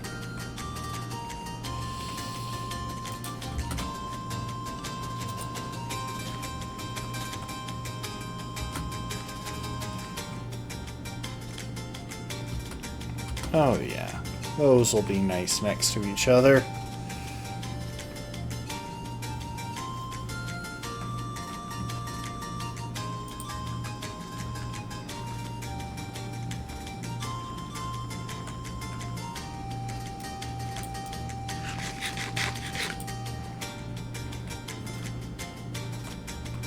Let's actually head up this first. So I'd kind of like to see what flowers are right here.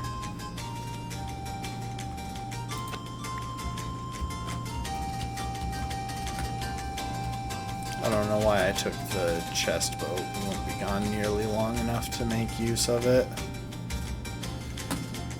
Hi, Mr. Sheep.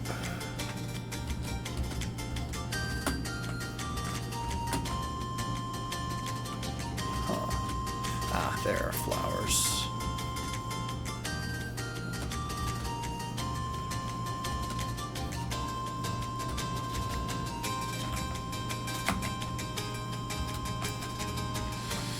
And there are the bright red ones, the rose bushes, I think they are. Not sure if any of those are flowers that I want. I'll grab a rose. Truthfully, I'm looking for more pinks and purples.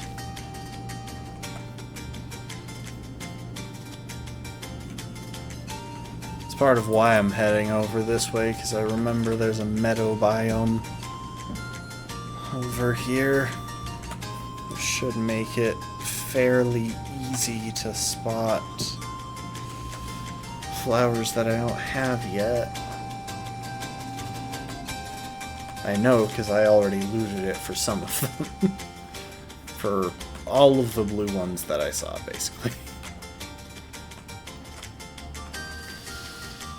And there's one of those cherry blossom forests. So we'll go there in a minute, but first...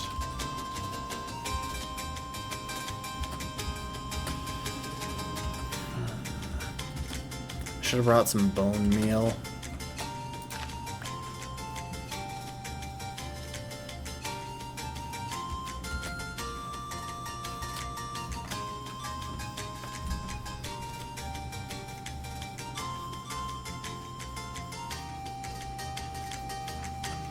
Oh, hang on. So, like, why is my video getting all choppy? It's because my render distance is still massive.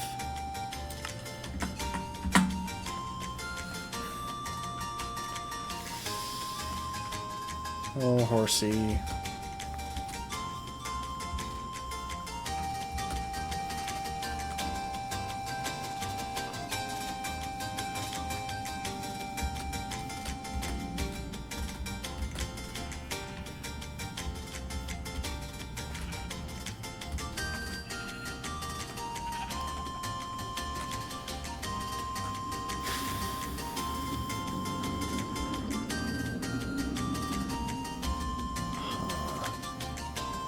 think I might want to spend some time looking at which biomes have the flowers that I'm thinking of. Because I know that the taller purple bushes are pretty rare. And I think the same applies to the little purple ones.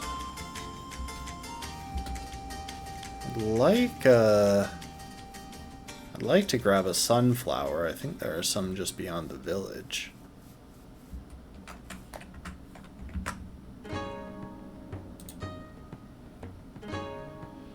Hang on. There we go. For some reason it just wasn't letting me click the loop option.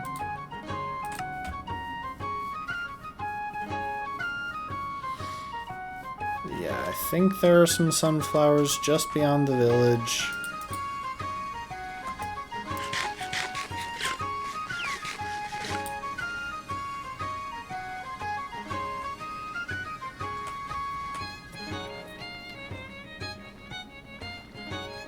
Never did set up that food farm.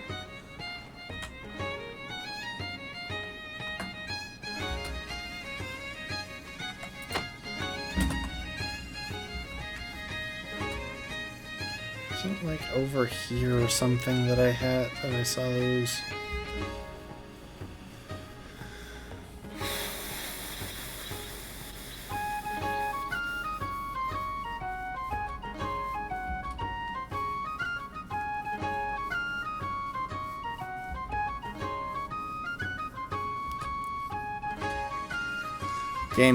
The game seems to really want me to get a horse because it keeps spawning them.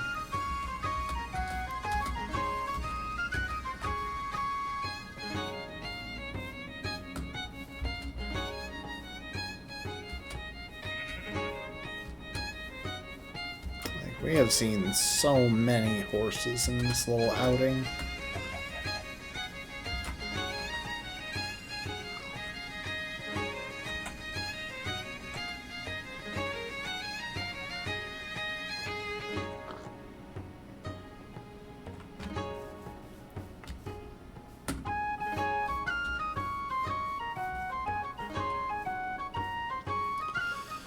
Sorry for the repeated jumping, it's faster than just running normally for some reason.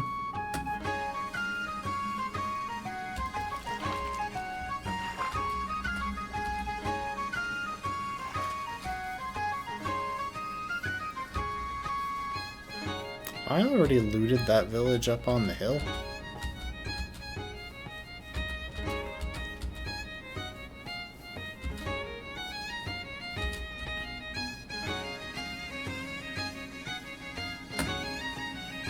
I think I have. Yeah, I remember it now. From this angle. Ooh. I am so tempted to try and get the honey from that.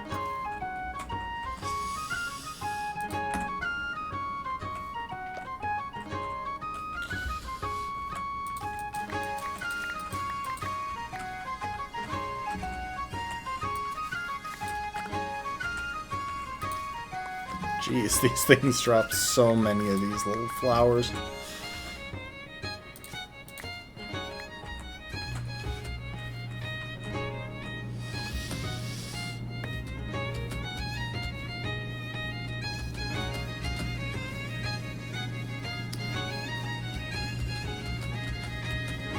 I really want to grab honey from that tree, but if I don't want the bee to immediately kill itself by stinging me afterwards, I'm gonna need to run for it as soon as I do. So I'm kind of dilly-dallying, hoping that it will... Oh, there's another village. I think I've already seen that one too, because I know I've raided that tower, and I should have been able to see it from there.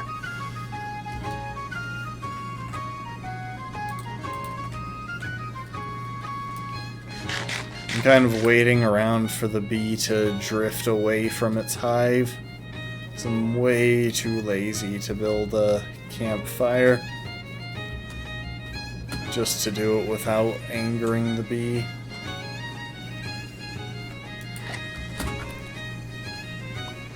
Got it.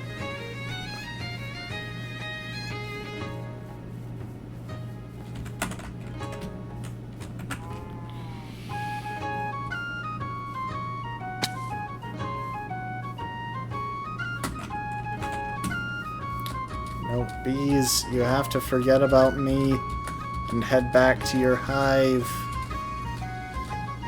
'Cause someday I'll want to come back and take the whole thing, and if you leave, if you get lost before I do, that's gonna be really sad. Okay, I'm just gonna circle back around their hive, so if they're still following me, they should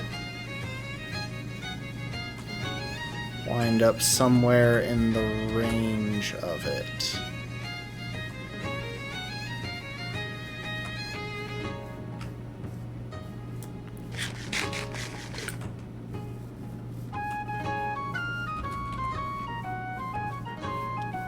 I don't see them. I don't think they're still following me.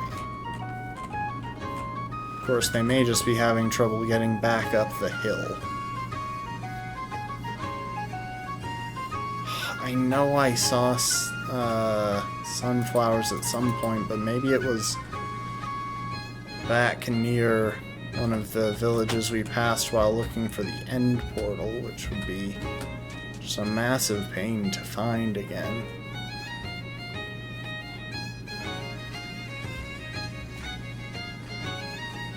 And I think the other flowers that I'm trying to remember might only spawn in birch forests. Or in birch meadows, or some particular biome that I can't recall if we've even found.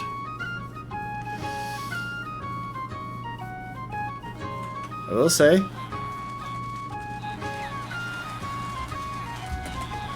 based on that cacophony, we should have a nice number of folks to co-opt into our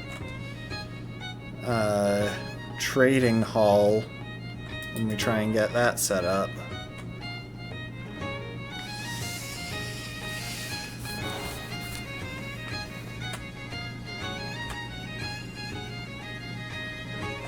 So, hang on just a sec. I just want to see if... Okay.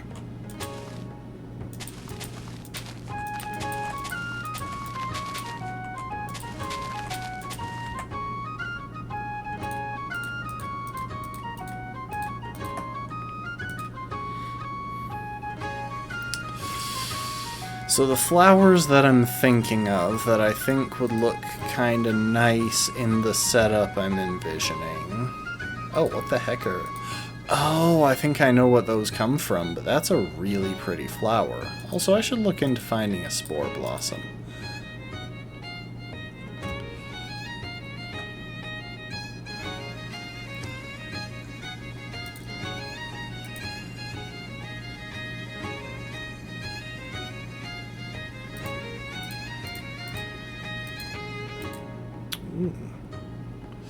Yeah, I've never really looked into the stuff that spawns from a sniffler egg.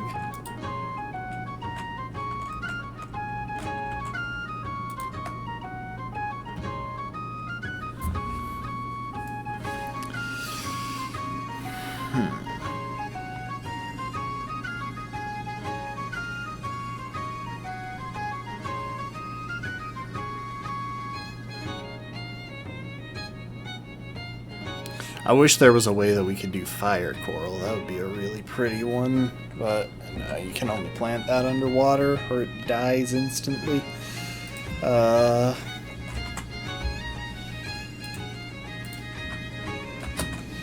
So this guy, these couple of guys, and these guys were the ones that I was thinking of that would probably look really nice in the setup with the color palette that I'm toying with. But I gotta be honest, those are some pretty flowers. Like, those are dang nice. And the other thing I was thinking of, the reason that we'll probably want villager trading, is that some of these would look really nice in flower pots as well.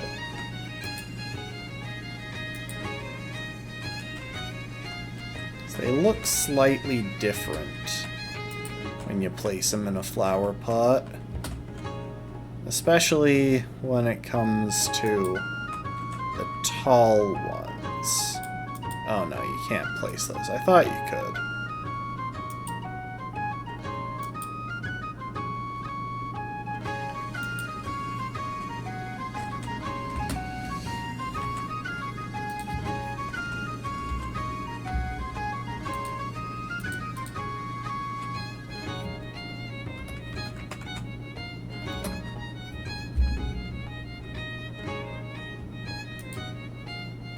I can't imagine I'll find a Sniffler before then, not unless I go out of my way to do so, which I should, because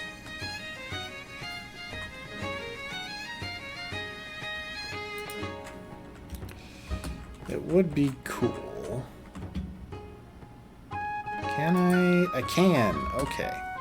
Yeah, so that'd be a nice touch.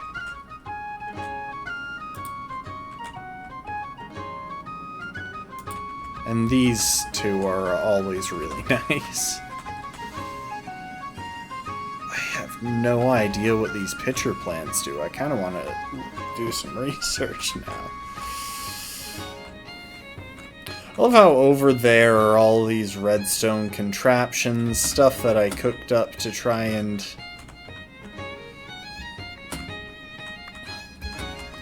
hoard large quantities of resources and whatnot. Like, this one's really cool.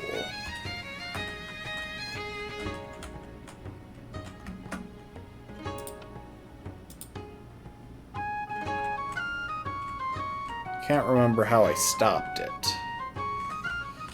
So I can't quite... Ah, that's how I started up again.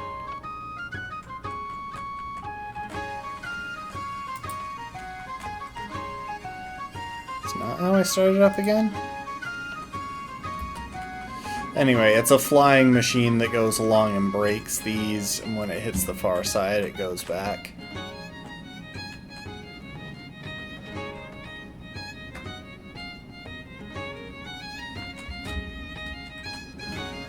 Yeah,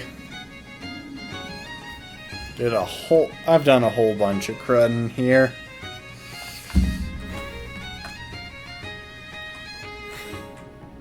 Not that much. I mean, you can fit everything on here in a single screen without even getting that far away.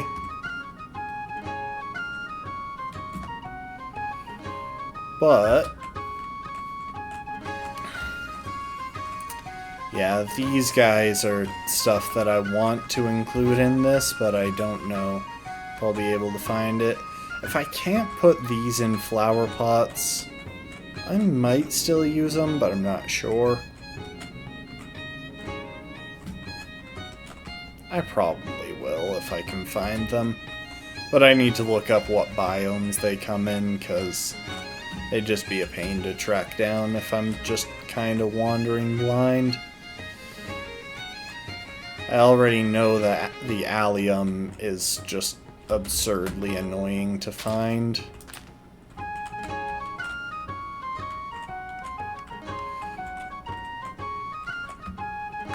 Pitcher plant, though, that is just so interesting.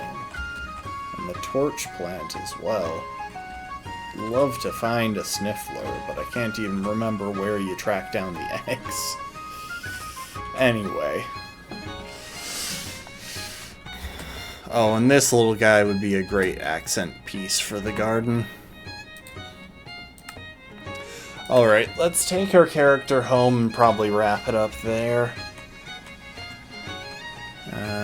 I'll swing close to this forest in case I see anything I want to grab. But I kinda doubt it.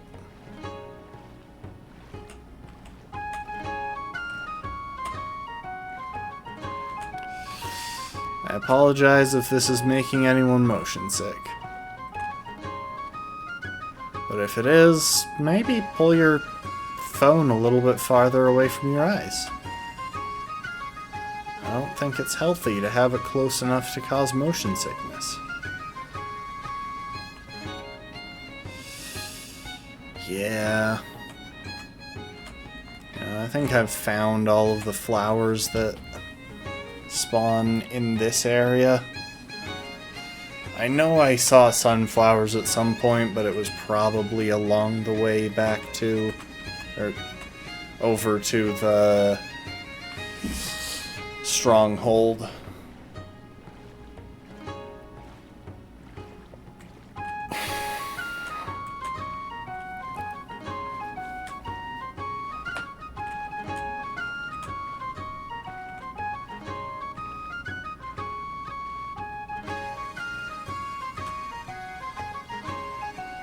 I like Minecraft clouds, honestly. They're very simple, but in a humorous and fun way.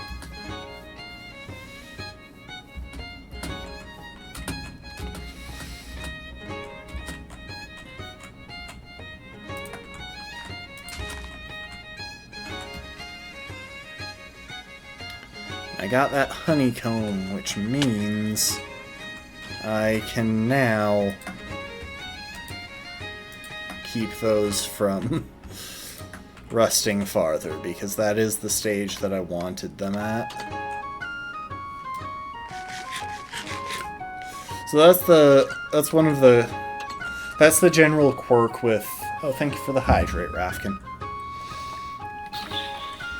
The general quirk with copper stuff is that it oxidizes gradually, and you can lock in a specific stage of oxidization by waxing it with a bit of honeycomb.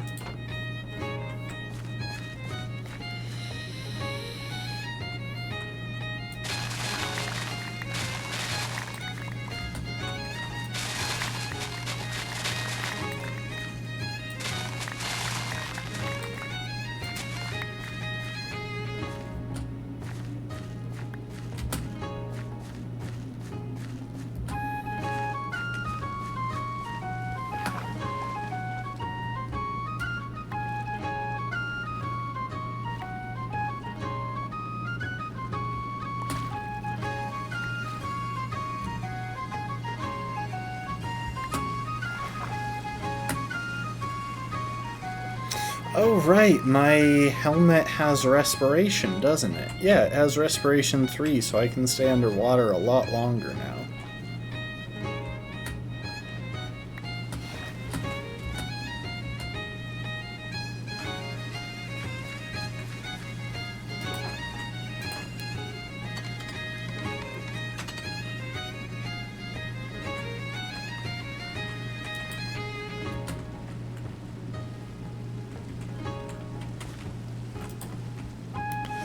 So yeah, we got a few jobs ahead of us for next time.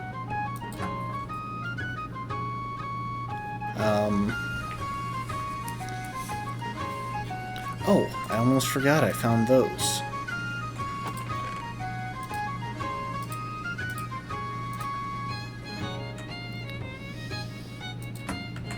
I'm sure I like the rosebush idea for up there.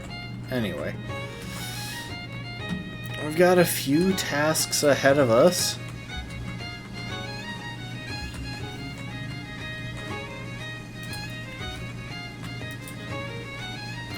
Oh, that's right, they've got stages to them, so you can keep stacking them on like turtle eggs. That's a Minecraft specific thing, though. I don't actually recommend stacking turtle eggs in real life, especially if they're like sea turtles. You will go to jail. Yeah. That's why they were spitting out so many. It's because there were multiples there. Anyway,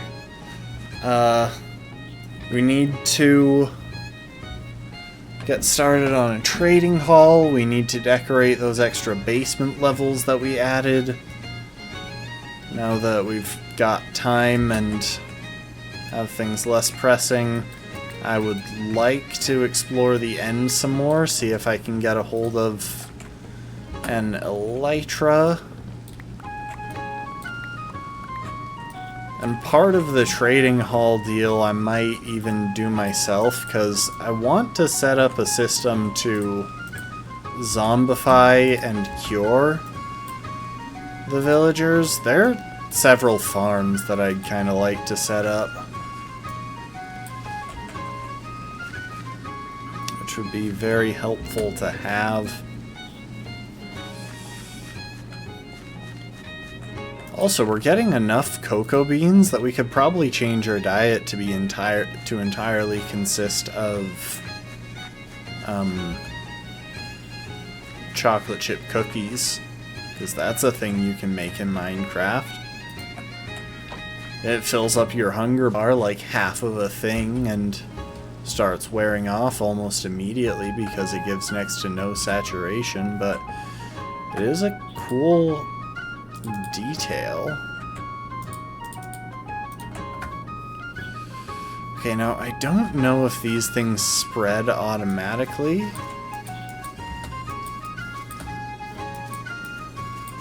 So I guess we'll experiment with it.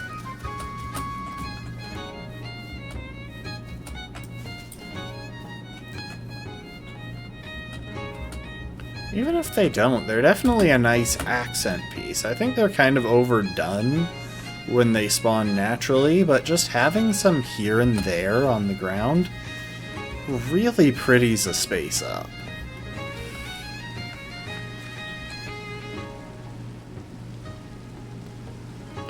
But yeah, look at that. We've got part of our gear enchanted.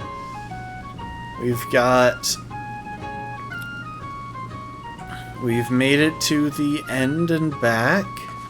We slay the Ender Dragon.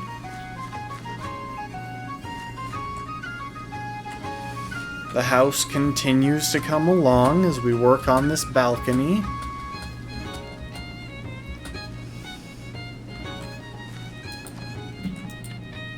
Oh, that is the downside to having trapdoors for your floor. It's very easy to just kind of fall through. Or more commonly, to just accidentally open a bunch of them. Honeycomb will be with animal products.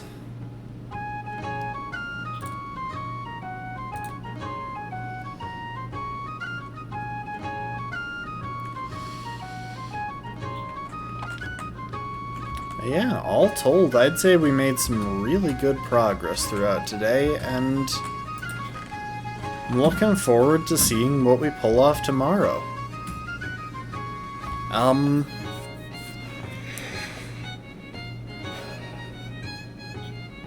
It'll be interesting. I'm not sure how much...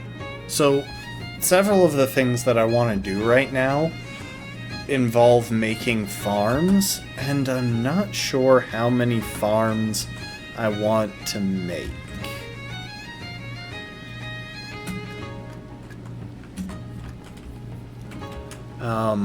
On stream.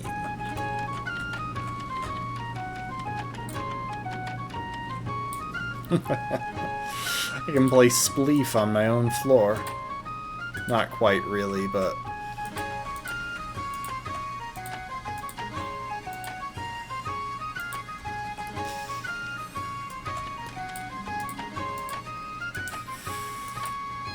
Oh, I've discovered a new toy. But yeah, I'm not sure how many farms I want to make on-stream and how many I want to do off-stream. I'll probably try and slip in some off-stream mining too. And I know there's a meme about that, but like, genuinely, we're running low on diamonds, and I'd like to have a few more than we do.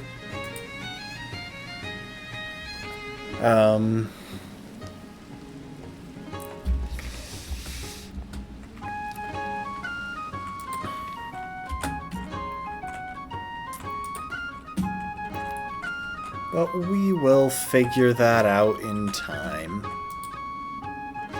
In the meantime, I hope y'all enjoyed. I think we've made some good progress here, and I'm looking forward to seeing where it goes. Let's wrap this one up here at the end of the dock. We still need to fill in that patio as well. But in the meantime, I appreciate y'all. I hope you enjoyed. I hope to see you next time. Later, folks. Bye. Thanks for being here, Rafkin, B. Anyone else who's still here, hope you enjoyed. Bye. Bye, bye, bye, bye, bye, bye, bye, bye, bye, bye.